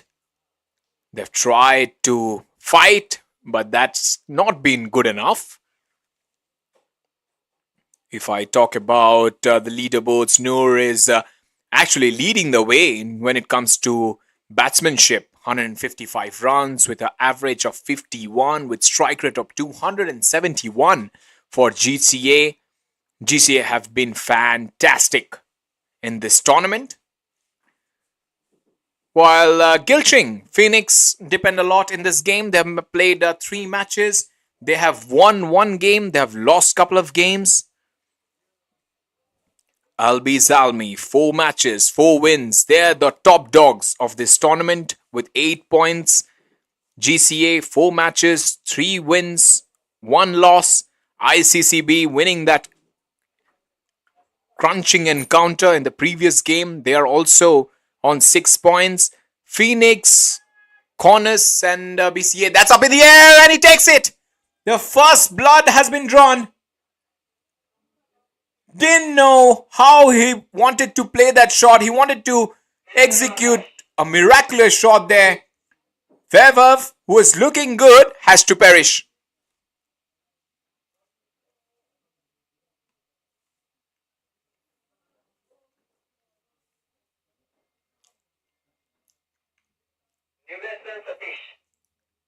Copy.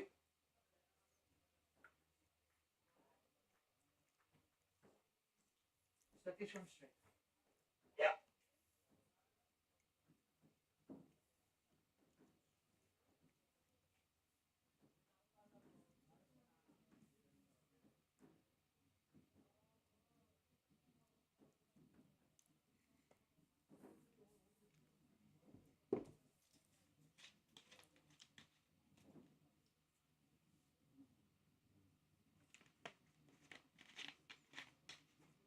So there's 6 teams playing in this tournament in PCC T10 Challengers Cup. So it's a battle between number 4th on the table, Phoenix, taking on BCA. BCA, wow, what a run they had in this tournament. 4 matches, 4 losses.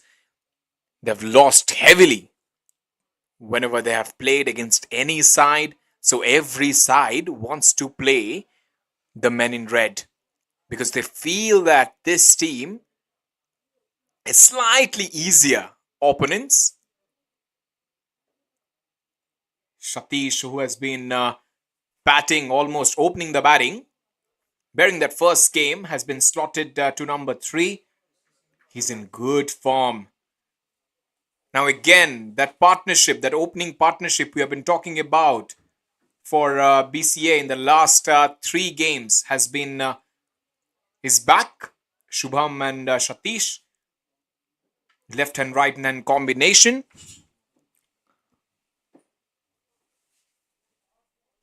Has been wayward over for Avinash. Couple of wides. He got a boundary as well. He's already bowled 6 deliveries, out of which 4 have been legitimate. That's full toss. Well, he is not able to pierce the gap. The strike is rotated. So if you're watching us on YouTube, do mention how do you feel about this tournament, and also follow us on Instagram. Just go and type PCC or Prague Cricket Club and you'll get the latest updates when it comes to this tournament, T10 Challenger Cup 2024. Good little shot, bunted down the ground for another single. The long on is placed quite nicely. Almost we are going to end the over number 1. Still a delivery to go.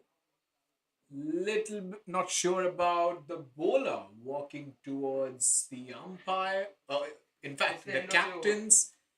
And that is the end of the over. We have got some confirmation there. First over 9 for 1.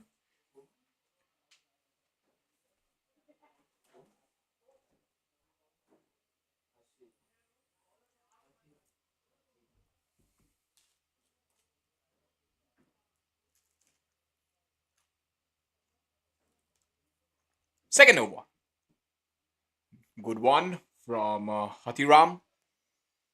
The thinking of that second run, because there's acres of spaces on the onside. He's quite a clever operator when it comes to putting that slow deliveries.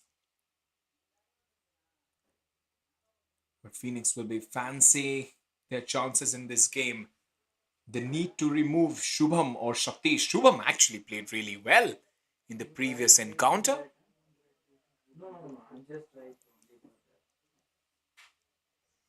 All the fielders inside the circle in front of square. And he targets the onside. Good bit of fielding at long on. It's a wild throw from the fielder straight away. Apologies from him.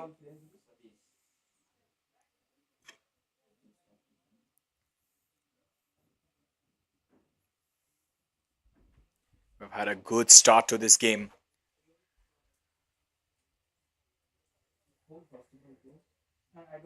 There's good little protection as well. Because we're on power play, a couple of fielders outside the 30-yard circle in T10. They've never ever scored that 100-figure mark, the 3-figure mark we have been talking about when it comes to BCA. In this game, they'll be looking forward to at least breach that 100-figure mark.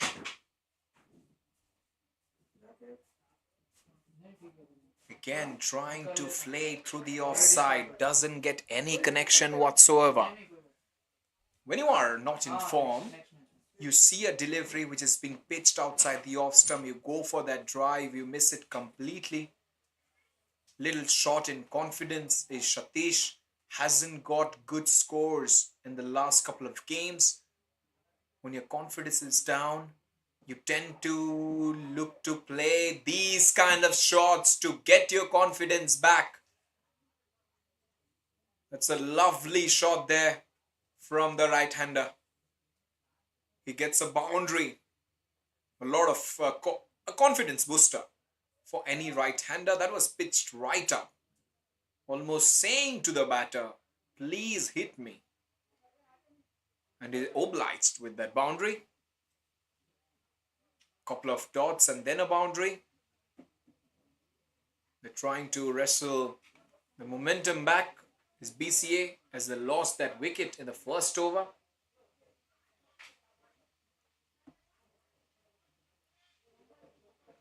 Important delivery this. Final delivery of the second over. He just flicks it away. Will get a boundary, and he does. 4 to end the over. 2 overs, 19 for 1.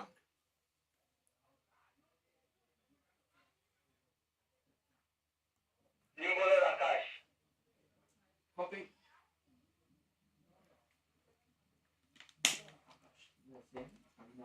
No, that is a different. Okay, no.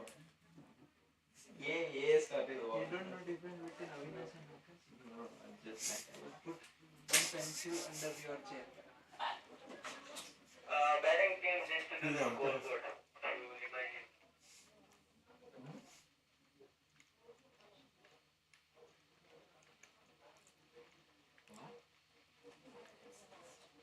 Score.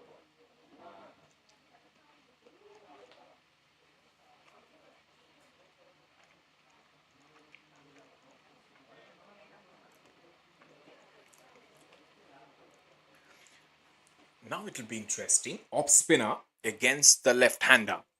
Match up straight away. Akash has the ball in his hand. 777 on his back. First ball, a risky shot to play. When you're playing an off spinner, this is the shot you need to avoid. First delivery.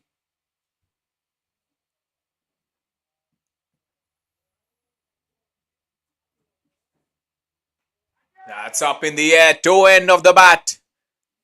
But it will go over the fielders inside the circle on the offside. It's a boundary.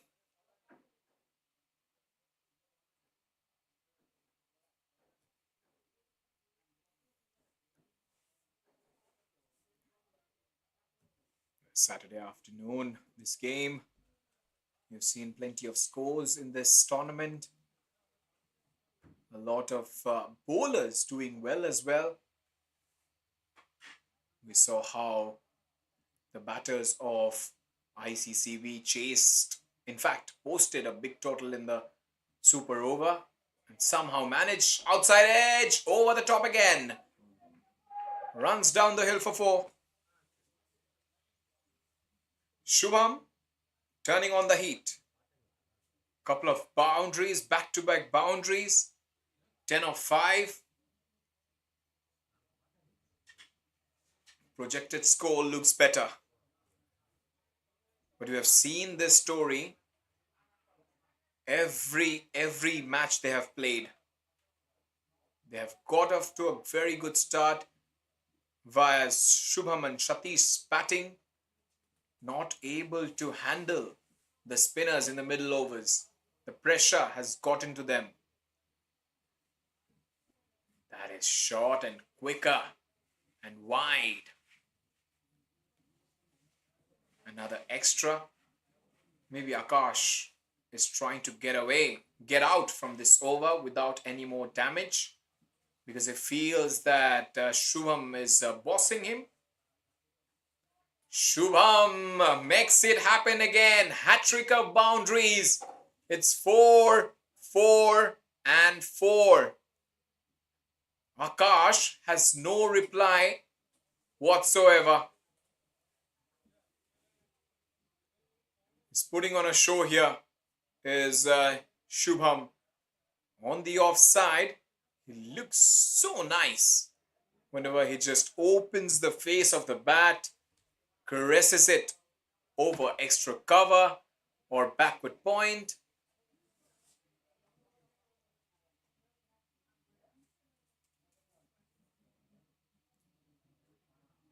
It's 4, 4 and 4. What will this happen? 4 more. Yes, it is. Successive boundaries for the Southpaw. Shubham P. He has a race to 18 from 7 deliveries. And now the partnership moves up to 30. Akash is looking at the heavens and he is somehow confused and a little shocked to see this kind of approach from Shubham. He's such a classical batter. Final one. He couldn't make it 5. Couldn't make it 5. Slightly disappointed there. 3 overs, 36 for 1.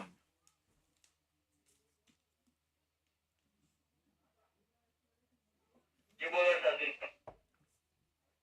Copy.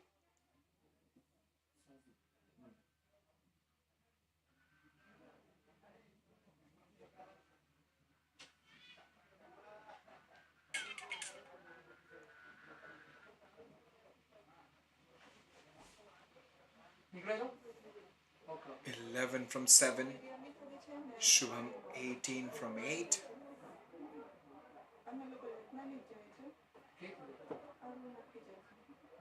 Sajib, by the look of things, will deliver the 4th over.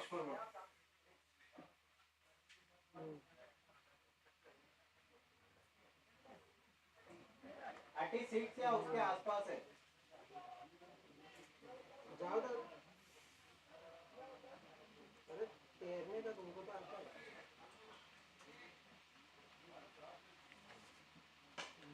So low full toss this time around, and they will get a single for it. Satish on 12 from 8. And Shubham, who has been in fire in the last over. It'll be very good to see his approach against the fast bowler.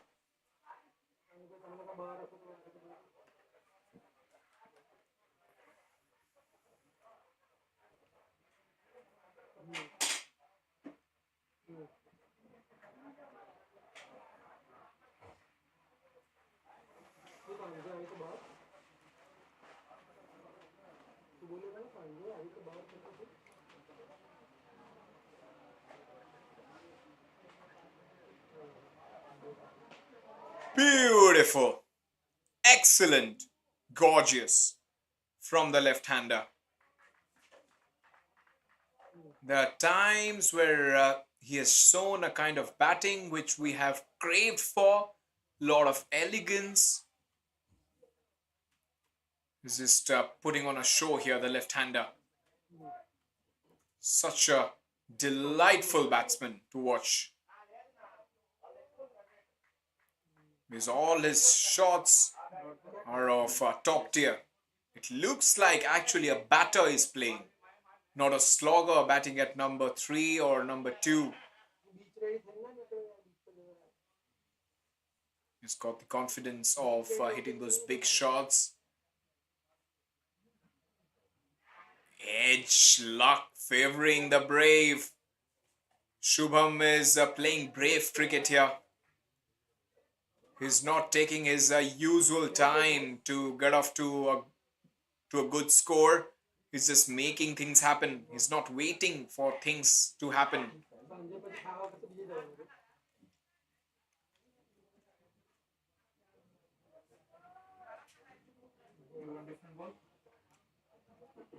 If you have some old ball. Yeah.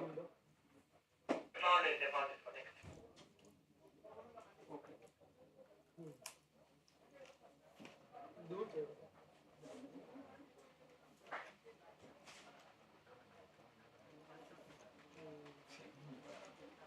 कोई नहीं घूम लो फिर. घूम लो आप. रात वो 26 from 11. Strike rate over 200. The third man goes back. The fine leg comes in. Wow! That's all what I can say. Just wow. The moment it left the bat, it was heading one way. That is outside the fence. Shubham is actually batting with a lot of authority. When I watch his batting, it just reminds me of Abhishek Sharma, the batter from Sunrisers Hyderabad this year. Similar stance, similar batting technique, waiting for the ball to come and just playing it when he was playing with Travis Head in this IPL. No mercy for the bowlers. First 6 overs, scores were 120. First 10 overs, scores were 160. That's the technique that this man has. He can play everything here. He owns this place, is Shubham. Moves to 36 and he hasn't broken a sweat. This is delightful stuff. 50 of the partnership comes up. 50 from 21. 4 overs completed.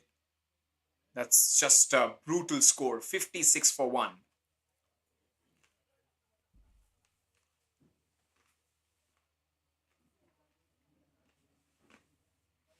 New bowler Rohit.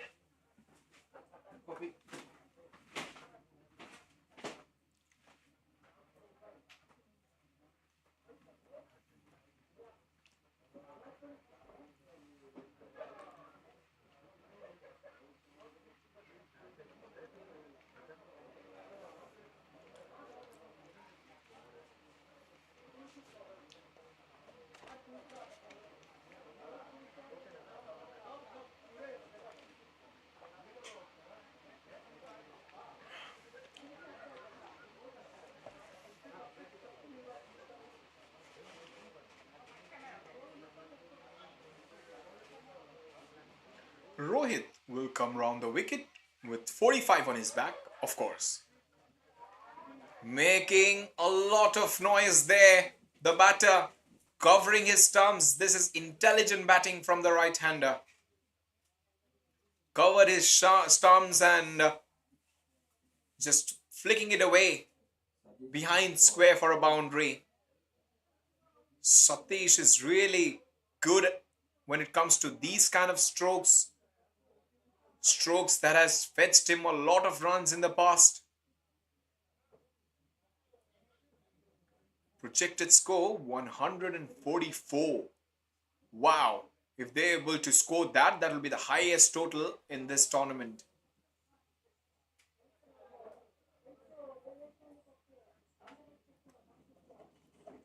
As it got a little bit of edge. It was close. This time Satish trying to assess the offside region.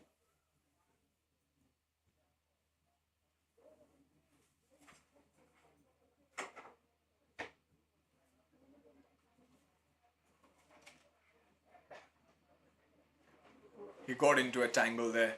You could have played it on the offside for a single, but he decided to play it on the onside to get maximum result, but wasn't able to do that.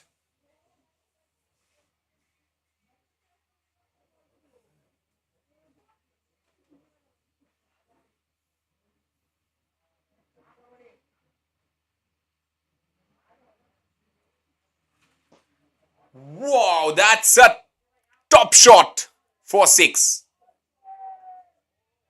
Shubham is batting like a dream here.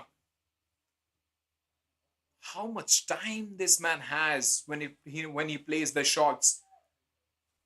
No effort whatsoever, just typical timing. Typical left-handers. Oh dear, that's a missed opportunity. He got the edge and dropped by the keeper. And it's a huge miss for Shubham. 42 from 14. Will Shubham be able to score the fastest half century in this event? If he does, that will be carnage. But yes, because he has got plenty of that. Any shot he plays It just has got full conviction. Lovely shot again. This time there is a man. This kind of batting, when you see it, it's just lip smacking. 5 overs gone. 72 for 1. The BCA are finally being able to fly here in Prague.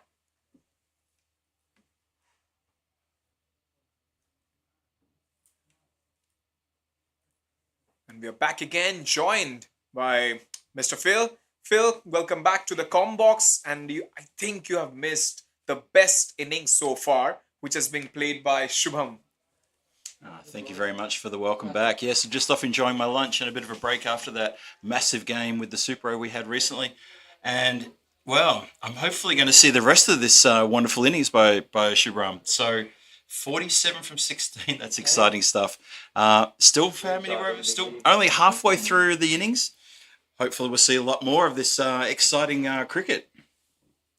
Yeah, he's just a 3 away from his half century. And trust me, Phil, if you are a test cricket lover, if you love long format batting, then you love Shubham. He hasn't played one of those shots which you will call it ugly. Everything has been panache, lot of beauty attached to it.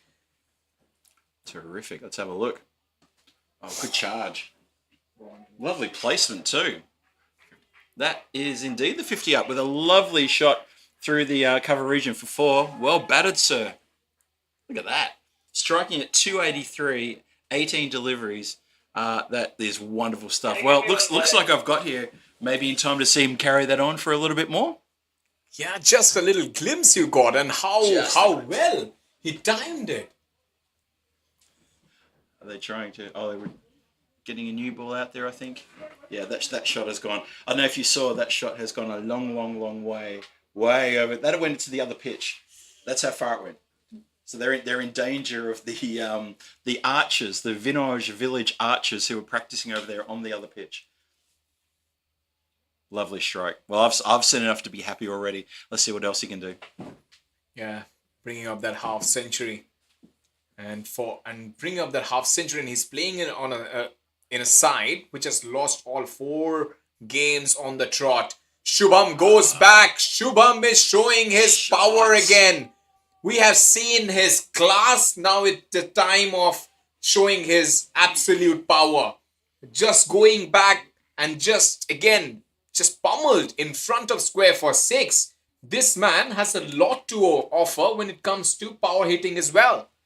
Yeah, that was a wonderful shot. And, the bowler, Sazi Bulyan, he's not a slouch with the ball. He's put it really in not a bad spot. But the batsman is just equal and better to the task and puts it away with so much ease. Lovely shot from Maximo. Big 6 that. Big 6. That was a huge hit again. 57 from 19. And Shubham charges again. Shubham is finding gap at ease. Why do you have fielders here? He's just turning them into spectators. Again, another shot with a full face of the bat with full authority and dancing shoes on. Yeah, I'm not sure that from what I've seen so far, I've only been back here for an over. I'm not sure that the fielding team have really got their head in the right space for the field. They just don't seem to be where they should be. Okay, that's gone straight to a fielder, so there's something. There's a positive. But this is some really good batting here. And BCA are really firing up here.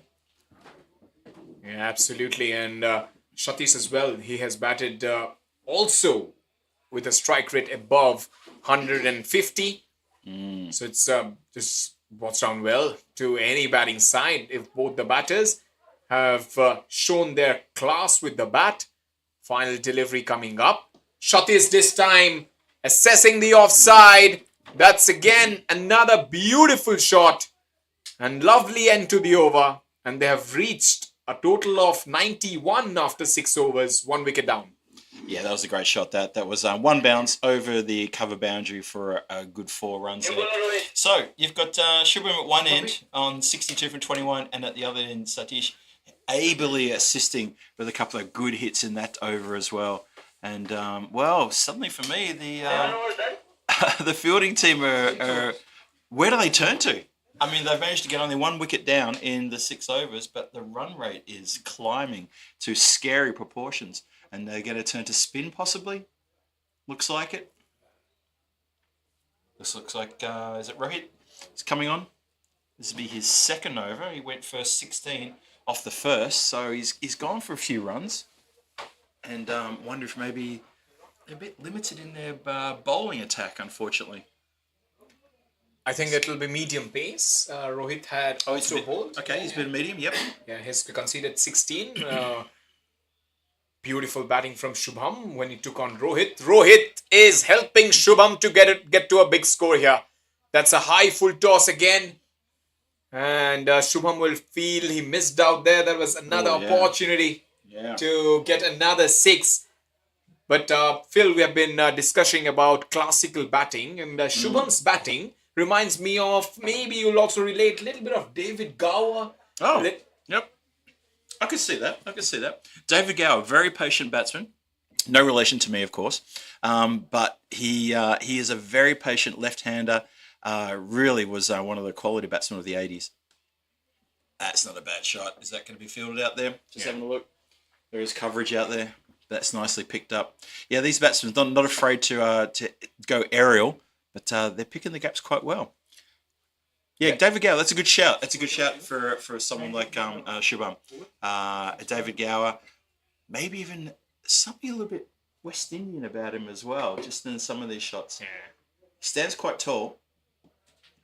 I think that has gone really high. However, oh dear, that's gone for a huge 6. it did. I was blindsided. I couldn't quite see. I'd hate to call it a 6 and find that someone goes, "No, I got caught."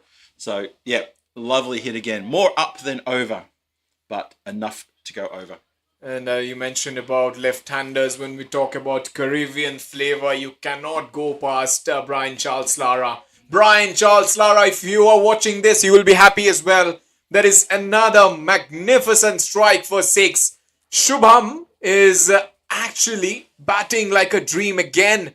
A shot which he will remember. Going back with no fuss. What's happening, guys? He's just drinking his good coffee and just striking it so nicely. That's how he's batting now. Now, he's just had a lot of time. That 1 second or one couple of seconds, he's just catching the ball as soon as the bowler has bowled from his hand. Oh, Wow. that is in the air. Fielder takes a brilliant catch. Finally. You need these kind of catches to get an outstanding batter out.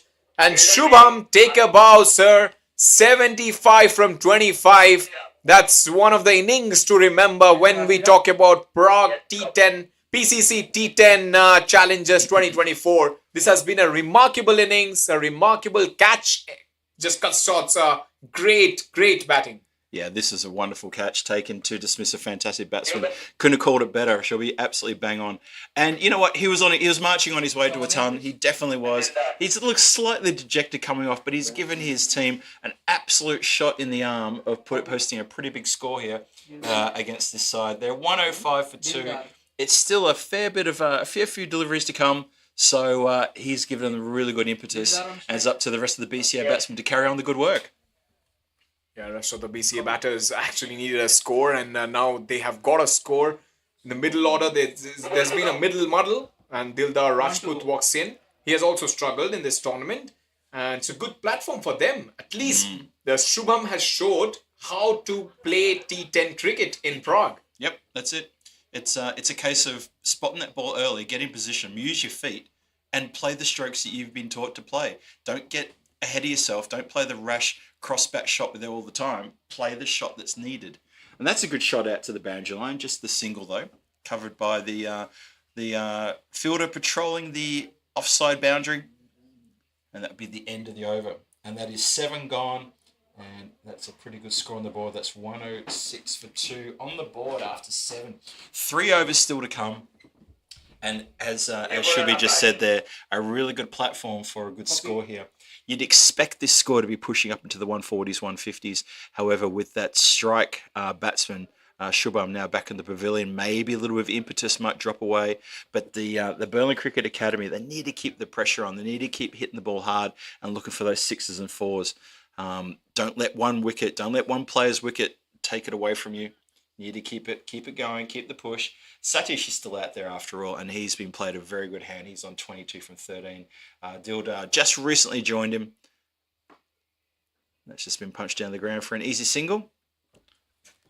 So yeah, it's about not losing momentum, and it's very easy to lose momentum when a key batsman loses his wicket. So we'll see how well they can do here. So I just want to give a shout out to everyone in the chat. Welcome again to the Prague Challenger Cup here, the PCC Challenger Cup T10 entertainment coming your way. We had a big day yesterday, big day today, and another big day tomorrow. 3 days of T10 cricket over the weekend here in Prague at the Scott Page Field here in Vinoj. This is Phil G, who's not a stranger to the Czech cricket commentary and part of the Czech commentary team, and sometimes an ECN team as well. But anyway, welcome to everyone in the chat. Hope you're enjoying the cricket. Wherever in the world you're watching, drop us a line, send us a hello, and we'll send one back to you. Bowler in again. It's whipped off the toes nicely. Bit of work there for the fieldsman. Comes off the boundary and keeps it to just one. Good work all around. And this is what I mean about the momentum that can sometimes get a bit stifled after the loss of a big wicket, a big hitting wicket as well. So far this over we've had 1.1. And both Dildar and Satish just trying to find their feet here against Akash, who's bowling quite nicely in this over. He's gone aerial. It's going to just clear the infield. Unfortunately, the fielder completely ran the wrong way there. And they've caught it inside the line. And that'll be a couple to Dildar. They ran 2 runs? I believe they ran 2. Thank you. 110 for 2. There's been 15 fours belted in this innings, and I know that Shubham got most of those. Akash in again. That's been punched in towards the deep mid-wicket area. Well, that's unfortunate, but that's gotten through for a boundary. Unfortunate for the fielding team. Score goes to 114. One more to come in this over. And then we're moments away from the last 2. So, 8th over coming to a close. After they retrieve the pill. There it is. So, Akash with a bit of work here to do. He's gone for 25 for no wicket off his couple of overs. With the exception of this one delivery, which he might be able to change things up. It's full. It's up in the air. And it's been pouched. Now, the only question would be, was that too high? Umpires are happy. Everyone's happy. So he does get a wicket for his trouble. And that's the end of Akash's spell. He'll get 1 for 25. Dildar is dismissed at the end of the 8th. It's 114 for 3. 8 overs gone. 2 overs still to go. And we'll see how far they can take this. They were on target for a score around the 150, 160 while Shubham was there. But since he's gone, things are dried up just a little bit. That was a pretty tight over, except for there was that one boundary there. But the wicket really helped things along. And this is what it is about, trying to maintain that momentum, which is really hard to do in T10. It's very hard to maintain that constant momentum that a key batsman can put on for you. And you saw that with Shubham. He was striking around 300, and he made a fantastic 75 from 25 deliveries, hitting at exactly 300 strike rate. And it's a big ask to turn to your teammates to say, well, if you can continue doing that, then we're on for a really big score. So they've sort of just dried up a little bit here in the last over. But it's still a good score on the board. With 2 overs to go, to have 114 on the board, I think any team would take that, no doubt. Thank you. They've slightly slowed down, I feel, Phil. Because Steven Samuel is also no mark with the bat. He can go for those big shots as well. But for BCA, 143, the projected score, they'll be really happy if they get that score. First one down the track. But there's a little bit of appeal there. Was the batter outside? He's trying to go back again. The wicketkeeper still asking the question about the run out, which I think the umpire's not interested at all. And then the ricochet and the tempt for another run. But no, I think it's all just a little bit of not much going on. but trying to keep the batsman honest as well at the same time. Yeah, I just sort of feel that the momentum's probably lost a little bit now with Shubham gone, and it's very, very hard for a batting team to maintain that kind of momentum after a big key wicket falls like that. And that's skied up in the air. It's going to just bounce away from the fielder who was backpedaling from that extra cover area. The boundaries are not coming. They're not. They're drying up, and it's ones and dots at the moment. And maybe this will also inspire the bowling side. If this target is reasonable, I fancy in the second innings we're going to see a lot of big shots as well, because we saw there's only one batter who made the difference, Shubham. Apart from him, everybody has struggled on this track. Yep. And True. I think the opposition must be keeping an eye on that. They just need one batter to come into this game, and they can get to a total of 120 or 130, whatever they get. So, yeah, it's just the class of Shubham. And also, if you see, Phil, the kind of batsmanship Shubham presented was full face of the bat, proper cricket, proper cricketing shot. And now, if you see, they're all slogging it out, trying to use power and muscles than timing or finesse. So that's a very different two schools of batsmanship that we are witnessing in front of our screen. Yeah, that's exactly right. Yeah, it really is. It's like the lessons from Shubham's innings isn't been learned, and this is just feet in the wrong position, swinging in a wrong line through a ball which commands a different shot, and the batsmen seem to feel. It seems like they're rushed. When I was watching Shubham bat, and I missed the most part of his innings, but when I saw the later third of his innings, he just seemed to have so much time to time the ball, to hit the ball, to place the ball. And he was placing it so well, really, really well. So many times finding the gaps. And at the moment, well, you can see by the recent scores of dots, ones and dots, these two batsmen are currently struggling. And we're only at the top, we're at the top of the middle order. So you expect these batsmen to be, they're no slouches, they shouldn't be. Yeah, but this over has been quite good, effective so far. But this is effective shot as well from Stephen. We've been talking about his no slouch with the bat. But that shot just reminded everyone that he can bat as well. And it was quite a good shot, just slashing outside the off stump, and much needed boundary. When you've got 119, you shouldn't say much needed, but with the kind of batting we have seen in the last 10 minutes, this is a good shot to have. Yeah, Avinash just gave a bit too much width there, and the batsman was able to capitalise by giving a really good cut shot into a gap. And once it got past the infield, there was no one back there just behind point, and ran away for 4. Good shot indeed, and needed. Last ball of the over coming up. It's just been headed out to the covers. Bit of work for the man to come off the boundary. He does. Oh, turns it around. That's a bit of comedy cricket there, as there was never going to be a second run and the keeper spilled it. Thought maybe he was playing a little bit of funny stuff there. See if you want to take another run on me. No, he doesn't. That's 9 overs gone. That's 120 on the board for loss of 3 wickets. So a couple of overs ago, we were talking about 150 possibly, and now we're looking at, well, if they can get to 130, I think that'll be a very, very good score anyway. Yeah, they should get to 130 because they have batted extremely well in this innings. BCA, courtesy that outstanding innings from Shubham. So 10 runs in an over in the last over shouldn't be much a difficult task. But we have seen BCA doing a lot of things wrong in this tournament. 4 out of 4 losses on a trot. So it's backs against the wall for them. Absolutely. Yeah, here we go. The last over starting right now. It just hits the pad, though. Just scamper through for a leg bye. Although not indicated as a leg bye from the umpire. Happy there was a bit of bat on that? Yeah, last No, two. now he says leg bye. And also last two. Just I think you heard me, guys. I think you heard me. 5 deliveries. There you go. Yeah, umpire a bit slow with the leg bye call there. Felt it was no bat involved, but yep, 5 to go. Ooh, that's a good hit. Straight through the fielder. That's gone for 4. Straight through. Pretty much nutmegged him. And that has gone all the way up to the pitch on the Banks field. I can see it still rolling. And now it's stopped. That's how long it took for it to stop rolling. Good shot. Yeah, and also Satish, that's his favorite shot, that whippage from his pads. And most of his scoring shots are into that region of cow corner and backward square leg.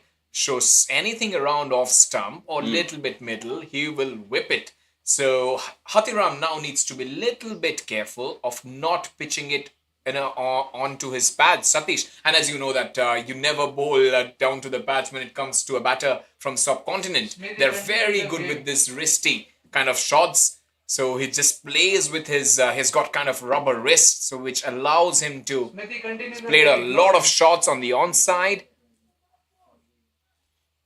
I'm just a little bit held up here for a moment. The umpire's not happy about something.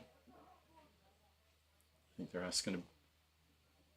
they're asking about retrieving the ball. It's Continue the game. okay. The ball has just now been picked up. It's right on the other side of the pitch, on the other ground. It has gone a long way. Interesting discussion going on between the non-striker batsman and the umpire. Continue the game.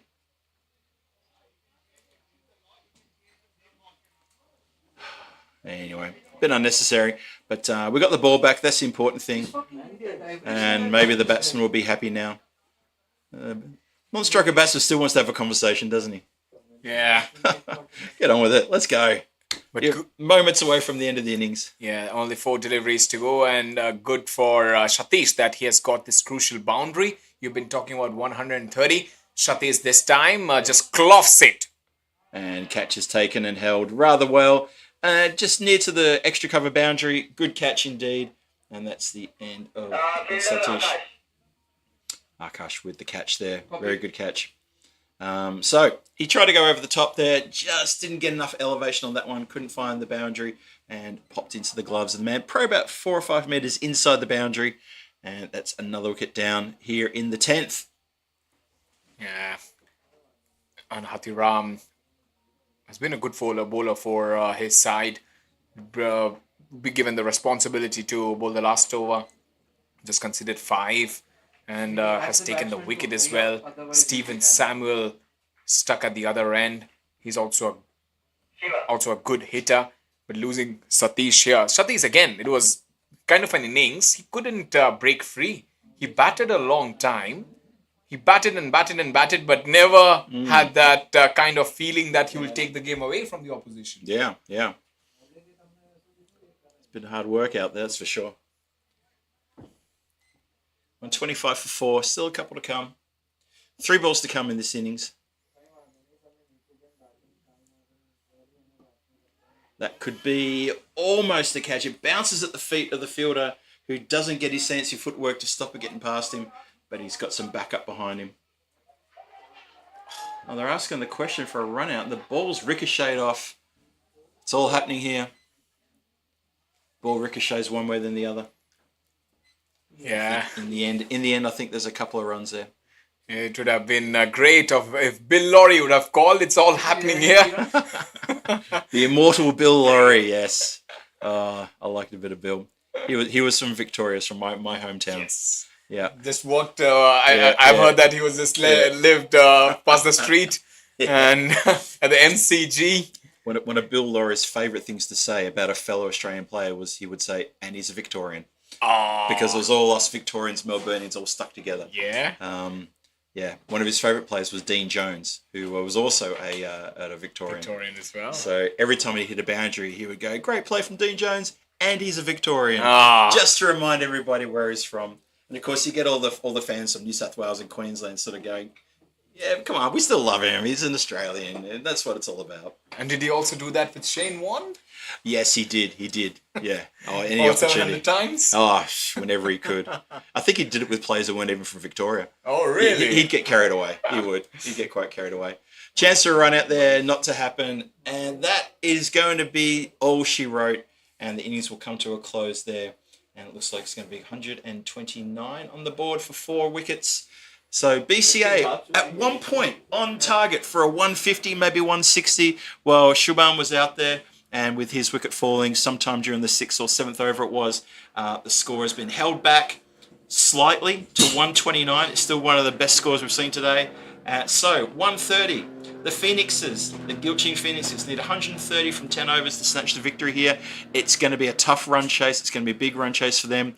But they've got a bit of firepower there.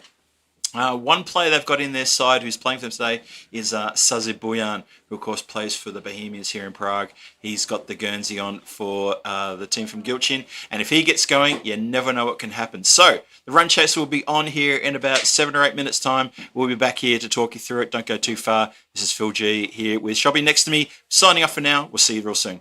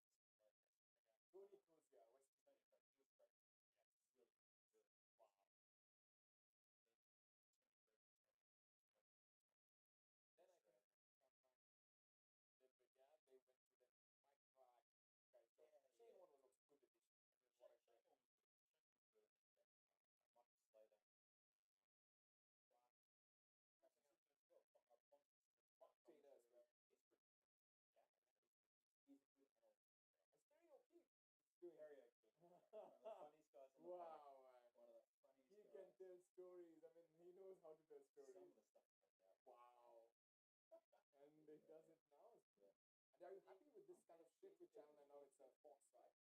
Jim Maxwell. Voice almost. Really? Wow.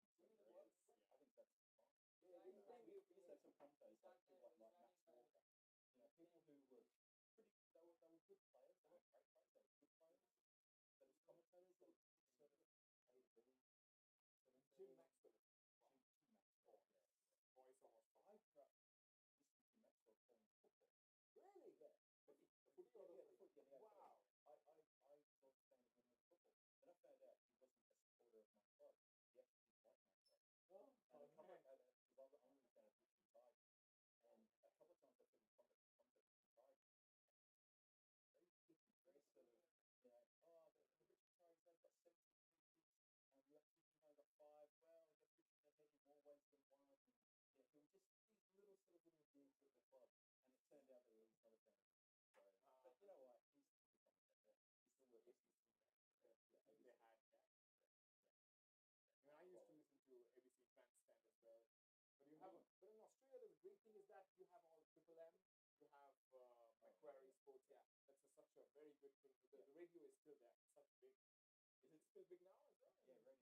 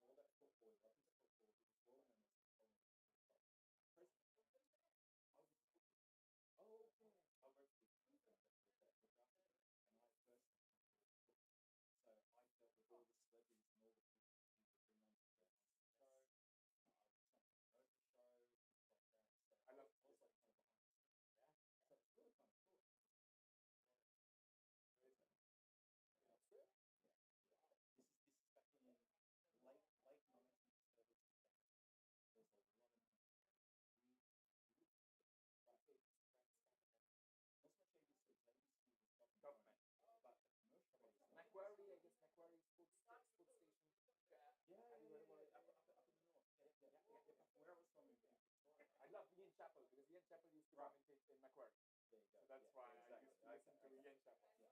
Okay. Yeah. So yeah, the radio station, we advertise for everything goes there. And SEN is really Yes, yes, yes. But I know that with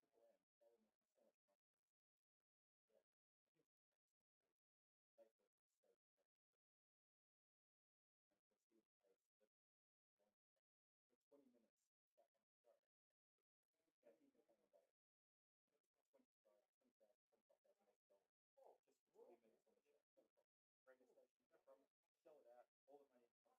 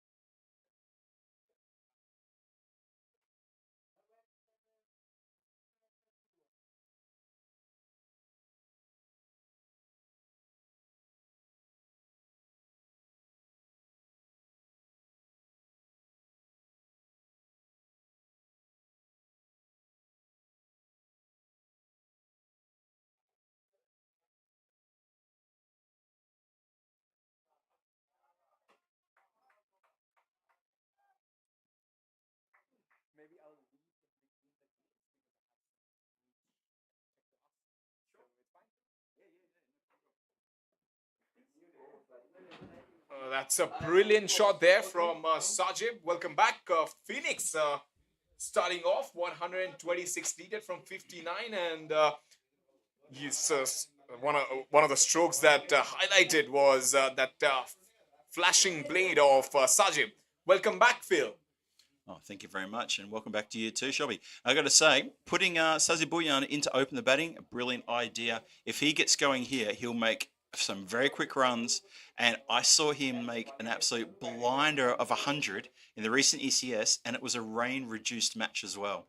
So he made 100 off 30 deliveries in a previous T10 innings, only a week, maybe a week and a half ago. So he's got some proper T10 experience in his head, and if he can get firing here, then that could spell trouble for BCA. But he still needs to get firing, and there's still a long way to go in this run chase. I'm looking forward to this run chase, though.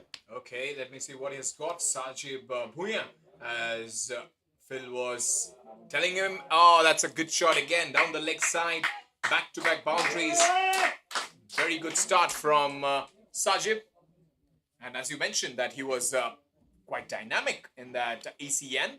I hope he just replicates his form and gives us some entertainment in this tournament. Yeah, look, he was one of the highest run scorers in the recent ECS here in Prague, which finished only just last weekend, and he was part of the winning outfit, the Bohemians, who lifted the trophy at the end of the ECS as well, with a wonderful performance on the finals day. But that 100 he scored, it was a rain-affected match. Both innings were reduced to 8 overs a side, and he went out there and opened, and he picked up, I think it was, ended up with 103 of 30 deliveries in a rain-affected 8 over per side match. Incredible innings, proper power hitting. If he can get on his bike here, then it's going to be good. If he coughs up a few, then it could be trouble. That's going to just get caught inside the line, and it's just going to run too. So yeah, he's for me, he's the man to watch in this innings right now. And he has let his intentions clear. Oh, He for won't waste any time at the crease. He will go hell for leather. 10 off 3. It's just an indication that he means business. And there is no half measures when it comes to Sajib Bhuyan's batting. And that's just Shots. power. Pure power and strength. That properly is. That's a great lofted cover drive over the infield. It runs away for 4 runs. Proper, as you say, proper lofted power. Really good shot. And I'm really happy to see at the other end, the non-striker is Virendra. Virendra Kumar, I've known him for a while. He plays for the Prague Barbarians. And again, one of the domestic teams here, the team that I used to play with many years ago when I first came to Prague. He's a good guy. He used to skipper the Barbarians. And I think because of some recent injuries, he stepped back a little bit. But good to see him out there in the middle.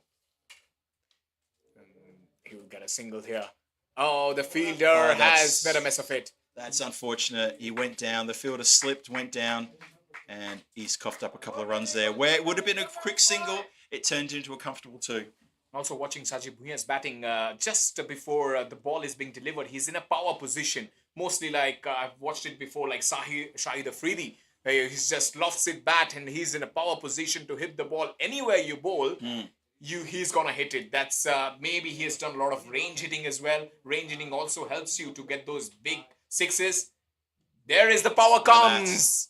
And there is a chance out there. Fielder drops the catch. Oh dear. And not the man you want to drop, isn't it, Phil? Sajib Bhuyan. It's a big mistake. That is a massive drop. I hope the fielder realizes that could be absolutely costly. That's the last ball of the over. I cannot believe they put that down. 18 off the over number 1. And that just shows the power hit and this guy's capable of. Every opportunity to dismiss him then, and it's been grasped. That's so unfortunate for BCA. That would have been a massive breakthrough if only they could have held that one, because once Sazib gets started, he's very hard to stop. Anyway, it's what could have been, and it isn't what was. Let's talk about what has been, and that is the catch got put down, and it's over number 2 about to start. Amaya has got the ball, and he's going to be bowling to Sazib, who's on 17 from 6. As I said, I witnessed him hitting 103 off 30 deliveries only about 7 or 8 days ago. Maybe it was a bit more than that, maybe it was about 10 days ago. But it was a fantastic T10 innings, one that I'll remember for a very long time. Bowler in. It's been clubbed, properly clubbed. Wonderful shot for 4, all the way along the ground. No risk, no mess, no fast, bang, 4, done. And when I see Sazib in this kind of frame of mind, it makes me think he's got a restaurant booking somewhere and he's got to get there on time because he seems to be in quite a rush. 22 for no loss. Only 7 deliveries have been bowled so far in this game. And, well, it's 108 runs needed off 53 deliveries. And Sazib looks like he's in a mood, a proper mood. Bowler in again. What can he do here? That's hit him pretty high. I think that's probably what the umpire might be thinking. Been ambitious there. But he's missed that completely.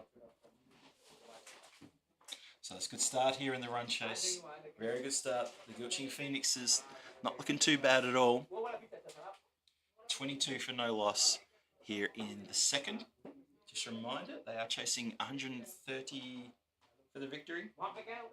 So need 108 runs or 52 deliveries. That's full. It's a bit slow, and that's 4. Just gave the batsman just too much time to see that one. It was full delivery. It was right in the slot and just punched through the covers into the gap. He places the ball so well.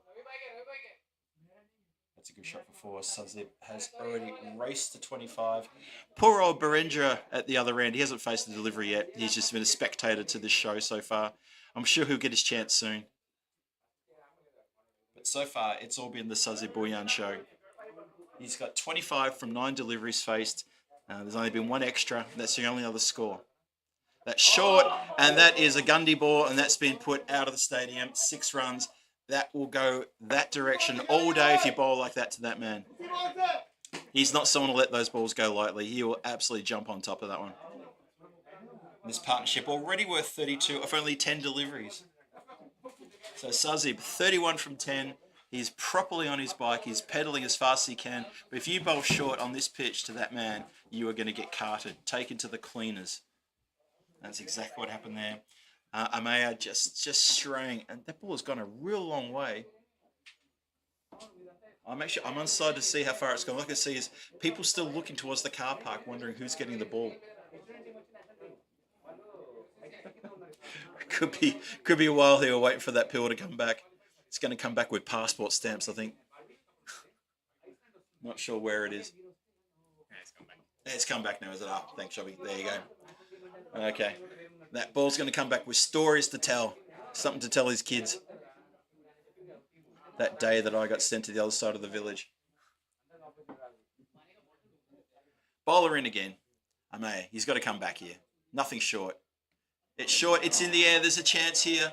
Fielder's coming in. That's an important catch. That's a really important catch. And they hold it. So Sazib is done for 31 from 11, but he's given the team, the Phoenixes, a very good start. And he's come undone though. Tried to force the run rate along, and he's gone after only a handful of deliveries. But a wonderful start from Sazib. Yeah, as Phil predicted very nicely that he was a big hitter, and the innings he has played, he has put his team definitely at the forefront.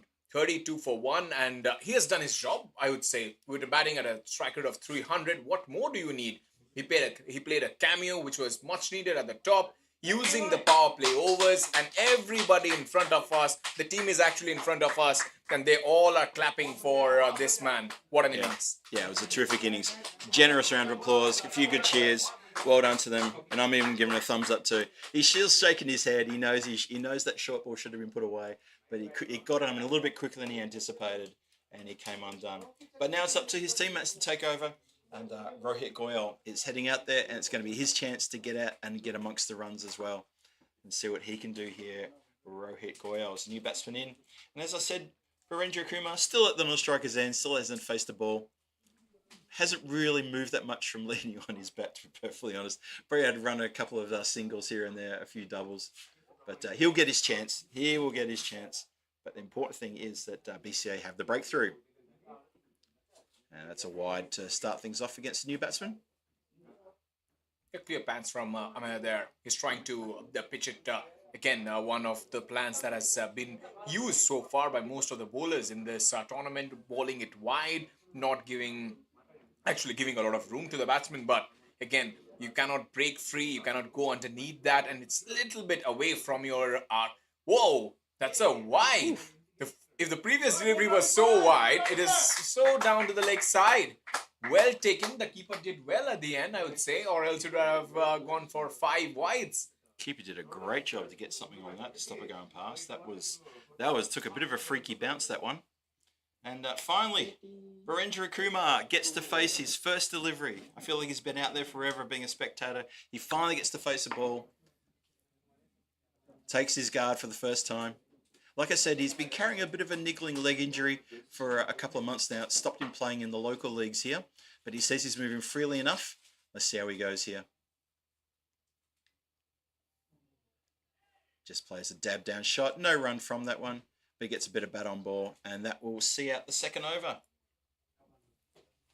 Well, you can see that the score in the first inning is so big that even though that innings from Sajid Bhuiyan putting Phoenix in the front foot for sure, 35 for 1, but still they need 95 in 48 deliveries. That's where you have to appreciate that innings from Shubham. He didn't give it away. He just played 25 deliveries for his 75. If this innings Sajid Bhuiyan would have converted into a 60s or 70s, it would have been much more easier for Phoenix in this game. Totally agree. Absolutely agree. That's why that wicket, that catch that they held, was so important to make sure they get rid of that very dangerous player.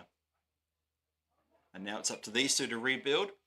So it's going to be Rohit Goyal and Virendra Kumar. They need to rebuild, need to put a good partnership on here and keep that run rate ticking over, keep that scoreboard going. Couple of boundaries here and there, plus looking for the singles, looking for the twos. Keep your feet moving. Make sure that the runs are ticking over. Don't get bogged down. And this is exactly what's happening here. They're getting bogged down. It's not what they want. He needs to move his feet as well. And also nobody has scored runs apart from Sajid Bhuiyan. It's 35. He has scored 31. The rest of them are extras. Rohit batting or not. Virendra batting or not. So apart from Sajid, nobody else has scored runs. No one else has bothered the scorers. That's absolutely correct. And still no one's bothered the scorers. And this is concerning. So yeah, the Gilching Phoenixes here will be wanting to see some runs off the bat pretty soon, just to start to get that momentum happening again, get it all starting all over again after the really good kickstart they got from Sazib. So these two really need to buckle down, and they need to get bat on ball. More importantly, this swinging and missing stuff here in the third over in the power play is not good enough. You're wasting this power play. Yeah, and when you've got fielders inside, it's the best time to bat, I believe, with the new ball. You'll ask any opening batter, he will say the best time to bat in limited overs is opening the batting, because you have a new ball where you can play your shots, and also you get the maximum number of deliveries. Now it's quoted down towards mid-wicket for a single. So he's, as you mentioned rightly, it can be harsh, but it's true that he's wasting those power play overs, and which will be much needed in the later on. If you see, it's spiraled up again, the required run rate, 13.12. That's right. 4 dot balls inside the power play is almost unforgivable. That's good bowling. That's just good bowling. Really, really good. Just for a single, and Virendra is off the mark as well. So both batsmen are off the mark with only a single. But you can see there at the top of the batting card, Sajid Bhuiyan came out and just went bang, and didn't stick around for too long. Didn't wait for anyone to give him any pleasantries. Just got on with the job and put the ball over the boundary line with consummate ease. The power play is done. It's 37 for 1 in the power play, that last over. Very miserly. Only 2 runs from it. And you know what? That could almost be a game-changing over right there. You get rid of the big batsman, and then you're nice and tight the next over of 4 dots and just 2 singles. Really good bowling there by BCA. Yeah, the BCA have tightened the screws, that's for sure. Yes, they are not the fancied side in this competition, as they have lost all their games, but they're showing a lot of heart. The way Shubham played and the way they have come back, they've shown character. And characters are built in this kind of situation when there is a crisis. And we saw when Sajid Bhuiyan was going all guns blazing, they didn't lose their head. They stuck to their guns, stuck to their plans, and that's just fruitful now. 93 from 7 overs. Virendra and Rohit, they've kept both the batters quiet, and they have a plan. If you look, every field change is a purposeful enough. There's a purpose behind every delivery. Yep. That's what just, that just gives you the confidence as a player. Totally agree. Totally agree with those sentiments. Now, Gokul Raj is the new bowler on, and one thing about Gokul is he doesn't try to hide that slow ball. He simply just delivers a slower delivery. That's all it is. Some bowlers are quite clever the way they can hide a slower ball, but he doesn't hide it. He's quite happy just to lob it up there and let the batsman decide how they want to play it. Do you come forward? Do you go back? Do you wait on it? Do you get to it? What do you do? And then it's up to you. You roll the dice on how you deal with that ball. Well, gives a bit of air there, doesn't he? He's not afraid to do that, and it's going to go away for four. It's going to roll all the way. Chance from the dugout saying go in the ball, and the ball does indeed roll in that part of the ground, the fastest part of the ground, all the way on that slight downhill slant, and that's a 4, and a needed 4 after that very, very tight over last one. Yeah, it was down the leg side. Yeah, as you mentioned that he gives away that he's bowling that slow delivery, but if he bowls that slow delivery little bit and around that off stump, that will be much more better, and he will be much more... It will be encouraging for him as well to get a wicket, because with this line and length, nobody being back there, the fine leg is inside, the square leg is inside the circle. It's just merry for the batter. So he has to be on the spot. So this time he is just bowling it little wider and not giving any width to the batter, even though the batter played it quite nicely. But Gokul Raj, he will feel confident because that main threat is gone. When that cherry on the top is gone, so you feel little easy when you are bowling. Now, he won't be scared that I'm bowling to a Sajib Bhuiyan. He can take me apart. Because he knows that Rohit and Virendra both like to take time before going for their big shots. Yeah. That's not too clever this time. A lot of space for the right-hander to go back. A lot of time as well to pull it. And that's a much-needed boundary, but it's a boundary which is very easy to get. Yeah, just way too short, too straight. And the batsman had all the time in the world to swivel on that one, set himself and put it into a part of the ground where there was no threat whatsoever. All he had to do was to not get an edge, basically. That's all he had to do, and he did it. And it was a good shot for a very well-needed boundary. That's Virendra who gets that one. And Gokul needs to be careful here because he's not an overly threatening bowler when he bowls slow like that. And if he bowls it too short, he's going to get taken apart every time. This delivery is also... Oh, he's trying to play the reverse Malach or reverse sweep. He missed it. Well, I couldn't tell what it was. The reverse standing sweep. Yeah, I'm not sure that shot was on, but if it comes off, it looks great. If it doesn't come off, it's a dot ball. So we'll see if he keeps trying those ones. Not sure the trick shots are needed. Well, that's gone straight up in the air. And the bowler, keeper takes it nicely. Keeper runs in, calls mine.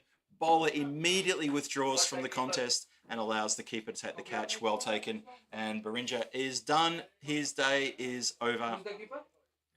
And that was Phil was alluding about the slow delivery. I think slow delivery did the trick here. Gokul Raj, he just pulled that slow delivery and it was harder for the batsman. The batsman thought maybe the ball would come at the same pace, but it's slightly stuck on the surface. Yeah. High top, edge of the bat, and keeper he had to take the catch and he did it quite nicely. And 4 overs gone, 47 for 2, and you can see there's a stark difference between the batting style of Sajib and the rest. Yeah, it's completely different. And I think Gilchin, they're in a bit of trouble now. It's a 2 over. I know it's only 2 wickets down. There's still 6 overs to go, but yeah, they're just in a bit of strife at the moment. 83 from 36. They need a big over to stay in touch with this run rate. And this is the time when a score like what's on the board can get away from a team if they have 2 or 3 really tight overs where they only get 5, 6 runs per over. Suddenly your run rate is into 17s and 18s, and panic starts to set in, and then you're in trouble. So they need to be careful here if they want to stay in touch. BCA on the other hand, they'll think good, another wicket. Wicket's a dot ball. We've had a few very tight overs, another really tight over, and it's going to be pressure on these batsmen. 4 overs, 47. He's wrapped on the pads this time. Mohammed is the new bowler, and he'll be a little bit of relaxed at this stage because he saw how the bowlers have performed on this kind of a surface. So he knows he can also bowl that slow delivery, and he has also this guile of bowling that quick. So a lot of opportunities for Mohammad in this game. Yeah. Plays it uppishly, but he pushes it past the fieldsman, who has to backpedal. Oh, they're going to go on the misfield. And the bowlers missed a run out from point blank range. Can you believe it? Mohammad had to throw the ball 1 metre. And he's missed the stumps completely. And it's gone for overthrows. Well, I don't know how you miss it from that distance. And also 50 comes up for Phoenix. 51 for 2. 79 from 34. The task is getting bigger after every delivery. And also the men in red sense that. So that's why they're also slowing the pace down. That's a big hit. That's a boundary. Finally, much needed. And Rohit is the man to get that. Yeah, the ball bounced just inside the line, but correctly called a 4. And that's a very, very well needed boundary here. Good shot indeed. Yeah, the run rate is a bit troubling. 75 now from 33. It's they really can't let that get away from them. They need to keep up this momentum. A couple of boundaries every over with a few singles here and there, and you're doing 12 runs and over without a problem. And that's what they need to do. And they need to not lose any more wickets either. They keep losing wickets, they got to start again. And Mohammad now, he's got a bit of pressure on his shoulders. This time it's under edge for 4. Well, that's a bit of luck going your way. When a luck goes your way, it's fantastic. When it doesn't, it's a cruel, cruel world. And that has gone past keeper. It's gone past the deep slip, and it's eluded the fieldsman down there as well at third man. And that's another well-needed boundary. And yeah, a little bit of the Mohammad definitely in this over.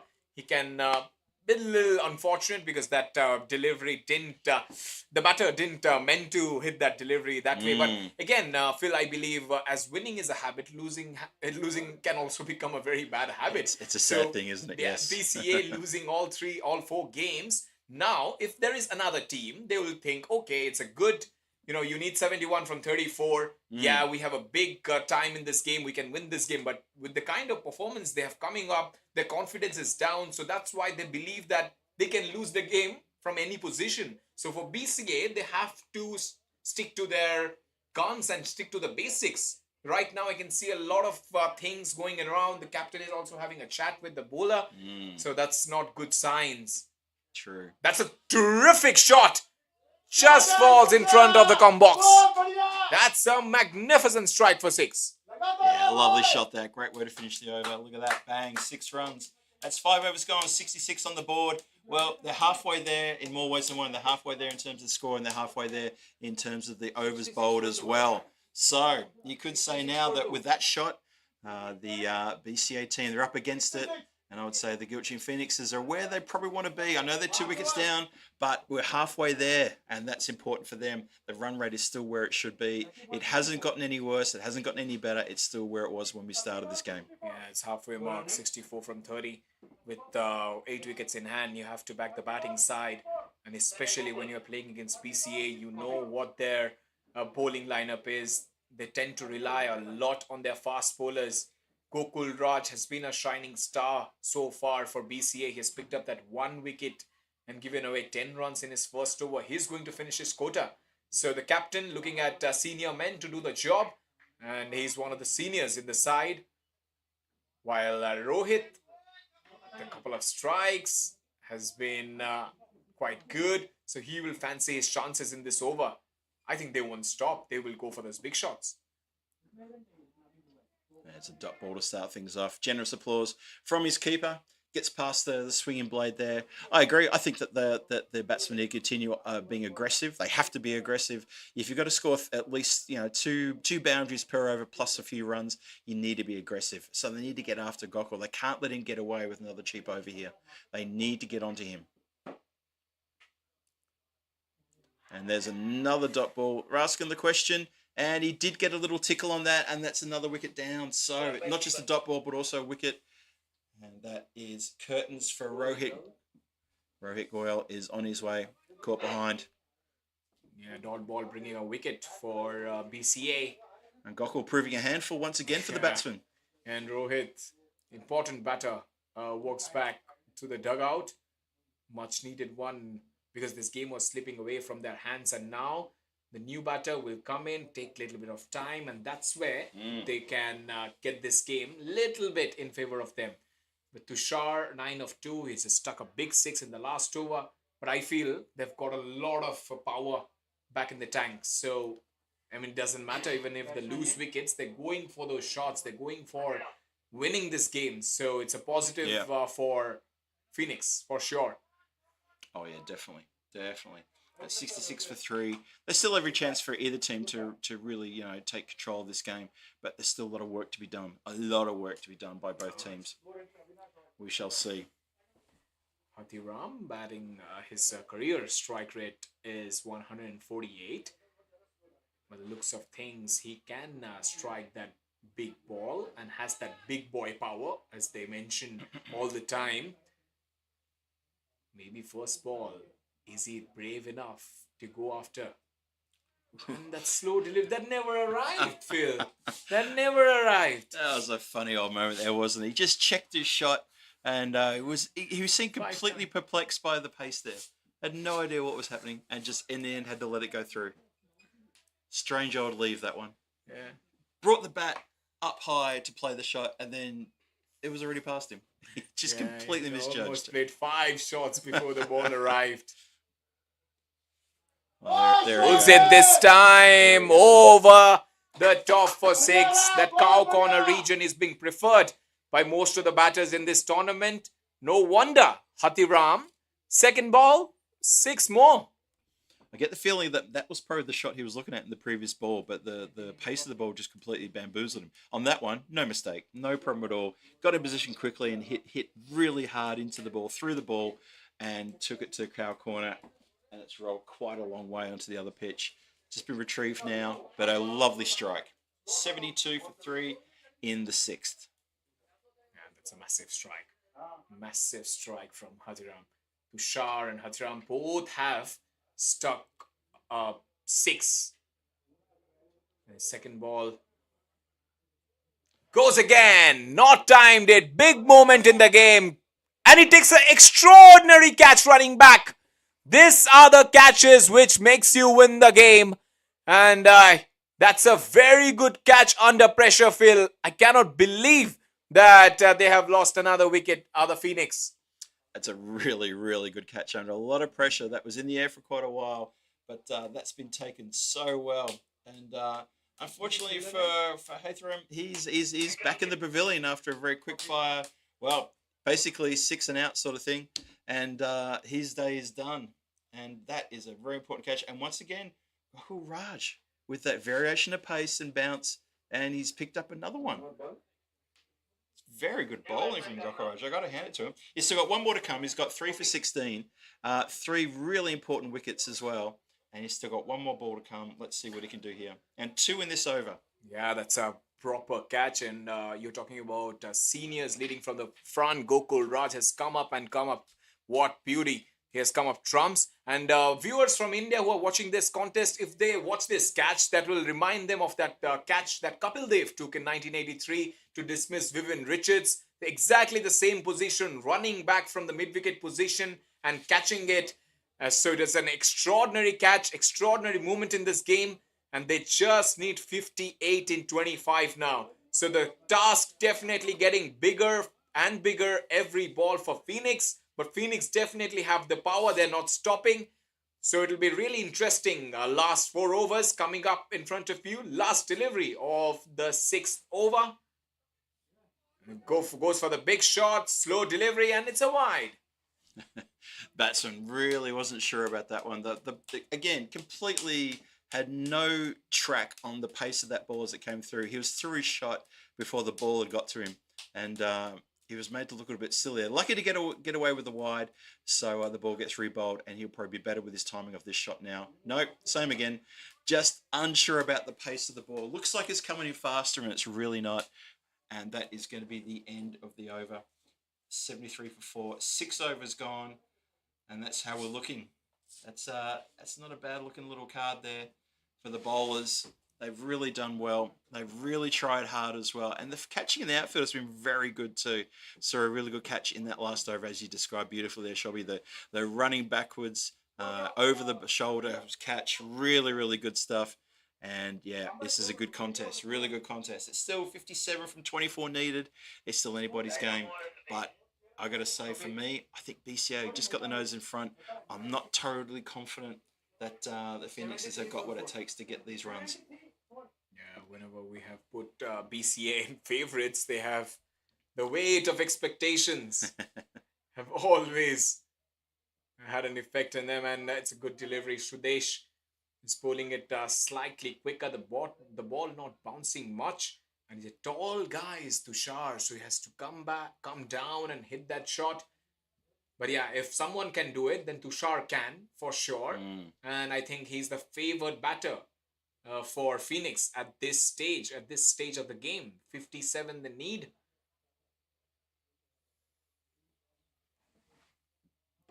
Well, it's up in the air. It's been hit towards the cover boundary, and it's going to be just cut off. Throw comes into the bowler's end.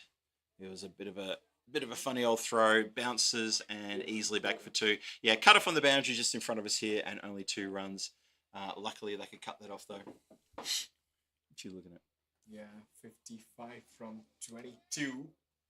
So yeah, Karnov also has to play quite a sensible innings. He has to give strike because Tushar has got the power. It just looks like that way because he is strongly built, and the 6 that he hit was with some confidence.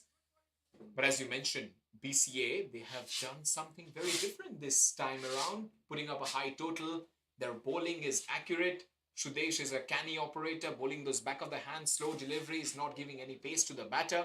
And it's a big outfield. So that's why you need a lot of power to hit those big shots. It's not a 50 meter or a 45 meter boundary. So we go here. Stumps everywhere. You miss, I hit, bang, good night. Another wicket down, 5th wicket falls, 76 for 5. Halfway through the 7th. And again, I'll say this again, I think BCA are looking pretty good here. I'm just not sure Phoenixes have got what it takes to get these runs. And we're now properly into the middle order. Yeah, Phoenix losing another. But what a great feeling for BCA.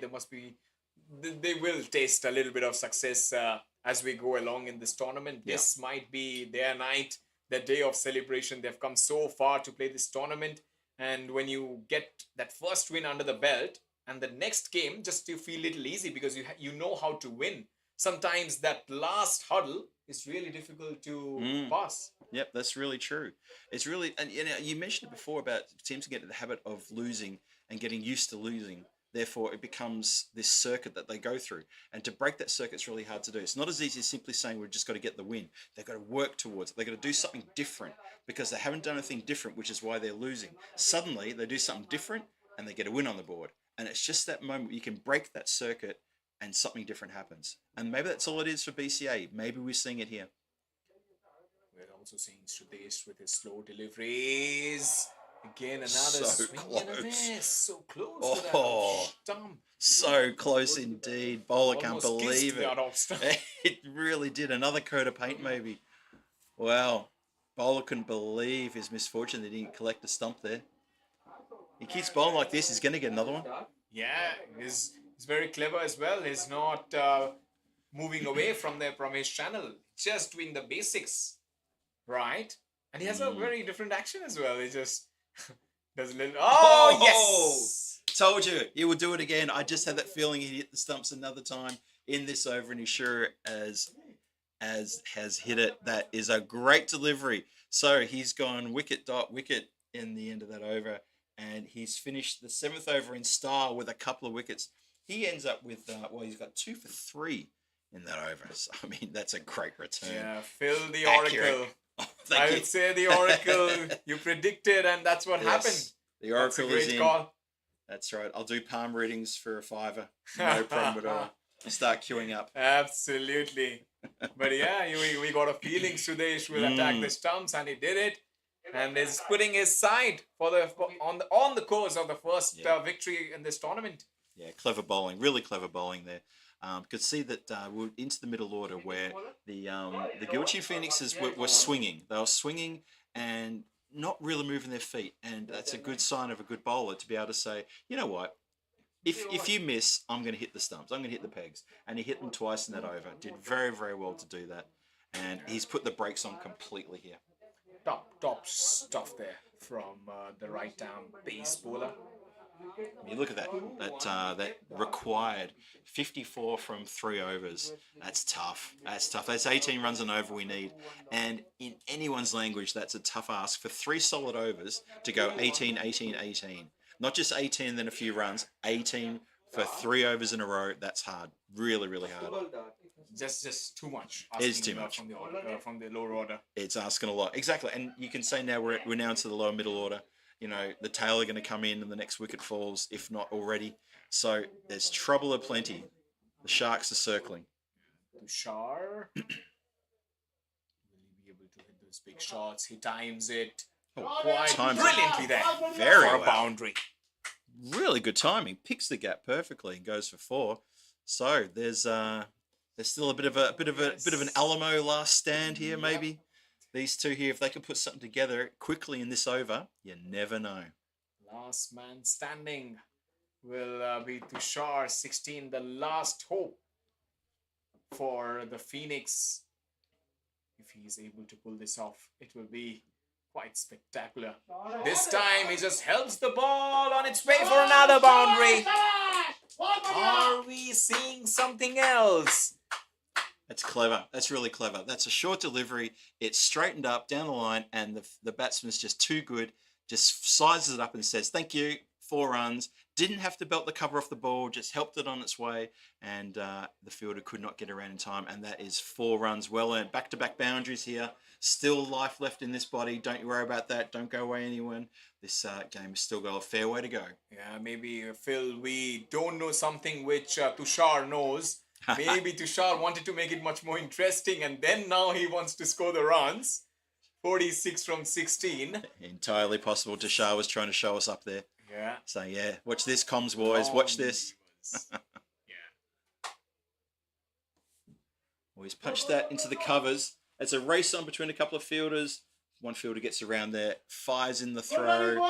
But it's very, you heard it from the dugout, very good running to get back for 2 there.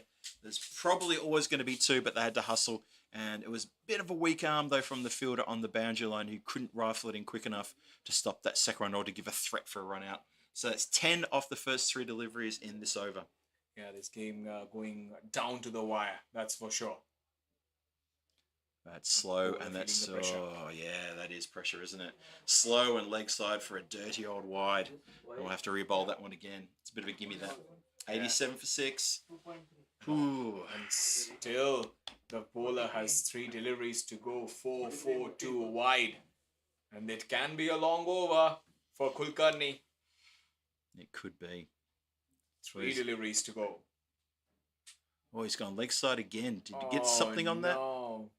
I think it's got to run away from a bit of back to it. Yes, it has. There is some bat on that. That's a good one. Umpire confirms there was a little bit of bat on that, and that has gone for 4. Well, there you go. That's 14. That's 15 off the over so far, and there's still 2 balls to come. So we said if you can do 18 for 3 overs in a row, you get the victory, and they're on target at the moment. So another couple of balls to come in this over. Let's see how they go. 91 for 6. 2 balls in this over to come. Tushar has single-handedly brought his side back into this contest. There's no expectation. There was no expectations, especially when you talk about Phoenix chances in this game. But Tushar just showing how one man can single-handedly change the fortunes in a T10 game. So, couple of deliveries to go down the leg side. Keeper somehow just takes his left hand and stops the ball. This is high pressure stuff, and Kulkarni is faltering in a big way. He has already given a lot of runs in this over. He still has couple of deliveries to go. 38 from 14. If they get 2 boundaries or maybe 2 sixes, it's game on. Need something here. That's been punched out to the covers. Fielder's getting around and manages to cut it off. But it's very, very good running indeed, though. They still scamp through for a couple, and generous support from the dugout here in front of us. 94 for 6. One more to come. But this has been a pretty good partnership and a very good over for the Gilching Phoenixes here. Really good over. Yeah, outstanding. Outstanding. Especially from the bat of Tushar. He's just keeping his team alive in this contest. That's down the ground. That is power. But no, he'll only get one and he will keep the strike for the next over. Is it a good decision or no? Time will tell. Another over is done. 95 for 6 in 8. 95 for 6 in 8. Well, it's getting pretty tight now. If the bowler was maybe another foot taller, he might have been in the shout of catching that as it went perilously close to his outstretched fingers, but not to be. And they get the single off the last, which I think has probably worked well for Tushar. He's going to be facing the first ball of the 8th, and he's going to want to make another big charge. He has to get another big over in the 8th to give his team a chance here. And I'm sure there's probably a little quick word going out there with that little bit of water. Just a quick word of this is what we have to do. This is what you need to do. So keep on with the good work, folks. So what is it? 35. 35 from 12. So still needing at 18 and over pretty much. But Sudesh, the man who has taken a couple of wickets and conceded 3 runs, he will be bowling the penultimate over. So that's a big challenge for Tushar. Will he be able to take down the best bowler in the opposition? Well, it's a tough call, isn't it? It's a really tough call. These next 6 deliveries, for me, will decide the game right here. Absolutely. Because Sudesh has been a clever bowler. Look what he did in his first over. Let's see what he does here. Starts with a dot. Nice. Oh, he's a good bowler, isn't he, Sudesh? He's bowling so well in this match. And he's again targeting the batsman's body or the stumps. And no room to play those big shots. Yes, Tushar is heavily built. He likes to tonk the ball straight down the ground. But also, you need that class as well. It's not all about power hitting. He has to use little bit of his brain and maybe try to manufacture a shot here. He's not timed it. It's a slow delivery. Again, couple of runs will be hard to get. There is a run out in chance. And that's the final nail in the coffin. That's it. As Tushar, heroics is not good enough. That's the wicket that BCA were desperately waiting for. Or maybe the couple of points. Maybe. Yeah, unfortunately, you could see why they had to get him back on strike. You could see that happening, but unfortunately, I think he had just a moment's hesitation as he turned, saw his man coming towards him and thought, yep, I need to get on as well. And he's been caught short, probably about a metre there, and he's been come undone. And for me, that's the ball game right there. Unfortunately, I can't see Gilchin Phoenix is getting up here.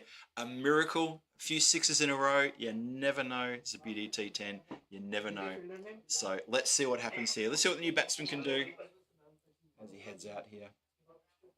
But yeah, I think with Tushar leaving, I think that there's the last hope has gone with him as well. Yeah, but this will be the last roll of the dice, I think, when it comes to the batting side. Yeah, generous applause from the dugout for Tushar's efforts there. He batted quite well for that little bit of cameo. Just needed him to stick around. Sudesh again down the leg side. The batter can't do anything more than just taking a second here. Just getting a couple of runs there. This is top stuff from Sudesh. Yeah, it's a bit of hesitation there from the batsman, but they get through for that second. In the end, the throw to the wicketkeeper's end, you saw that was a little bit wide, a little bit erratic. So they will get through unscathed. But this is another good over from Sudesh. Really exciting stuff. But I think he's managed to put the seal on nice and tight in this game. That's been hit down the ground nicely. And into the hands of the fielder. So it wasn't nice enough, unfortunately. It was just inside the line and caught on the boundary line. Sudesh gets another wicket. Sudesh takes another wicket and 3 wickets for him in his spell. What a spell. This He has been is, bro. such good T10 bowling, isn't it? Really, really good bowling from the man. It's at 3 for 6 now, and still 2 balls to come. So he can still add to it. He can still get a fourfer. Maybe get a fifer. Maybe yes, maybe You yes. Well, never know. the batters are going hell for leather, so they will Yep. have a cross swing at it. But maybe he fancies a fifer here. There's a big chance. If you're Sadesh, you're bowling straight at the base of middle stump. yes, That's what you're bowling at. You're not going to try to outside in the 4th wicket channel. Nothing like that. Straight and he at the also good at base. it as well. Yeah. So if he can do that against the lower order batsman, you never know what he might achieve here. He could get a fourfer, could even get a fifer. That would be fantastic for him if we can see that. Batsman walks out, holds his hand up in very much policeman organising traffic style. Not sure what he meant by that. Takes his guard. And let's see if Sadesh can remove him first ball or second ball. Or let's see if the batsman can pitch hit a couple of big hits here and take something into the 10th. Final couple of deliveries in the penultimate over. Sudesh. Yes! yes! He has got another wicket. Unbelievable. He's pumped. Proper pumped. Can you believe that? Batsman's gone for a first baller.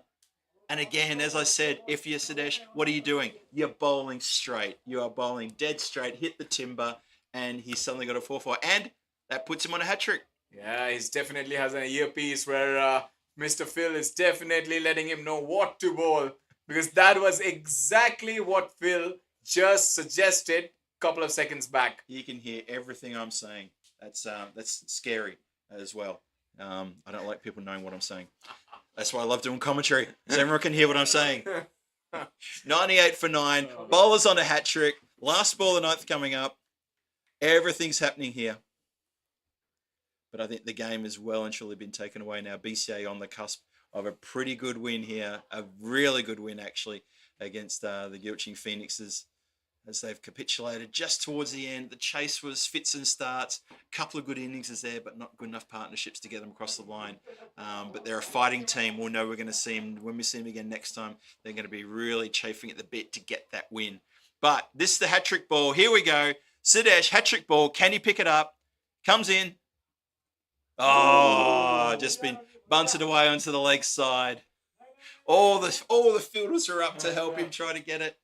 And no run-out opportunities. They get through for 2. So well done, Sadesh. A wonderful, wonderful bowling spell there of T10 bowling. Well done to him.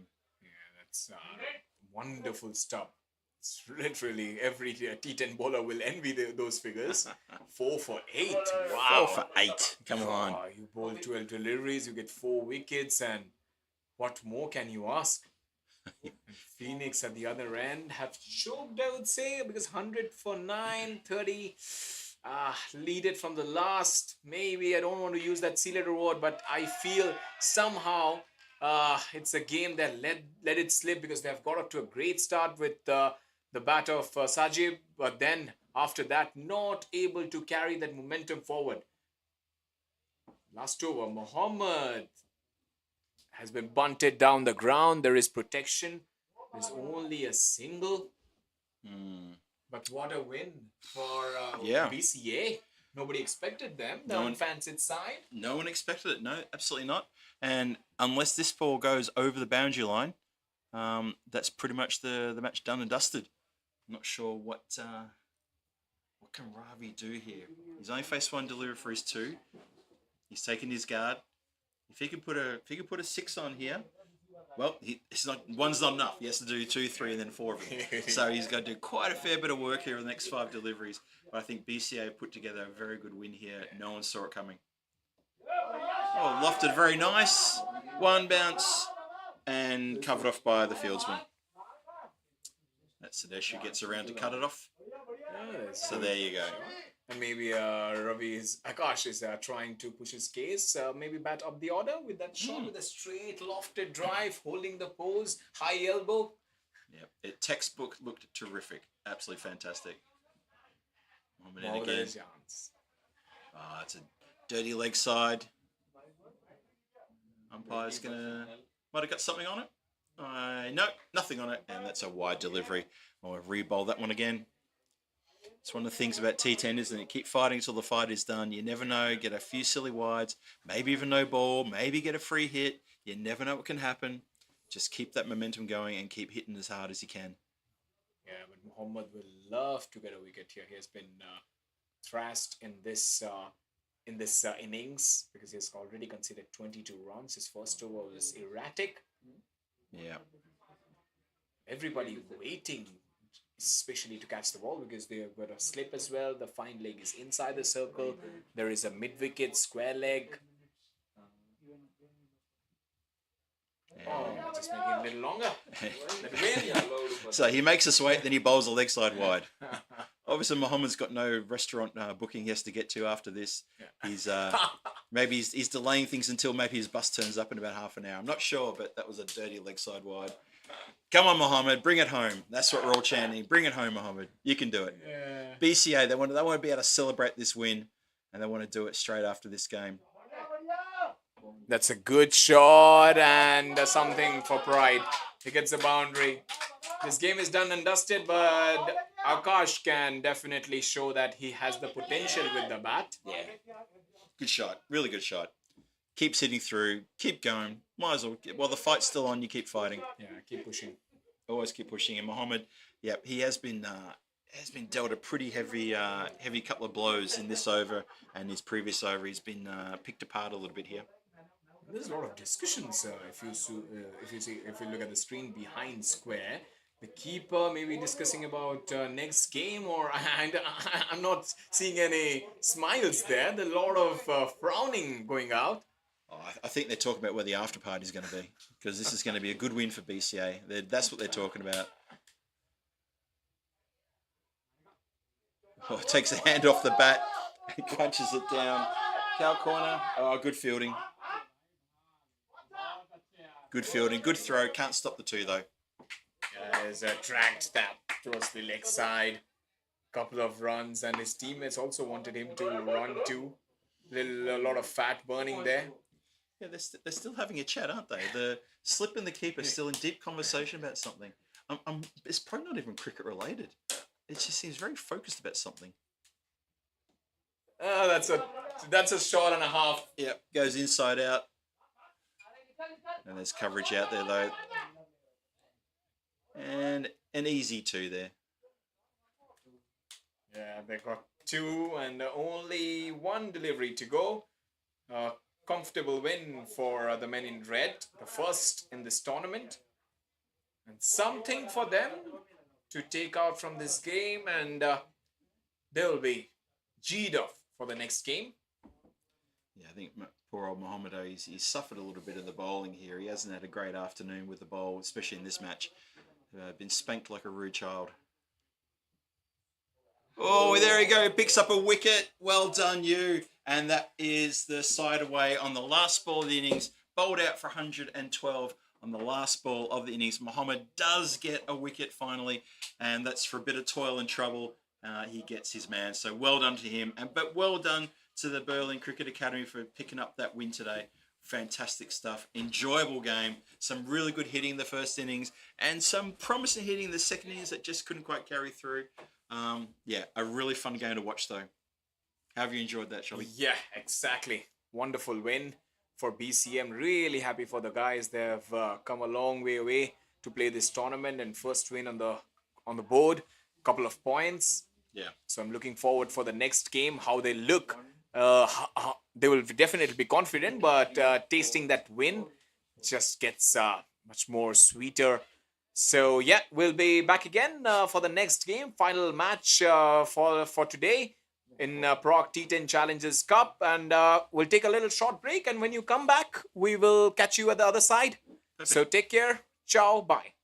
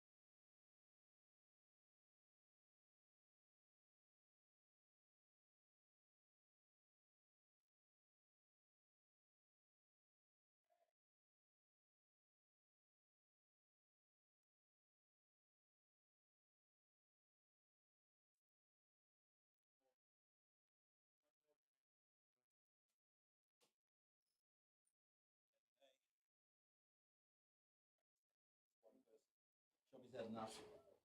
Check.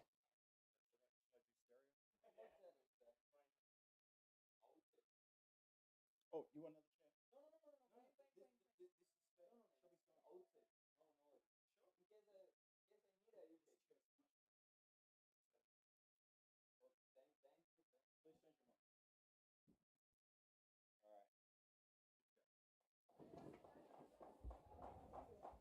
And welcome back, cricket fans, to this next match, match 14, the Prague T10 Challenger Cup, day number 2, the final match of today, the last game coming your way, and it's going to be the Gilching Phoenixes take on ICCB in this last game. We're starting a little bit late. We had a great game.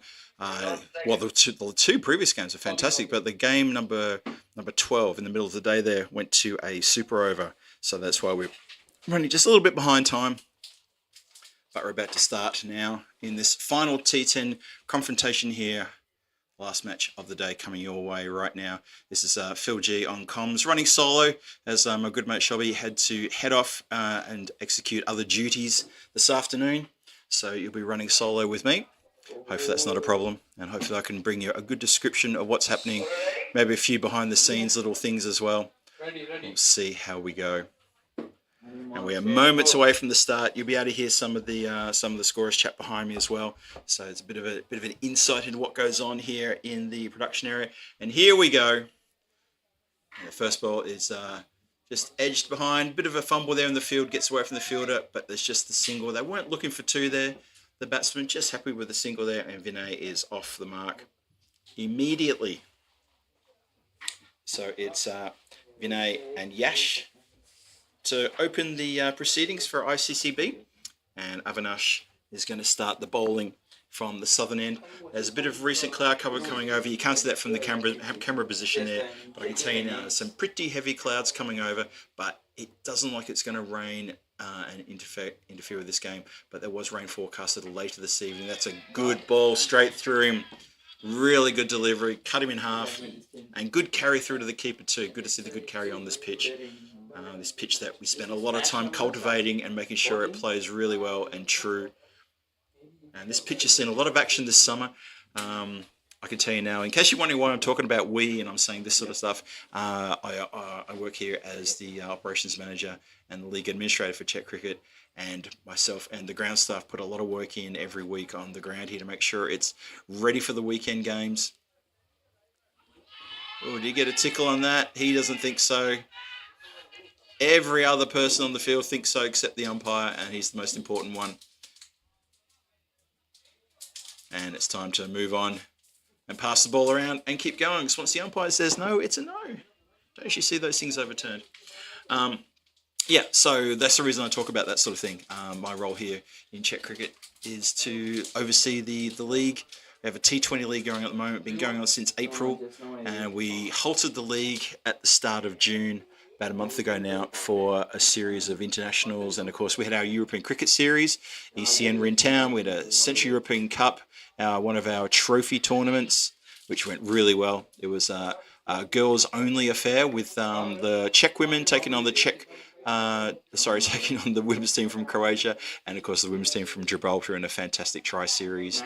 And then we had our ECS, and then we finished last weekend with the ECI with the Greek men and women in town. And that was a wonderful tournament as well. And big thanks to our friends at ECN, Vinny, Rico, and of course Danny on the commentary, with Marzi, the project manager, and Butchie and Joe, and all the rest of them behind the scenes. Andy, of course, and wonderful working with them. So big nod to ECN. But anyway, back to the action here. It's been a bit of a slow, cautious start here by ICCB. Avinash bowling pretty well. It's a handful of deliveries have gone through, 3 on the board, 1 more to come in this over. And as I said, there's a little bit of cloud cover coming over. It has cooled things down appreciably. It's so much better out there than it was 2 hours ago. The sun is pretty much hidden completely by some pretty dark clouds. I'm not sure if it's going to rain. If it does, I think it'll be quick. But there is some bad weather forecast overnight, so we'll see what happens. That's just been punched down to deep mid wicket for a single, and that will finish the over. 4 off the over, and that's just the 1 over bowled there by Avinash Kangara. And ICCB starting cautiously, but starting well. So yeah, fingers crossed that we'll avoid any silly weather coming through. But yeah, there is a bit of rain forecast later tonight and maybe tomorrow morning. So the ground will get a bit of a covering, but this ground drains very, very well. There is an actual slope. As you're looking down the camera there, the ground does slope away to the top right-hand side of the ground towards that fielder at the short fine leg. And beyond him, it gets very, very quick as it slopes way down the hill. And it's a natural slope. And the water and the surface water and the water underneath the ground drains away very nicely indeed. So we're not too worried if there's a little spot of rain. It shouldn't stop things. It shouldn't halt things. And you know what? I think we might all actually enjoy just a bit of a soaking for a few minutes. It's been a pretty humid day here today. Got up to about 32 degrees, I think, out there. Maybe even 33. Inside the hut here, it probably got up to about 38. It's pretty warm in here. It's pretty warm out there because ICCB, they're struggling a bit here to find the boundary. Swing and a miss. Ball was already past him when he swung past, so yeah, nothing happening there. Just another dot ball. And this is Hatharam, who's bowling very nicely. He's put 2 dots right on the money. He's doing very well for his side. And so ICCB and the Gilching Phoenixes. Gilching Phoenixes came off a pretty bad loss against BCA. Just kind of lost their way a little bit there. And just couldn't put together a good run chase. And that's a nice lofted shot. And that's an even better catch. Equal to the task. Well, the batsman cannot believe it. Yash has picked out a fielder's taken a fantastic catch. Cannot believe it. Look at his body language. He's almost saying, how did I know he was there? How did I know he'd catch that? Terrific effort there in the field. Bit of a get around there for the fielder. Well done. And a bit of a dejected Yash comes off. And he's going to be replaced momentarily by the new batsman. That is the first wicket down. ICCB 1 down now. In the second over, 4 on the board. Only 4 on the board. Very tough going here at the moment for them. And they need to get into it. Well, Vinay is still out there. He had a wonderful match earlier. Scored a very good 40-odd. The new batsman is Manish. He's striking at about 133. He's only averaging around about 16, but he needs to be out there for a few overs to solidify things with the senior batsman. That's Vinay. And in the meantime, well, Hatharam, he's got dot wicket in this over. He's looking the goods. Looking very good indeed. 3 balls to go. Hope you're enjoying this this T10 tournament. Come to you from Vinoj, the Scott Page Field here, live from Prague. Put on by the Prague Cricket Club. Another wonderful event, one of their annual events. And it's always a good turnout and a good competition as well. So 4 for 1, halfway through the second over. Batsman just taking his guard. That's the new batsman. That's Manish. And he's going to have a bit of a chance now to make his impact into this game. And we see here now that Hatharam, he's lining things up. Batsman's having a look around for the gaps. It's still inside the power play, so he's not going to see too many gaps. The field's going to be pretty tight. And here we go. Let's continue. That's wide, but not shown a wide. Just outside the off stump. And it's a pretty good delivery for a dot ball. It's another dot. So that's 3 dots and a wicket in this over from Hatharam. He's bowling exceptionally well. Wonderful stuff. And I've just had my good mate Sujith just mime to me if I would like a beer, and I had to say, yes, please. Just a quiet one. There's a shout for how's that caught behind. Everyone's convinced again except the umpire. They're very keen with the appeal, but it's a no. Oh, wicketkeeper is still lying on the ground. He can't believe it. He's taken a ripper take, and it's a not out. And you can see the umpire keeping his cool and just saying, I didn't hear anything. The line at the bottom there saying current partnership is 0 off 2 deliveries. Yes. Projected score. Don't worry about that just yet. ICCB are much better than that. We know that. They've just off to a very cautious start because it's a very, very good start for the bowling for the team, the Phoenixes. And that's just through the gap, and that's going to run away to the boundary. And that's 4 runs. Lovely shot. Manish now puts one into the wheat field. Yeah, it's an over. And maybe we'll see the run starting to flow a bit more now. That's going to be 8 for 1 after 2. That's the end of that over. And Hathiram, he's got 1 for 4. Very tight over, just that last ball, just a bit wider outside off, and helped on its way through the vacant third man area for a boundary. Hope you're enjoying the coverage where you're watching in the world. Drop me a line in the chat. Just let me know where you're watching from. Always good to see people from everywhere joining in, watching. Maybe maybe it's your team playing right now. Just let me know which team you're going for and what you think of the tournament so far. Getting to the back end of day 2 now. Another big day tomorrow coming your way, so make sure you tune in for that tomorrow morning. Says Avinash back now. And that's lofted up in the air. Has it got the legs? It's a couple of bounces inside the boundary rope. And has the fielder managed to keep that in? That's a pretty good throw. The bowler turns his backside towards the ball and refuses to get his hands near it. It's a very different way of fielding the ball. It's not a 4. It's not a 4. Thank you. They took 2 runs or single? 2 runs. And, yeah, 2 runs there. And definitely not a boundary as confirmed by the scorers next to me here. Good work from the scorers here today. Good work from all the ground staff here today. The organisers have done a bang-up job here, putting this on again for day 2. And we're back for day 3 tomorrow. That's a good shot. That's authority. That is a really good shot. That's going to go for 4. Lovely hit. So, Vinay now. It looks like he's decided enough of that. Let's get off the Kool-Aid. Let's get onto the real stuff. And he's smacked that down the ground. Oh, thank you very much. You can see there's a bit of a satellite picture there of weather coming in. So, having a look at that picture, we are just in that little dot you can see there flashing in the middle sort of bottom part of the screen. There's a little bit of grey stuff coming over. Then there's that heavy thing coming over, but it might just give us a kiss and go past us. It looks like it might just do that from that. Thank you very much for the satellite feed there. Good work there from the man next to me here. Good work. We were looking out the window earlier. We can see a little bit of rubbish actually just outside the window. It's raining. Looks like it's raining. Bless you. Look, it's raining about 15 kilometres away over in that direction to sort of the northeast. So I reckon that's what you saw on that satellite map, that big blob going past us. Shot! What a great shot. Just whipped for 6 runs. Over cow corner. Lovely strike. And suddenly Vinay has woken up. The beast has awoken. He's out of his slumber and he said, hang on, what's this all about?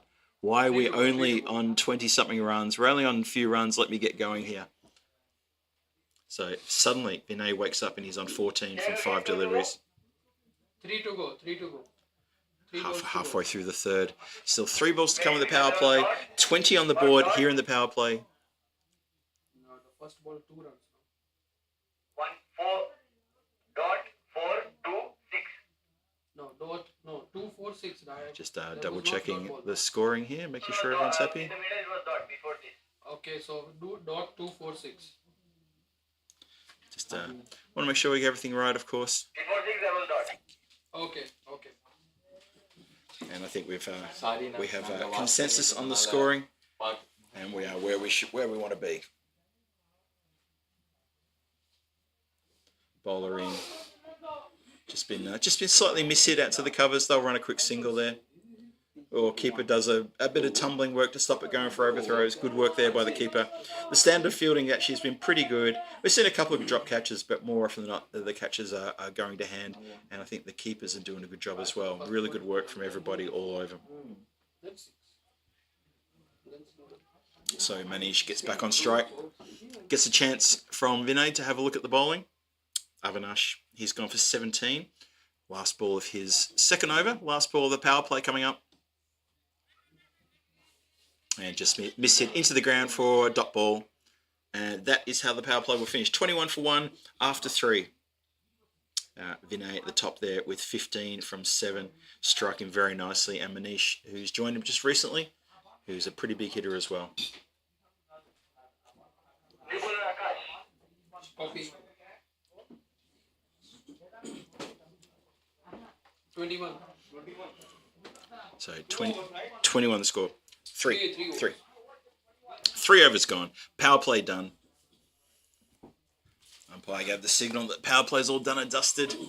It's been pretty slow going though for ICCB. They've been pretty cautious, but you just get the feeling, well, Vinay's out there, he could wind up and tear a couple of his overs absolutely to pieces. And before you know it, the score, the run rate will be into double digits, and then there'll be some more beyond that. So strap in. This could be a bumpy next couple of overs coming your way. Akash, who comes in only a couple of steps.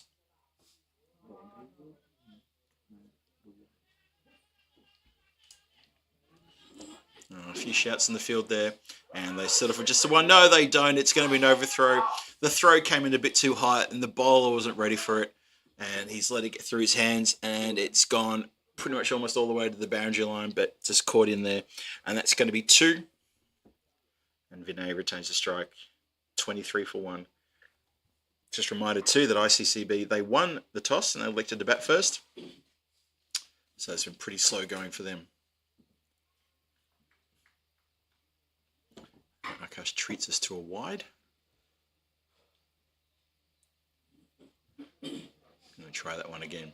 Just off a couple of steps, Akash. It's all in that final move and that swing.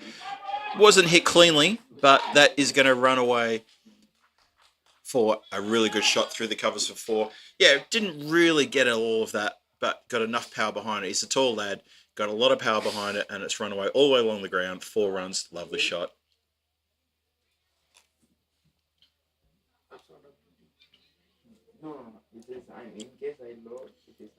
Run rate now 8.4. Only a couple of deliveries into the 4th over. Still a long way to go. That's been clobbered out to deep mid wicket. We're going to try to look for 2 here. No chance. Throw comes in quick. Oh, well, I said no chance, but, you know, if you're going to throw the ball so it yorks the bowler, that's trouble with a capital T, and they've run 2 overthrows. That's just some sloppy, tired work. Maybe the fielder's getting a bit tired. Maybe the bowler just doesn't want to get his hands hurt from that ball. But when you throw the ball in, you can't york the bowler when you're throwing the ball in. Especially it's been flung in at a terrific pace as well. So I do feel for the bowler there, for Akash. It's not what he can do. He doesn't want to, you know, break one of his fingers trying to take a ground ball like that. Anyway, score. Halfway through the 4th. 31 for 1, halfway through the 4th.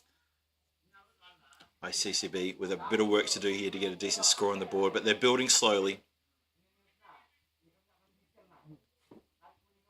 I'm not sure what happened there. I think, yep, the batsman tried to get out of the way, and he's all right. He's out of the way. Dead ball was called.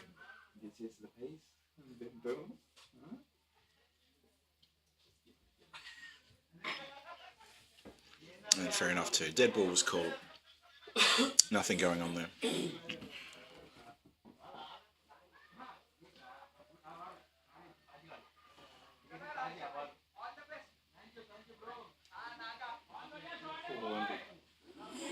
That's clipped around the corner. It's going to run away to the fast part of the ground for 4 runs. Very nice, heading out towards the Scott Page Memorial bench out there, who's been fielding just offside of the boundary at third man for the right-hander. Sorry, fine leg for the right-hander, third man for the left-hander at about 45. Just out of camera shot. This partnership now, we're 31 from 13, going on quite nicely. Lost a wicket very early, but since then these two come together and Vinay has gotten going. There's been a few extras to help them along as well. 35 for 1, 2 balls to come in this, the 4th from Akash. That sounded very, very thumped off the pad. I'm surprised if the umpire turns around and says, boys, call that a leg bye. No. Smitty doesn't want to call leg bye? Yes, he does want to call leg bye. Thank you. Thank you, scorers, keeping the umpire on us next to me here. Good work, guys. So, Akash in, last ball of the over. Well, it's an optimistic appeal. It was more just because the ball went through. Now, that's an interesting situation. Just off camera, one fielder tripped up the other one going for the ball, and he landed on his moneymaker. 4 overs gone, 37 for 1 after 4. It has gotten appreciably darker out there in the last few minutes. We'll still keep an eye on the weather. They're still playing. There's still no rain out there. but things have gotten a little bit cooler, which is nice for Next everybody. bowler Rohit. But just looking at that camera, it looks like it's gotten quite darker out there. But that's okay. We don't have any floodlights here, but it's still good for seeing. The camera may make it look a bit darker than what it actually is, but it's still good for seeing. And we're about to start the fifth. This is Rohit Goyal. He's going to bowl the fifth.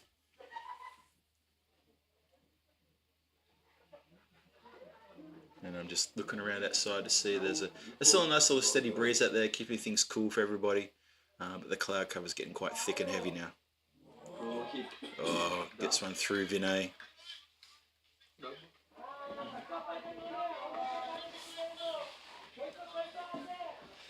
There's a bit of cheering on from the dugout, the ICCB dugout, not too far in front of us here to the right-hand side.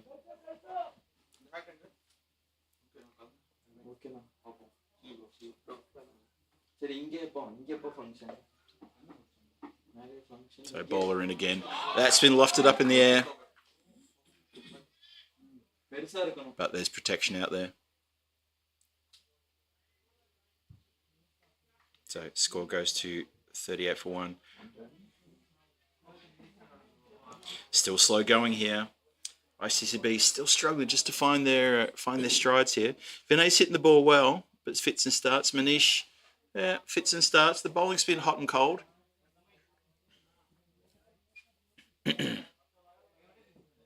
Bowler in again. Oh, that's a lovely strike. That sounded really good off the bat. And that is going to carry the boundary line for a big six. Big six indeed. Manish freeing the shoulders and going bang, going downtown. Lovely strike. So I'm looking out the window towards the north of the commentary area, and I can tell you probably about 10 kilometres, maybe 12 kilometres to the north of here, I can see rain falling. It's well away from here. There's no precipitation here, so hopefully we'll get through this game unscathed. We'll see, though. Oh, he's gone for another big hit again. That's a rainmaker. And that is back-to-back sixes, back-to-back Maximos. So Manish gets on his bike and starts saying, okay, enough of this, let's get on with it. And it's another big six. And suddenly Rohit Goyal has been taken to the cleaners. He needs to be careful here. He doesn't want to get called a business shirt. Nobody wants to get taken to the cleaners. And that brings up the 50. 50 for 1, 4.4 overs gone, 2 to come in this over. Oh, it's a hat trick of sixes. That's the biggest of the lot. That is an absolute swipe across the line, and he's middled that with relish. What a great cracking shot that is. That's a big, big hit. And the roar you heard from his dugout. And that is a partnership of 52 from 20 balls. And, well, pretty equally shared in terms of the runs. But Manish has now overtaken Vinay. He's gone to 26 from 9. Vinay is on 25 from 13. And Rohit Goyal, he's in a bit of trouble here. He's coughed up too many runs in this over. And the foot is well and truly taken off the throat. Any pressure that was on ICCB is now back on the other team, now back on the Gilchin Phoenixes. Last ball of the over coming up. Clobbed. Has it got the legs? It does. Oh, that's massive. And the roar from the dugout. They're so excited about that. 4 sixes in a row. And he's just gone bang, bang, bang, bang. Manish has raced the 32 off 10. Well overtaken his batting partner Vinay, who's on 25 from 13. And suddenly, the score is now 62 for 1, halfway through the innings. 5 overs now gone. Projected scores now back up in the 120s, where we always like to see it. That's a terrific over. Rohit Goyal went for 25. And there's only one word to describe that. Ouch. That is a dead set ET, 1982. Ouch.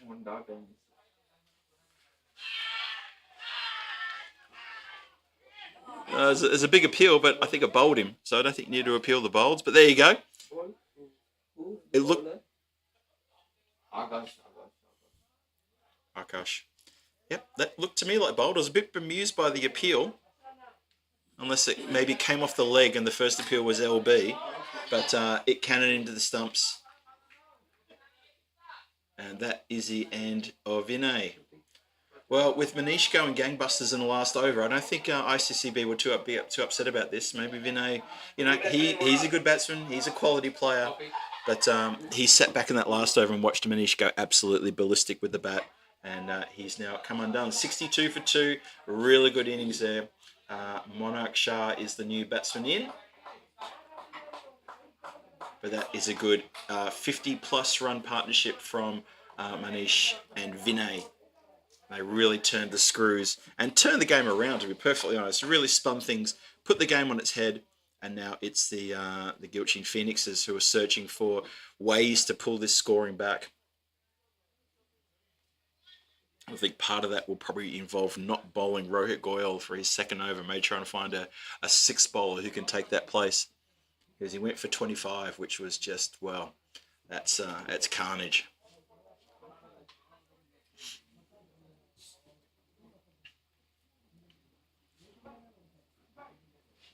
So everyone just getting set now for resumption after that wicket.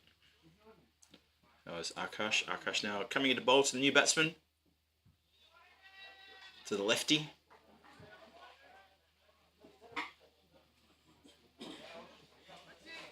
And gets in with a dot. And the batsman's going to have a bit of a chat, bit of a mid-wicket chat here. Just while keeper's down his haunches. I'm not sure what happened to the keeper there. Or is he just having a bit of a stretch, I think. Hopefully he's all right.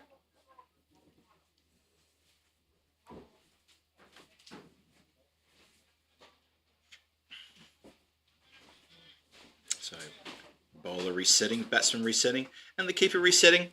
Having a look around the field. Akash in again. And he spun that round the corner, just along the grass, just for a single to the man who's fielding at about 45, just backward a square. Easy single though. 63 for 2, 5.5 overs gone. Halfway through the sixth, Manish back on strike. He's on 32 from 10. They're looking for him to really turn on the gas and pump this score up even higher than what he's done. But he's had a really big impact on the score so far. Well, he's got 32 out of 63, so he's got more than half the score. Oh, and that's a bit of panic there. That's down leg side. There's a dirty leg side. Keeper unsighted, and that goes for 5 wides. And that's disappointing. Very disappointing from Akash.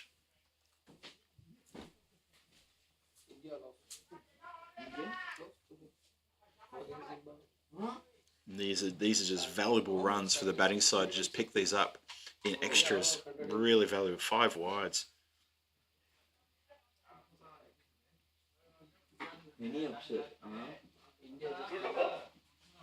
No, 3 to go, 3 to go.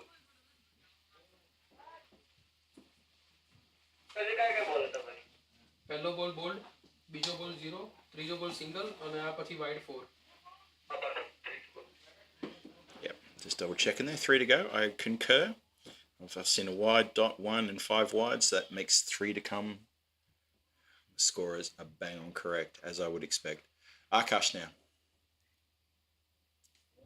Oh, twisted away around the corner. That should carry the boundary line. Good shot. Doesn't quite carry the boundary line, but it hits the boundary line. That's a good shot for 4. Taken around the corner with a sort of a leisurely pull shot. That ends up in a boundary. Good 4 runs there. Good shot. So Manish, he's on 36 now from 11.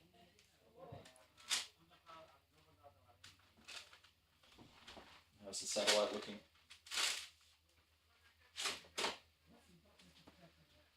$72 for 2.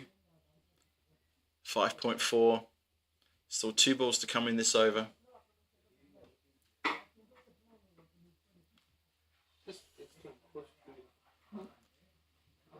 Oh, it's wide-ish. Not wide enough for the umpire, though.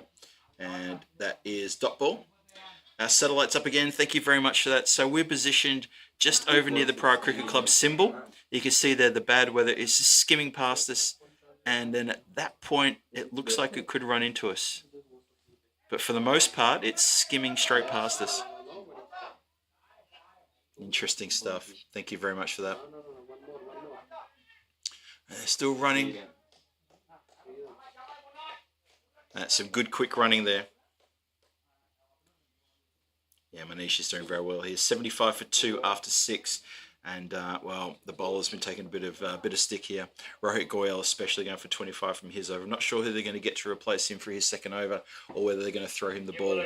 Very risky to throw him the ball, but they may have to. We'll see what happens. But, yeah, 4 overs to go. Projected score is around 125. Manish is 39 from 13. Monarch, who joined him just recently. And it's going to be Sazibuyan who gets the ball. He's going to try to do his best to slow things down a little bit more for his side and try to dry up some of these runs. And it's funny, I always associate that sound of a batsman knocking his cricket bat with the start of the cricket season.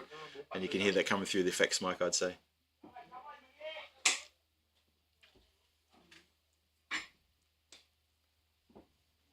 Just played with soft hands away there. Backward a point.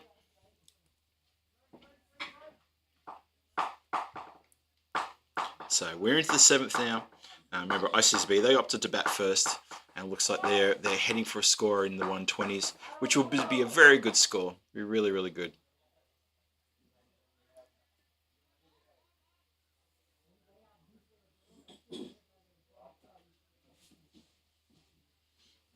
So, Sazibin again. Oh, it's been lofted down the ground. Not very cleanly though. It's one bounce to the fielder who was charging in to hopefully take that catch and just keeps it to a single there.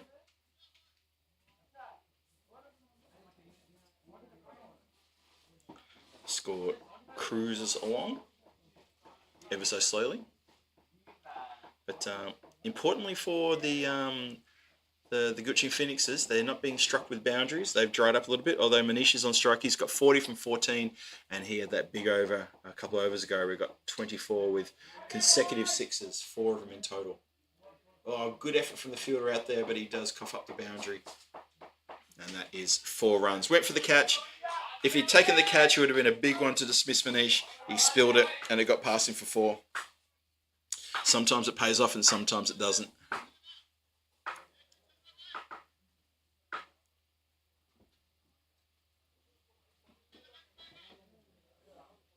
So 81 for 2, halfway through the 7th. Sazibin again.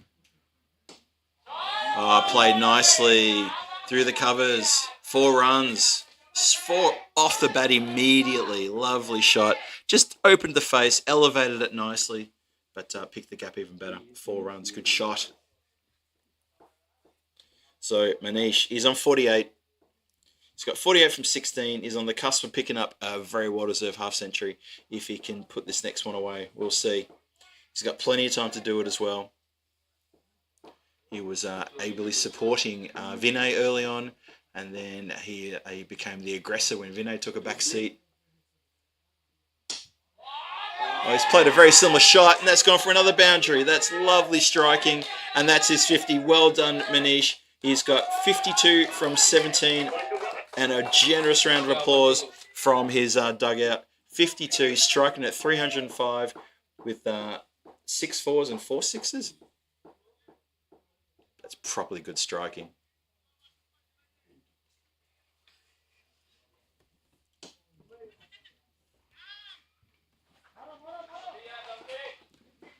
And this time he plays it just with soft hands. And it's just going to be a single, and that will see out the over. He races to 53 from 18. The score is 90 for 2. 7 overs gone, 3 more to come. And the projected score now should be pushing into the high 120s, maybe even the 130s, if they can keep going. If Manish is still there at the end, I would say 130 easily on the cards, very easily. Monarch hasn't had a lot to do out there. He just needs to be at the other end and support, either verbally or by running hard for the 2s. And Sazib went for 15 of that over, a very expensive over that from Sazib. He's a better bowler than that. Seen him do amazing things. So, Hatharam, he's got 1 for 4. He's coming back for his second over. He needs to bowl nice and tight here, properly nice and tight. Let's see how he goes. And he starts us with a dot. No, they're going to start with a slight bit of sloppy overthrow there.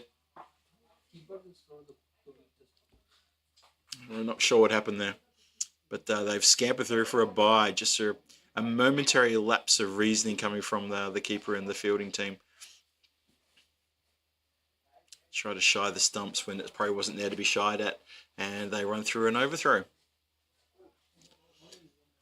And obviously from the vantage point from the camera you can't see, but directly above the ground or passing the ground in the distance is a very heavy black cloud, but that's missed us. And that's really, really good because I can see rain falling from it. That's well taken by the keeper. So yeah, we have just been missed by a heavy black cloud. It's moving away from us, but it literally has kissed the side of the field and kept moving. And that's about as close as you're going to get here. One of the great things about Vinoj, which is the village we're in at the moment, is that this ground and the ground next to it, we've got the Hugo Banks field, and this is the Scott Page field. They're both situated geographically on a bit of a plateau. So the low pressure systems tend to do strange things when they hit us. Maybe go in one direction or the other, but very rarely will they hold their line and go straight over the top of us. Just one of those really freaky things of nature. The partnership's worth 30 from 13, and that's astounding stuff. That is really, really good quality batting from these two. This, I mean, it's mainly Manish who's been doing the run scoring here, but he's really getting on his bike in a hurry. Monarch supporting at the other end, and well, when luck goes your way, you just got to smile and take it, don't you? That is ridiculously good luck. He goes for a swipe and just gets a little edge and a little French cup, and it goes away for 4. Seems to be nothing going right for the Gilching Phoenixes at the moment. Score races now to 96 for 2, halfway through the 8th. Still 2.5 overs to come. And they're not far away from getting their 100.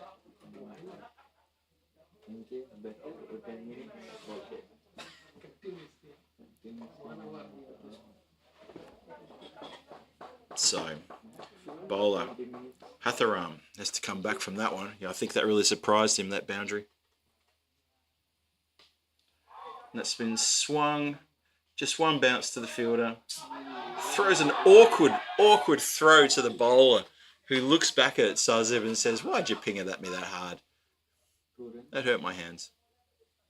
It's very, very hard to take those balls when they come in like that. They hit the pitch and they bounce at variable height. And that's the reason why it's hard to take those throws. If the throw came in, it bounced on the field, the bounce would be true. When it hits the pitch, the bounce is untrue. You don't know how it's going to bounce once it hits that part of the pitch. Bowler in. Well, he swings. I don't know how the bowl missed the stumps with that one. That's 98 for 2. One more ball to come in the 8th over. Partnership's worth 36. Manish has got 21 of those, doing really well. Extras have got a fair bit to do with that as well. And I'm still watching with awe at that massive black cloud that's just missed us. It's a shame we can't tilt the camera up to show you it. It's a very dramatic black cloud. And finally, a wicket. I'm talking about clouds, and there's a wicket. He's hit the stumps. Hatharam is excited. He's jumping for joy. 8 overs gone, 98 for 3, and Monarch is finally dismissed for a very supportive 8 runs. Don't take anything away from him from what he did there. He did exactly what his team wanted to do, and that was support the big hitting Manish, who's on 53 from 19. Hatharam finishes with 2 for 11. Good return for him. And there's still 2 overs to go in this innings, 98 on the board. Next, bowler Sazib. Copy. Next. And as Sazib Boyan will bowl his second here in the 9th. New batsman Harsha. Copy. And obviously the new batsman making his way out to the centre to join Manish is going to be Harsha. Right-handed bat striking at 120. 1 run gone, strike. He's got a few runs. He's a seasoned campaigner, is Harsha. So I think he'll know exactly what his job is. And that is to lend support to the pitch hitter, Manish, who is on strike.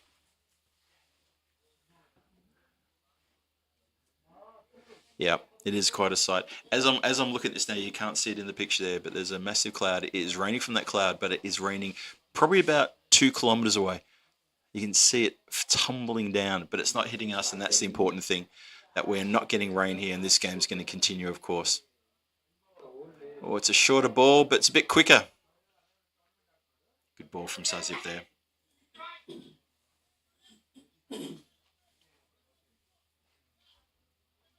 So the question is now, what score are they going to be chasing? What score is the Gilching Phoenix is going to be chasing?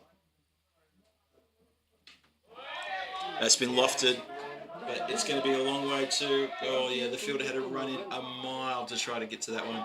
It really went so far up in the air that when it came down, it was in complete no man's land. Not even Bermuda Triangle situation, just completely in no man's land. Then when he saw it, then they were just watching ball from the boundary, and then he started to.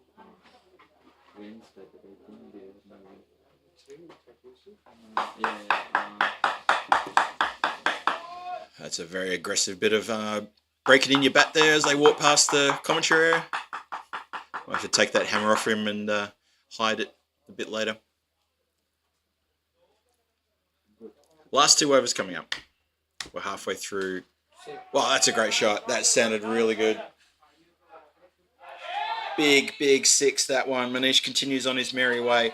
He's up to 61 now from 22 deliveries. The 100 comes up as well. The 100 came up in the last ball, sorry. It's now up over 100 now. 107 for 3. Big 6 there. 61 from 22. Harsha yet to face a delivery, but Manish is continuing his merry way with a great innings here. And Sazib getting a bit of treatment. He pushes one wide, and it's within the tram lines. So that is a dot ball. Still a couple to come in this this 9th over. 2 to go.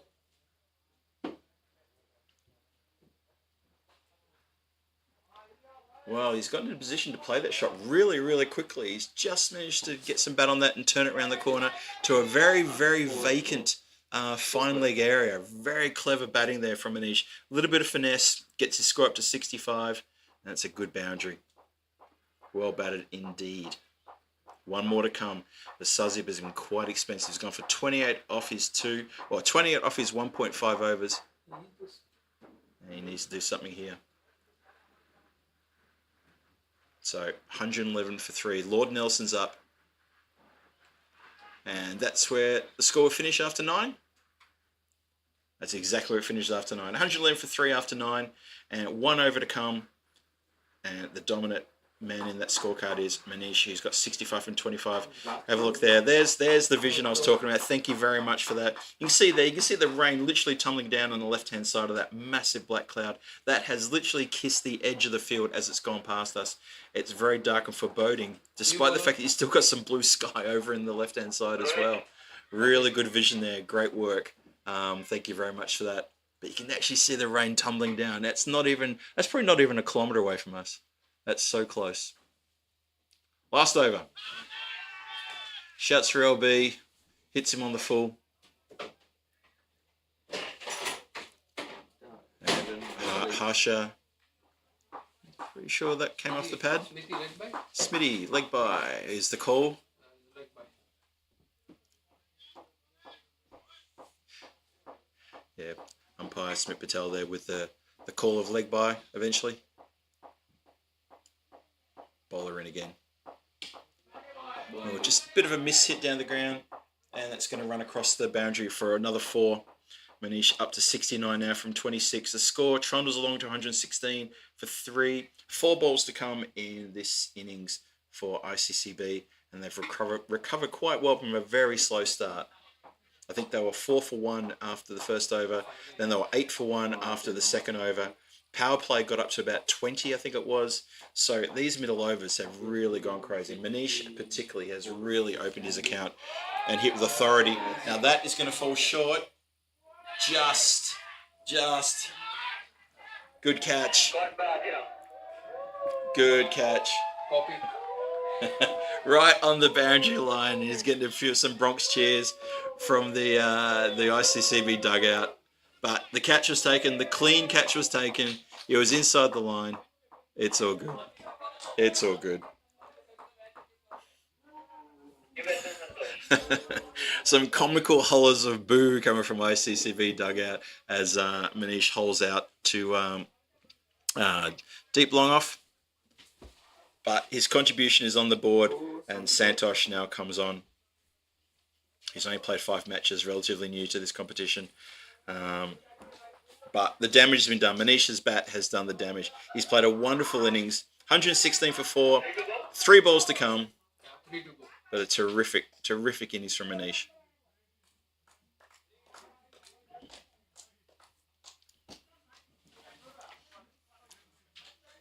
So batsman leisurely strolling to his mark. He'll take his guard for the next 3 deliveries.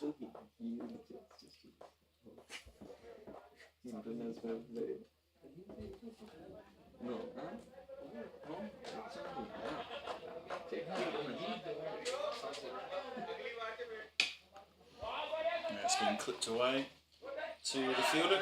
Bounces away from him. Now I've got a chance an overthrow here. Just the 1 run.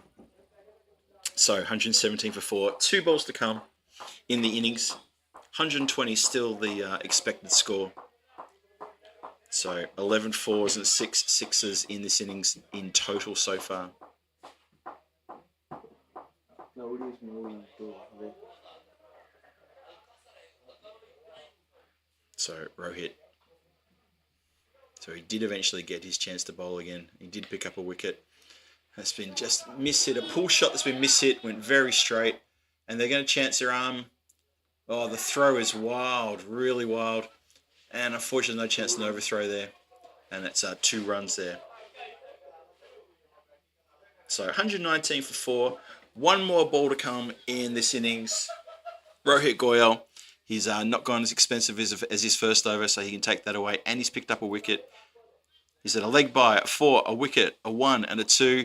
And how does he finish off the 10th over? As he comes in now. That's been struck pretty nicely. And there's going to be a bit of coverage there as they get through for 2. And only 2. The ball's handed back to the umpire. And that concludes the innings. 121 for 4 after 10. And anchored by an exceptionally good innings of 69 runs there by Manish. Ably supported by Vinay with a very good 20 odd. Anyway, 121 for 4 after 10, ICCB. The glitching Phoenix as well. They need 122 for 10. We're going to be back here in about 10 minutes or so, maybe a bit less. I can hear a few rumbles of thunder around. The sky's looking very threatening. I'll have a look outside the cabin and see what's going on. And maybe we can keep the weather away. We can finish today successfully. And that will be the important thing. Anyway, I'll be back here. This is Phil G. Talking to you during the PCC T10 Challenger Cup competition, and I'll be back here in about 7 or 8 minutes' time. Don't go too far. Cheerio for now.